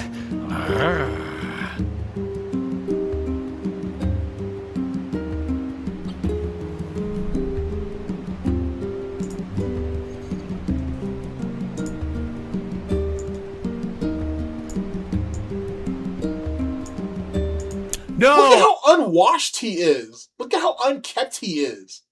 Jesus Christ. And yet somehow, some way, you still look healthier here than you do now. That's insane. That's absolutely fucking insane. Oh. Stop that, you disgusting pervert. What the fuck was that? Jesus Christ. What the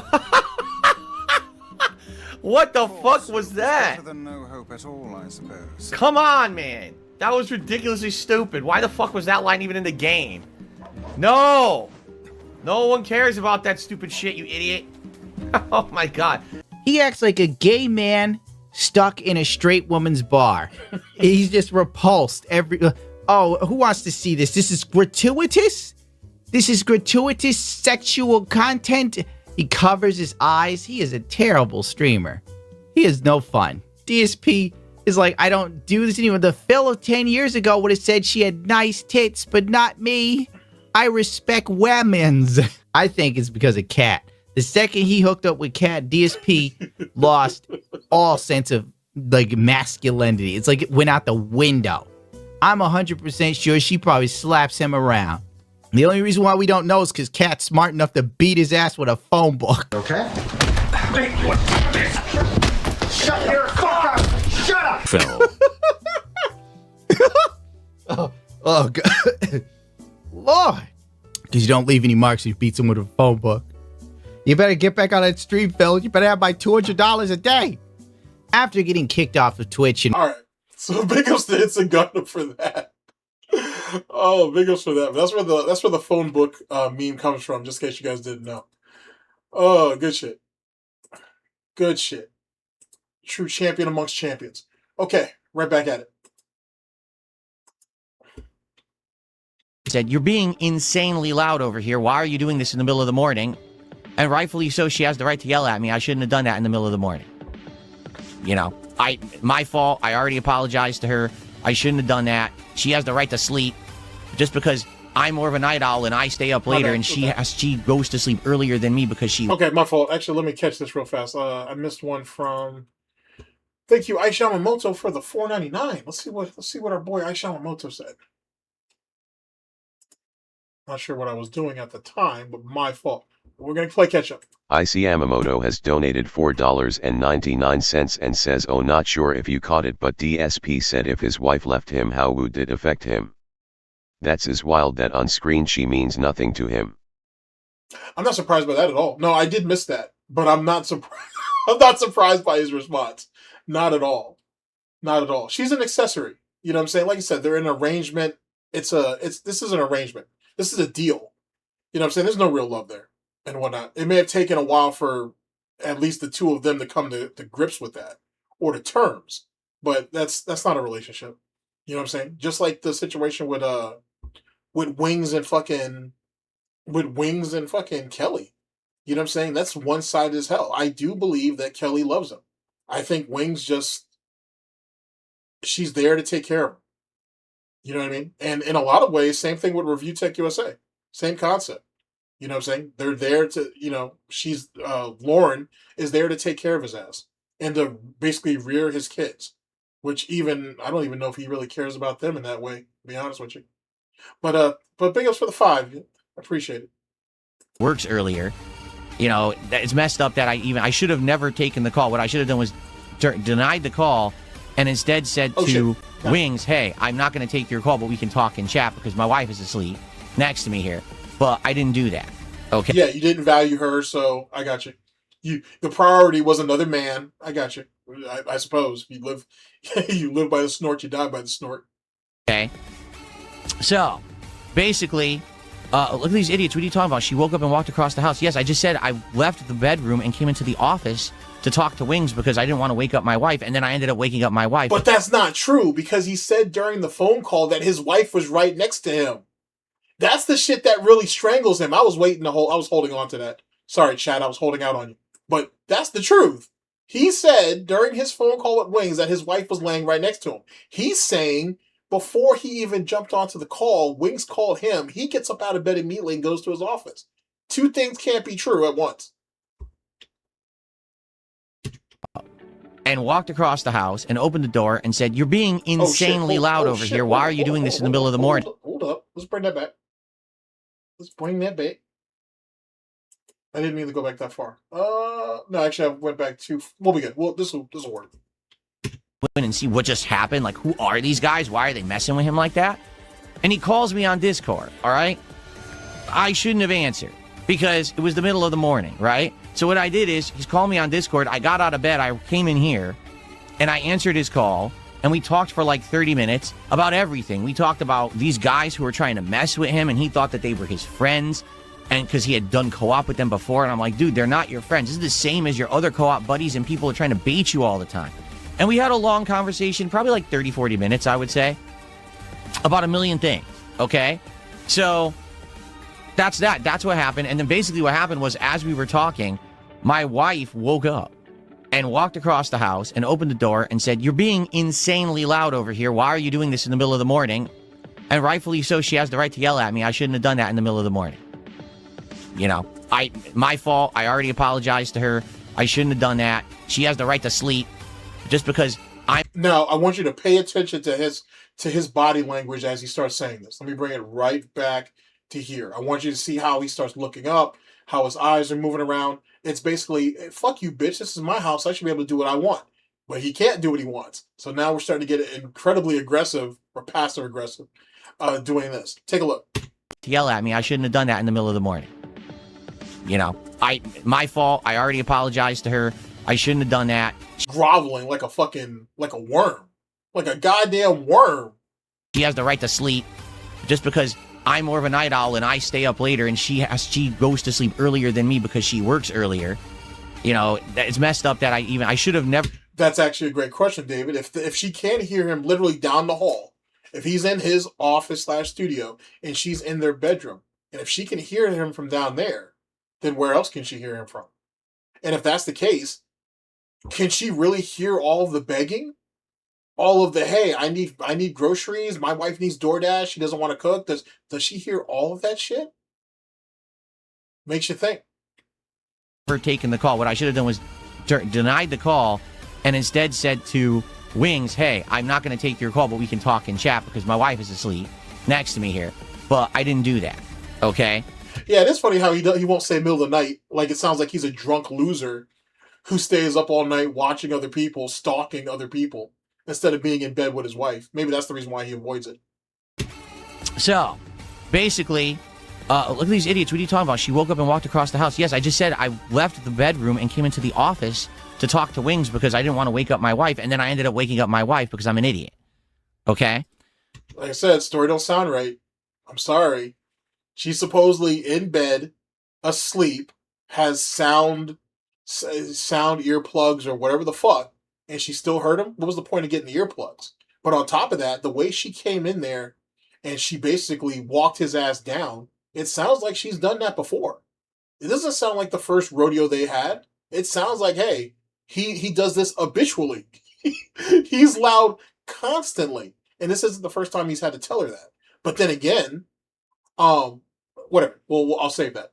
So anyway, it is what it is. Well, keep in mind, though, too, DSP is on East Coast time. You know what I'm saying? DSP is on East Coast time. So being up at 2 a.m. is realistically him being up at like 11. And that's kind of par for the course for him. And he just never broke it. You know what I'm saying? He never broke it. That's why they eat din-din so goddamn early. Because he's still wired to East Coast time. All right? And basically, there's nothing bad about the conversation. Like I said, DSP's a poser. You know what I'm saying? DSP don't know shit about football. They don't know shit about sports in general, to be honest with you. And we had whatsoever at all.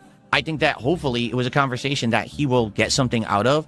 Notably, just in summary, the guy is miserable and doesn't want to stream games anymore. Like that sounds just like you.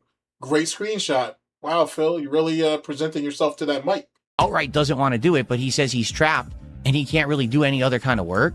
And I was trying to get him to figure out, what is it that you want to do then? You were trying to help him by telling him, yeah, man, there's no way you could do that. No, you can't do that either. Nah, man, you're stuck doing this. That's you helping him? Okay. Do you want to be a podcaster? Do you want to make other kinds of content? He's got to figure something out for himself, if not just sitting. I mean, the dude is now... He has to figure out something for himself while you are constantly pestering him to be on your show or podcast or whatever the fuck you want to call it. Okay. At the point where he's playing... Yeah, he's still wired to East Coast time. I promise you. I promise you, he's still wired to East Coast time. Absolutely. Arc rate. And if he can't, and here's the thing, if he can't change his mindset, then he tries to change his surroundings. And that's one of the reasons why he hates daylight saving so much, which is funny to me, by the way. I find this shit so amusing. Here's the thing, I don't know if Wings is really oblivious to what is going on.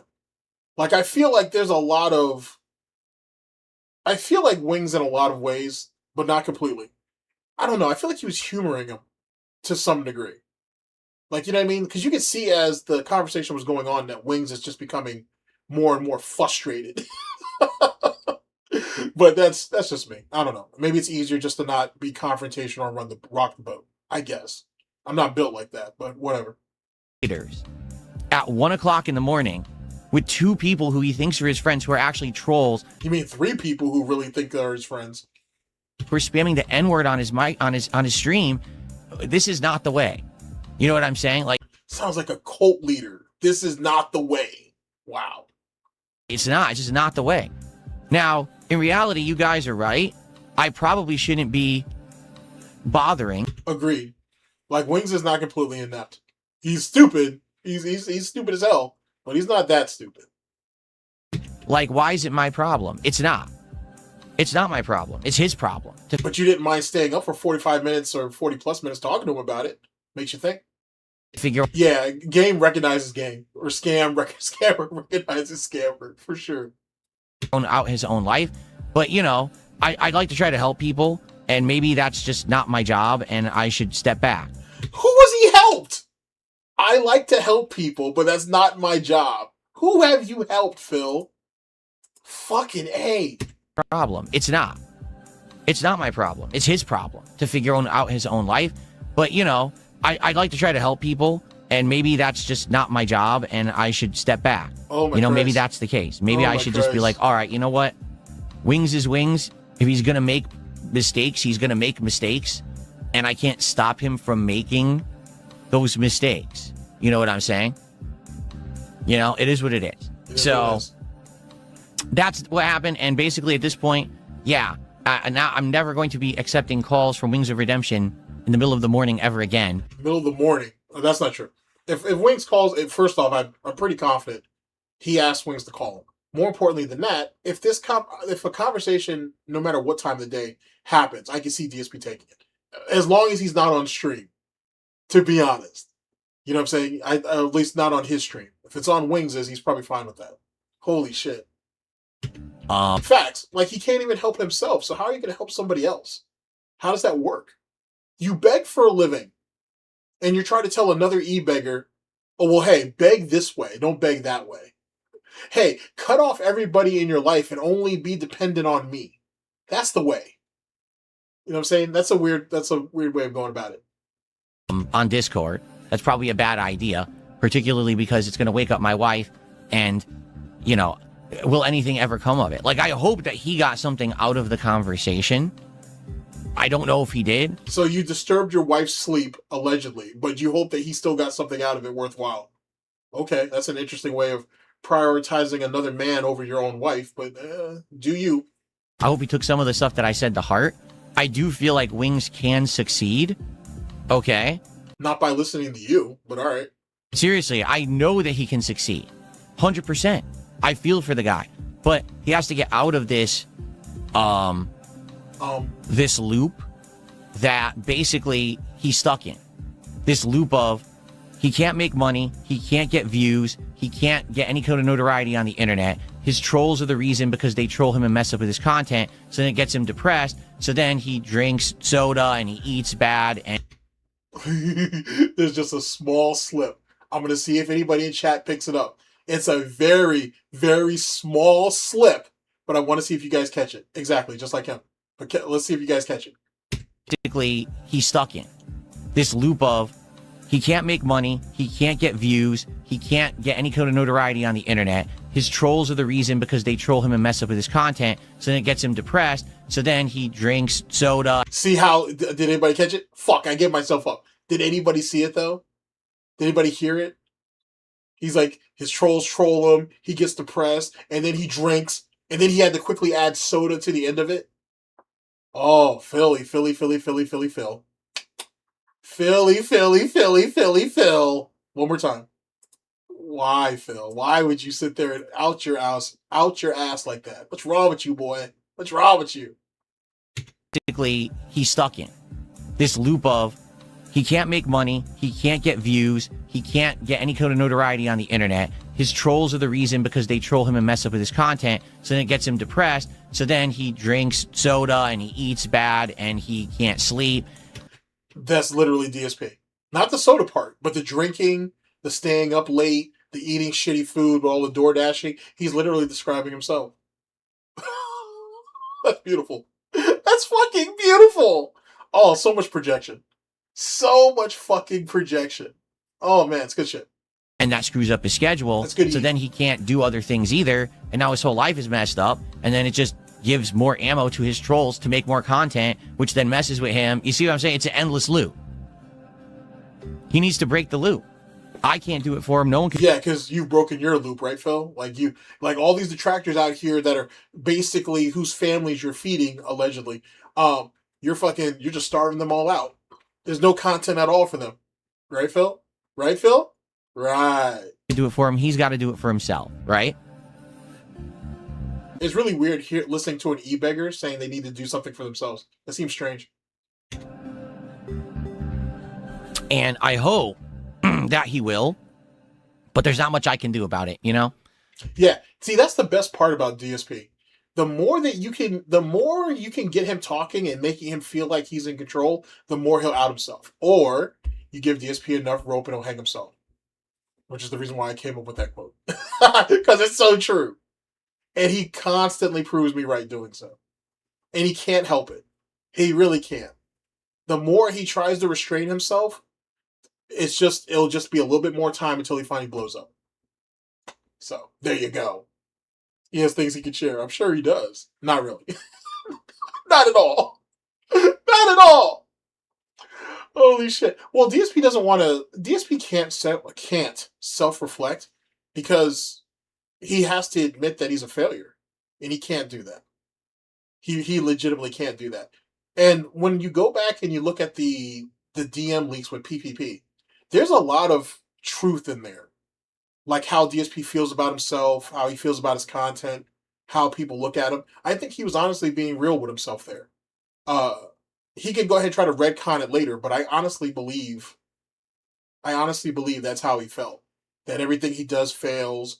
He can't really get a following. The trolls are on his ass and they won't stop, and so on and so forth. I think there's a lot of truth to it. To be honest, I feel like something that he should do is stop just... And that's why he needs wings. Because wings can make him feel better about himself. And it kind of sort of puts him into the power position. Puts him on top, I guess. And whatnot. Just like how PPP was with him. You know what I mean? Like, I honestly think that's what it all comes down to. That's why he needs wings so bad. He'll use wings to elevate himself and make him feel better about himself. To make him feel like less a loser. You know what I'm saying? He's never going to eclipse or even outdo Andy or PPP. But if he can at least put himself on that level. Hey, look at what you guys may have done to me, but look at what I did for wings. And then even to go further than that, you could honestly say, or you could make the point that he's just trying to do the same thing that Keemstar was trying to do. Keem has been trying to redeem himself for years. He thought Lol Cow Live would do it. Hey, I'll take all these degenerates and losers and put them on this platform and show that they can be entertaining. That there is some redeemable qualities to them. DSP is kind of trying to do the same thing. It's not working, obviously, because it didn't work for Keem either. But he's kind of sort of trying to do the same thing. Doing gameplay constantly. He should. And he should move on to other kinds of conversational content. Because the thing is, the Lolcow Live thing he was doing was the right way, just in the wrong format. I think that Wings can do really good in a talking format, a podcast, or as a guest on a show, but not Lolcow Live. Lolcow Live is a degrading show where it's constant embarrassment and constant what's the next stunt or prank we can pull. But it was okay for you to shit on him and all of his shortcomings in front of your audience or his, and that's supposed to be content? See, he's losing the plot. He's legitimately losing the plot. He doesn't actually know. Now that he thinks he can get Wings to the table, but he really doesn't know what he's going to do with Wings once he gets there. Why is that, ladies and gentlemen? Because he needs Wings to carry. But if he can't direct Wings, then what's he going to do? See, it's different when he was over there with Kino Casino. They have an objective. Hey, we talk about funny shit, we laugh about it, we give our insight, we move on to the next subject. DSP is now with somebody who is now as dependent on him, quote unquote, as he is on them. And if you got two people with no direction, then where are you going to go? And you can see it in DSP's talking points here. As he said, to turn it into a marathon. You know what I'm saying? And he shouldn't do that. He shouldn't be trying to just completely embarrass himself constantly to make money. It should be content that he wants to make. And that was the problem with Oh, are you making content that you want to make, Phil? What about all those games that you had to quit because no one will support them? You love those games, you love playing those games, but there's no support, so you have to quit them. The fuck? Like, how do you get away with saying shit like this? Call Live, it's obvious he didn't want to make that content. Oh, wait, have I seen... Let me see something. Have you been watching the quartering in his fault? Yeah, I have. I have been watching I've been watching the quartering shit for a little while, but certainly since Coffee Bread Coffee was starting the bottom start to go under and shit, and what he's willing to do to keep it, and then keeping some of those useless people around him. Like, you got Melanie Mack and some of those people on the payroll, and they're not doing shit about shit.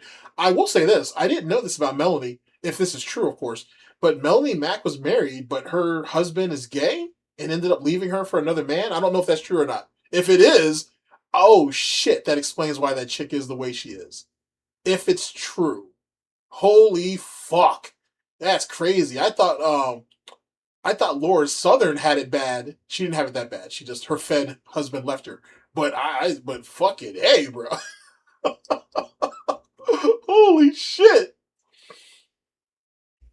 Shit. Did you say Wings is setting him up, or if so, how? Okay, so what I'm saying is, what I think I should say is, we have two people trying to put a power play on each other.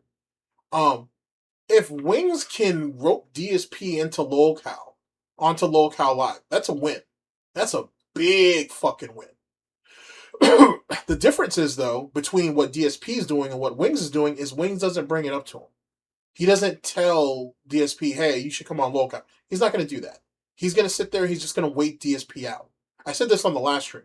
He'll just wait DSP out. Because clearly, the DSP stimulus package is going to hell. It's clear that DSP is reaching out to Wings because he's desperate and he needs something. He needs somebody and whatnot. I think DSP is willing to go on LolCal under his terms and circumstances. Wings will be the one to walk him through that door. All Wings has to do is wait. Remember, Wings is not going out of his way to get DSP or find DSP or talk to DSP. It's the other way around. Wings holds all the cards. All he has to do is wait his hand out. That's literally all it is. And to be honest with you, Wings has no other objective to be talking to DSP outside of having him on LolCal. He knows he can't trust DSP. He knows he can't trust Phil for shit. So why else would you keep him around? DSP doesn't even want to play games anymore. So it's not like he needs him for co-op or anything. And DSP's not really that interesting to talk to. Not in their current environment, if you will. So that's my thought process of it. But it was the only content he could make to make money, right? Oh, well, I don't think I agree. I don't think he wants to trick him. You know what I'm saying? I think it's just a waiting game, to be honest. Because yet again, I think Wings holds all of the cards. Well, as he holds a good hand. Whether he can play the hand out is one thing, but I think he can play the hand. I've been known to give Wings and DSP, to be honest with you, way too much fucking credit. I've been known to doing that, or to have done that, I should say. But I honestly think that's what it's going to come down to, if anything. If not, then Wings is just wasting his time. If he's lonely, which he is, he clearly doesn't want to talk to DSP. But yet you're willing to entertain this bullshit? Why? Over $50? No, not at all. This whole situation was just dumb luck. It was Wings was streaming early in the morning, which is what Wings usually does. There were a couple of DSP detractors on his stream watching the stream. That's not out of the ordinary. DSP showing up and trying to basically gaslight Wings into dropping the game, that was a bit of unexpected. And then those two guys going rogue on Wings was definitely unexpected. You know what I'm saying? It wasn't something that was planned. It was just random ass pig luck. But we'll see. We'll see. Like I said, I could definitely be overshooting or reaching or overreaching, if you will. It's it's definitely possible. So he needs to find that balance where he can make content he's okay making, and it also makes him money. I found that. I'm lucky enough and I'm happy enough to know that I'm here. I'm a podcaster. I'm also a gamer. I could do all these fun things and I love doing them, and I make a living doing it. He's miserable with what he's doing. At least that's what he says. And you got to take him at face value for what he's saying, right? So I don't know. Wings is a known liar, just like you. But then Wings also said that he has money squirreled away. You don't. You're literally living from hoof to snout. And according to Wings, he has like $5,000 saved up on top of the lolcow money, which I don't believe that, to be honest. Not by the way they keep flipping cars, not by the new air conditioning unit Wings got. Then he went ahead and had one room in the mobile mansion redesigned or remodeled or whatever. So I don't know how much money was there, because Wings' exaggeration over making doctor money seems a bit overblown. Because if you were really making that type of money, why would you leave? You know what I'm saying? And the only reason why Wings left wasn't because of the humiliation rituals, believe it or not. It really is because of the Pepsi Power Bomb he sat there and gave to it's because of the Pepsi Power Bomb he gave to Kelly. And now he's got a bunch of people over there at lolcow that they don't look at him the same. You know what I mean? He's, the dude basically inflicted violence on his wife. People don't hold you the same as don't hold you to the same level anymore, and it bothers them because even though it's not what they're saying, it's how they act, and that's what he's receptive to. But that's just my thoughts. I'm sad that I feel like no matter what I do, I might not. Okay, I don't know if I don't know if I would say she definitely overspends. Right? Like, she likes to spend a lot of money on her family. She likes to donate a lot to the church and charities. She spends, I don't know if I could say she spends anything more egregious than what Wings does. When you're having Zaxby's 4 days in a row, on top of some, takeout barbecue, and then whatever else that they're getting daily, I mean, they both overspend, or they spend more than they should at the very least, But I don't know if I could completely say she has a spending addiction, and if that's the case, Wings is enabling it so he doesn't have to spend so much time with her. I do agree, because now it popped into my head all of those like McDonald's Happy Meals she bought to build that fucking toy collection that she has. I mean, that's a bit egregious, obviously, but it's clear that Wings isn't stopping it, so he's part of the problem, if one would consider that a problem. Get through to the guy, I'm not saying that I would be the guy to do it. Like, maybe every once in a while I like him on my show as a guest, but I don't think that I could run a consistent show with him because, again, he doesn't have any set schedule. He doesn't have any consistency. He says he hates that. So I don't know what else I could possibly do. You know what I mean? Like, what else could I do? See how he wants him to bend to his will? To help the guy? I don't know. I mean, but basically, that's what happened last night. All right, and I wanted to talk about it this morning. I don't even know if Wings is even telling the truth about that, though, Razor, to be honest with you. I don't know if Wings really means that, or he's just talking out of pity. Because I don't believe that.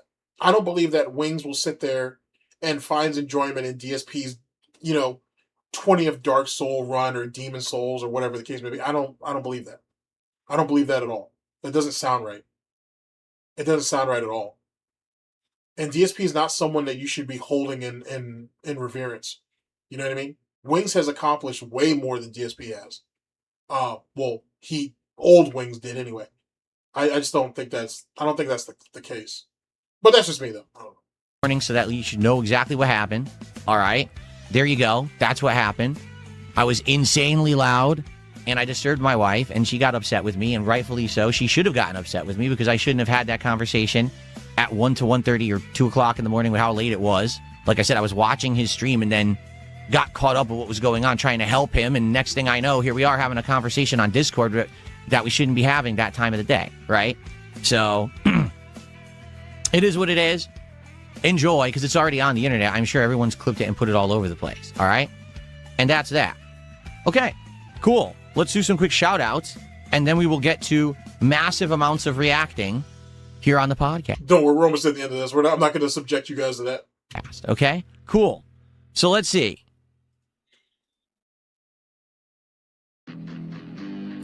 Someone tipped $2 says, spill the tea and dish the dirt, girlfriend. Oh my God. Well, I did. I spilled the tea and I dished the dirt. There you are. Enjoy. Because DSP is a weirdo. That's how 2 or 3 o'clock in the morning is considered the middle of the morning. DSP is a weirdo. You know what I'm saying? And keep in mind, DSP sleeps till, what, 10 a.m. his time, I guess? You know what I'm saying? 9:30, 10 or whatever. Like, his sleep schedule is all fucked up. He's all fucked up. Imagine being up from 10 a.m. to like 4 or 5 a.m. the next day. You know what I'm saying? And not working. And not actually working. That's crazy, bro. Someone also tipped $2 says, yeah, that morning meme is funny. I think he did that just so he could try to hit the algorithm. well, now you at least prove your detractor is wrong about your wife leaving you. I hope you and Kat patch things up afterwards. Yeah, it was no big deal. Basically, it hung up. I said, you know, I had to leave. Look at his eyes bulging. Like, what's wrong with you, Phil? Calm down. Calm down.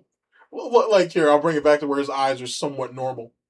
Patch things up afterwards. Yeah, it was no big deal. Basically, it hung up. I said, you know, I had to leave to Wings. When got back into bed, and I typed in Wings chat one more time, said, sorry, I had to go. You know, I shouldn't have basically. Yes, those are definitely serial killer type eyes and shit. That's some weird ass shit to do in response to her. You know what I mean? That seems very strange. Done that, and that was that. And we're good, you know? We went to sleep, woke up this morning, I apologized to her again, and we're fine. It's Why are you trying to reassure us, though? Like, what do we care? You're the one that has to deal with her. Like, you know what I'm saying? Which leads me to believe that there's way more problems going on in that house than just that. You know what I mean? There's something way more, there are way deeper seated issues or problems than what we're seeing, or what we're hearing anyway. no big deal. As I said, yeah, I'm not stupid. I'm not gonna accept Discord calls at 2 a.m. again. That was dumb of me. I never should have accepted the call. That was really. And aren't you supposed to be like, you know, in bed with your wife or something at 2 a.m.? Why are you badgering another man at that time?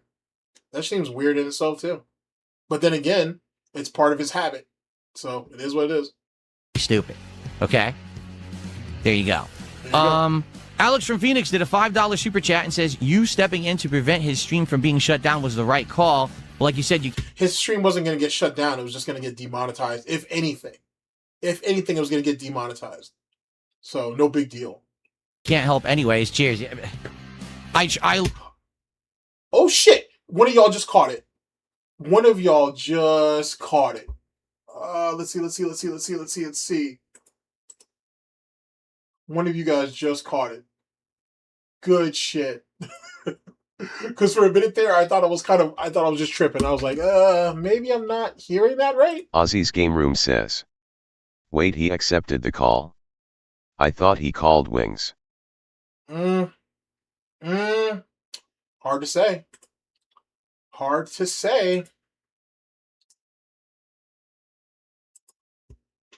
Literally tried my best in every way possible to get the guy's attention, and still. But yet again, if Wings did call him, it's because DSP told him to.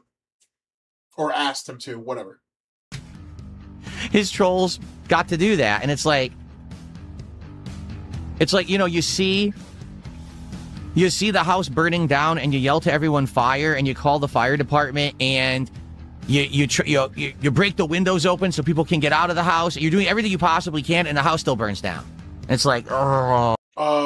That's usually what happens in house fires, though, Phil. Especially if they spread fast enough. Like, okay, That's why the priority is to get everybody out. You know what I'm saying? Because you may not be able to salvage the house. What the fuck? They're not going to fight the fire while people are still in it, per se. Oh. Fuck. Damn it. All right, DSP. Okay. Okay. Anyway, thank you. Let's see. Cabal, 38 months as a member, says push Wings on his consistency and getting a co-op. At this point, no, I don't think I'm going to push Wings on anything. Wings already knows. I would love to have him as a guest on this show during normal hours, not 1 a.m. He also knows that I'm telling you, I don't think he was in bed, bro. I honestly feel like he wasn't in bed. I'm telling you, he was in that office. He was already sitting down. He was already drinking and whatever. And she barged in on him because he was talking too fucking loud.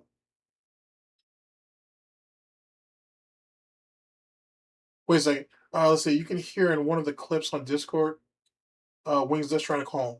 Okay, fair enough. I can live with that. But I definitely think that was at DSP's behest, for sure. But I can see that.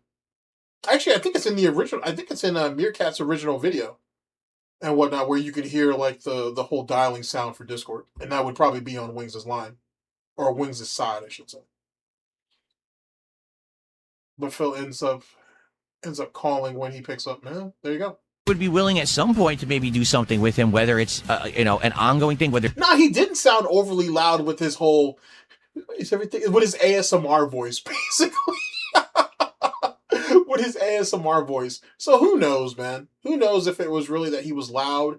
Was it that Kat didn't like the context of the conversation? Was she even listening to the conversation? Who could say? It's just a giant fucking wormhole. it's gameplay. He knows this. He can't consistently respond. Like, he doesn't respond to Discord DMs. He just doesn't. It's insanely rare when he does. He won't have a consistent schedule. He won't set up something. I'm shocked. Now that I know him better, I'm honestly shocked he showed up to the show in October. No, you're not. Because DSP had said that Wings trolls were telling him they didn't think that Wings was going to show up.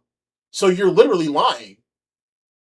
You're legitimately lying, because I remember that clip. All right, whatever. I'll get you later, Phil. I'll get you later.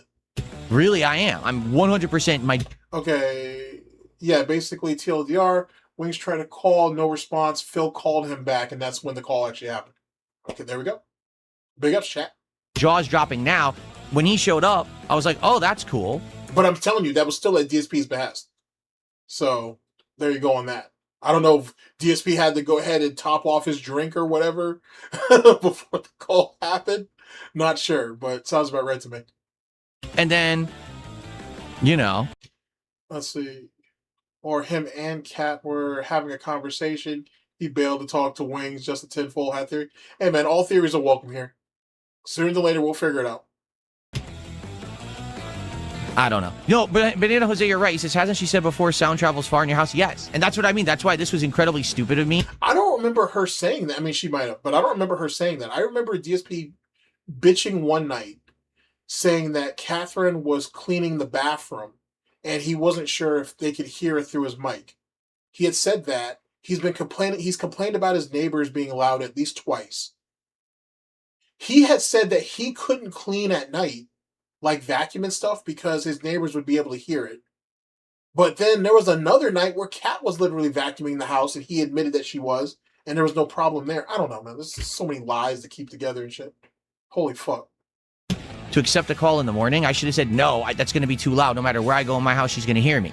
But I'm dumb, and I came over here. I thought, soundproofing in my. So then, how does she fall asleep when you're streaming late? Then, like, that doesn't make any sense. And he was far louder, or he is far louder on his streams than he is on the phone call. That doesn't make any sense. Or the Discord call, whatever. I'm assuming he was using Discord. Well, no, he could have been using Discord through his PC. But he made the. But no, nah. He was already in the office on Discord when he called him. So he wasn't on his phone. He was just on Discord. That makes more sense. My studio, she'll never hear. And of course, it was loud as shit. Because this whole sound thing doesn't sound right either, though. It sounds like he's trying to muddy the waters. I'm stupid. Okay, so Cabal, thanks. Mozzie did a $2 super chat. He says, hope you slept well last night, laughing out loud. After the call, I slept like a rock. You know? Well, yeah, he was drunk as shit. There was no big deal. Like I said, between my wife and I, it's no big deal. But of course, he could have been on his phone. But I feel like he was already at the command center, in air quotes. Because I don't see DSP talking that loud on the phone. I mean, yeah, he was on his stream chat, or he was in Wings' stream chat on his phone. Right? I guess he could have been. I suppose that's a thing. If he wasn't in front of his PC there. But I mean, you're gonna really jump on your actual phone though to talk to dude on Discord? It could happen. It could be a thing. you know, everyone on the internet has to make it into something it's not. Who cares?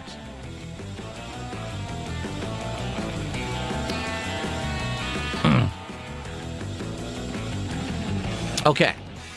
So, That's a possibility too. I'm kind of running that through my head now. That Cat might have been watching the stream as well. But I don't know yet. We addressed... Oh, Chris, by the way, thank you so much. Chris, 7 months as a member, says, good to see you. Good to see you, Chris. Good to have you on the stream. So I hope that addressed it. Are we good now? Can we move on? Because I got a lot of reacting to do today, quite frankly. And I'd like to get to it. All right? Now that we've addressed everything. So now, yes, it's okay. You can use an insanely loud meme in the chat. Yes, you can make fun of me that I woke my wife up in the middle of the morning and she ran across the house to yell at me because I'm an idiot. That's okay. Yeah, that's another thing too, Ice. I've also come to the realization that we weren't really listening to the DSP side of it. We were just listening to Wings. Because obviously Wings was streaming that night, so it is what it is. I'm serious. You can joke about that. Because I did it. It's truthful. It happened. You know, it's not an exaggeration. It's not the detractors taking a nugget of truth and extrapolating it into a lie. It's truthful. It happened. It's my fault. It's a mistake I made last night. Okay? So everyone make fun of me. I give you permission. Make fun of me. Okay? But that's the only chance you have. Anything else, you're incredibly on thin ice. You understand me? So you better only make fun of the one thing that I approve. And wait a second.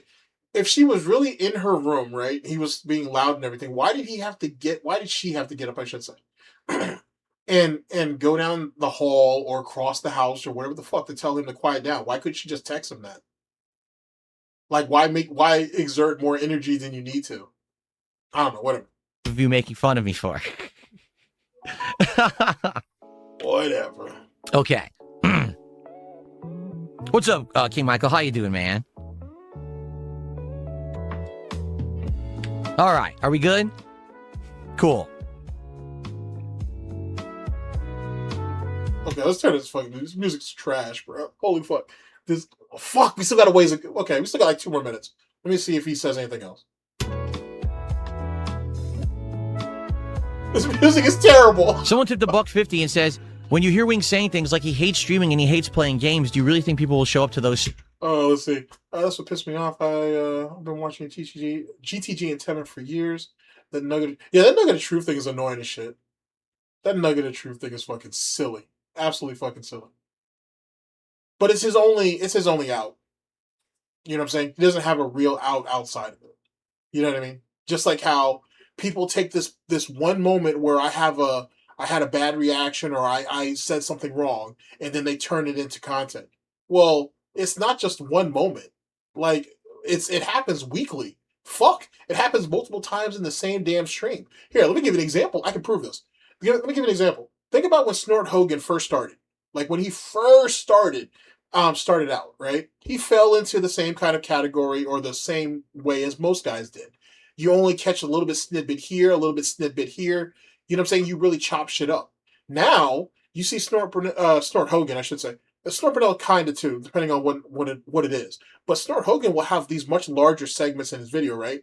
And then it gets clipped down a little bit more towards the end. Because that's how much bullshit DSP's doing. It's not just a one-time deal. It's not a small little thing. It's been happening more and more consistently. And you see the content just reflects that. I mean, DSP won't admit that, but that's the truth. Streams. The wrong people will. His trolls will. You know what I mean? Like I want you to think about it this way. Just imagine what lands on the cutting room floor for Snort Burnell, for Memology 101, for Mighty D, for whoever your favorite clipper's favorite clipper is. Like, you know what I'm saying? Like, think about how much of that shit hits the floor. A lot. And to be honest with you, I'm one of those people who appreciate what Hogan does, because there are like, it may be 5 minutes, it may be 7 minutes that most of you might think, this is nothing, but it ends up turning out to be something later. You know what I'm saying? Like, I appreciate the just him willing to kind of keep that in there, because sometimes it gives more context to something that happens later on, or even something that happened before. Because they want to see him miserable. So the people who hate him will show up to see him be miserable on stream when he says that kind of stuff. I mean, that's kind of the whole thing I'm trying to get through to him. I'm like, dude, you overshare too much. Sometimes you have to have a thought and keep it in the brain. Don't have it come out the mouth. But he has a bad pattern of going too far with what he shares. He overshares all the time. Even if he's miserable on stream, he shouldn't be telling his audience he's miserable on stream. No one wants to be there. Don't you bitch and complain when you don't get enough money and it affects the gameplay? What makes you any different or any better? That, you know? Or he should really try hard with his audience who care about him to figure out what it is he can do on stream that's productive and positive and fun, rather than, well, I know I hate Arc Raiders, but it's the only thing anyone will be here for, so let's play Arc Raiders and I'll just, yell at the game the whole time. I don't think that's going. But Street Fighter, Truck Sims, Call of Duty, should I stop chat, or have I made my point? That doesn't make any fucking sense. Holy shit. Going to work. You know what I mean? Or you know what I'm saying? What? Based off Real says, do you think Wings tried to set you up by letting other people record the call? What on earth are you talking about? No, DSP was probably banking on someone to record that call, to be honest. He was probably banking on it. Dude, it was public. It was on his stream. Of course people recorded. But keep in mind, DSP knows that Wings will delete a stream too in a minute. So keep that in mind as well. The call. I knew it was on his stream. I was watching his stream. I told you. There was no setup. And the thing is, though, too, and big ups to Meerkat for this. If it wasn't for Meerkat clipping it the way he did, I don't know if we would have gotten that conversation as quickly as we did. Because Lummox and Breaking Banquet, for example, they had their own, they already had shit, I'm sure, lined up, ready to drop already. So, you know what I'm saying? If it wasn't for Meerkat on that, big ups to White. Big ups. I need to get you back into a call, and I need to get you on video or on a stream soon. But yeah, if it wasn't for Meerkat, bro, that whole movement really got pushed because Meerkat caught what he did. If not, I think it would have still came out. It just would have came out a lot later than it did. Ridiculous. Is that what people are saying? That he was trying to set me up? Absolutely not. That's not what happened at all. Please, the guy's got enough shit on his plate of people saying that he did stuff. Don't invent something. Okay? Seriously. Control shield him. Okay. All right. Are we good? Are we good now? I'm serious. Like, I just want to, it's out of the way. We talked about it. Now we can move on because we have over an hour left. We can react to this ridiculous amount of videos, right? Are we cool?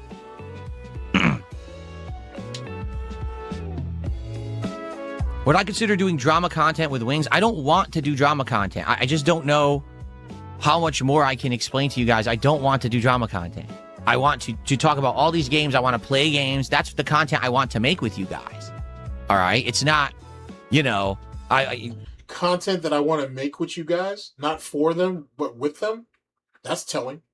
Make money off drama. That's LolCow Live right there. And that's not what I ever want to do. Okay? All right, are we ready? Good. People are saying react time. Let's do it. That's literally what it comes down to. He just wants to cry about trolls with each other. But see, the thing is DSP doesn't want to necessarily turn Wings trolls against him. So you got to pick and choose. You got to pick and choose. Oh, shit. You got to pick and choose. All right, ladies and gentlemen, I have held you guys far longer than I thought I would. Might be a stream this weekend. We'll see. We'll see. You know what I'm saying? We'll see. Like I said, I got a couple of videos lined up, so I'm gonna get on to that, and then we'll go from there. But like I said, might be a stream over the weekend. We'll see what's what. I'll see what's up with Prop.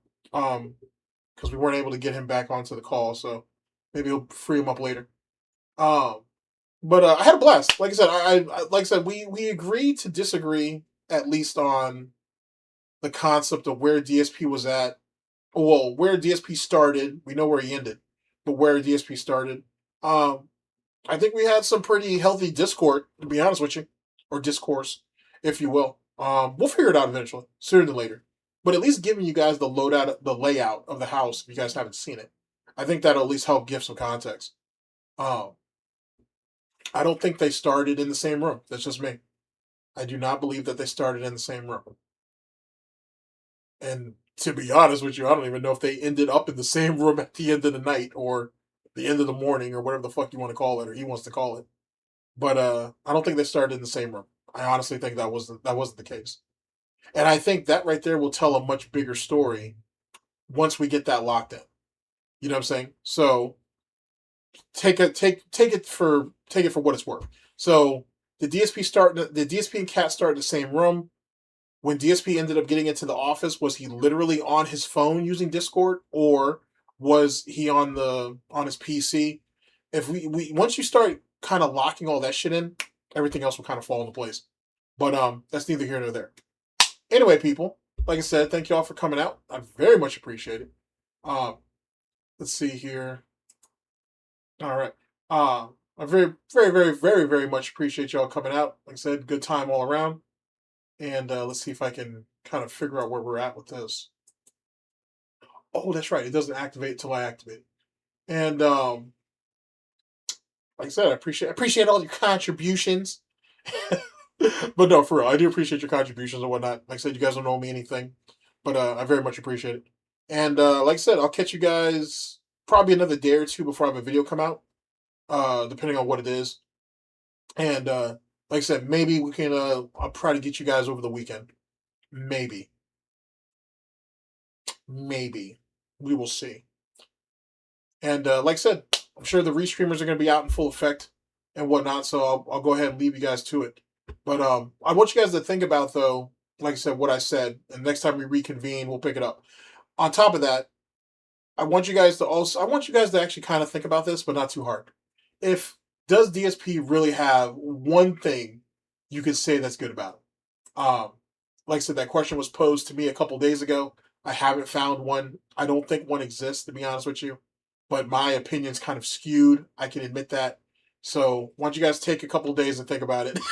I don't believe so either. But it takes a couple days to think about it. Tell me what y'all think. Not at all. I don't think there's anything redeemable about it.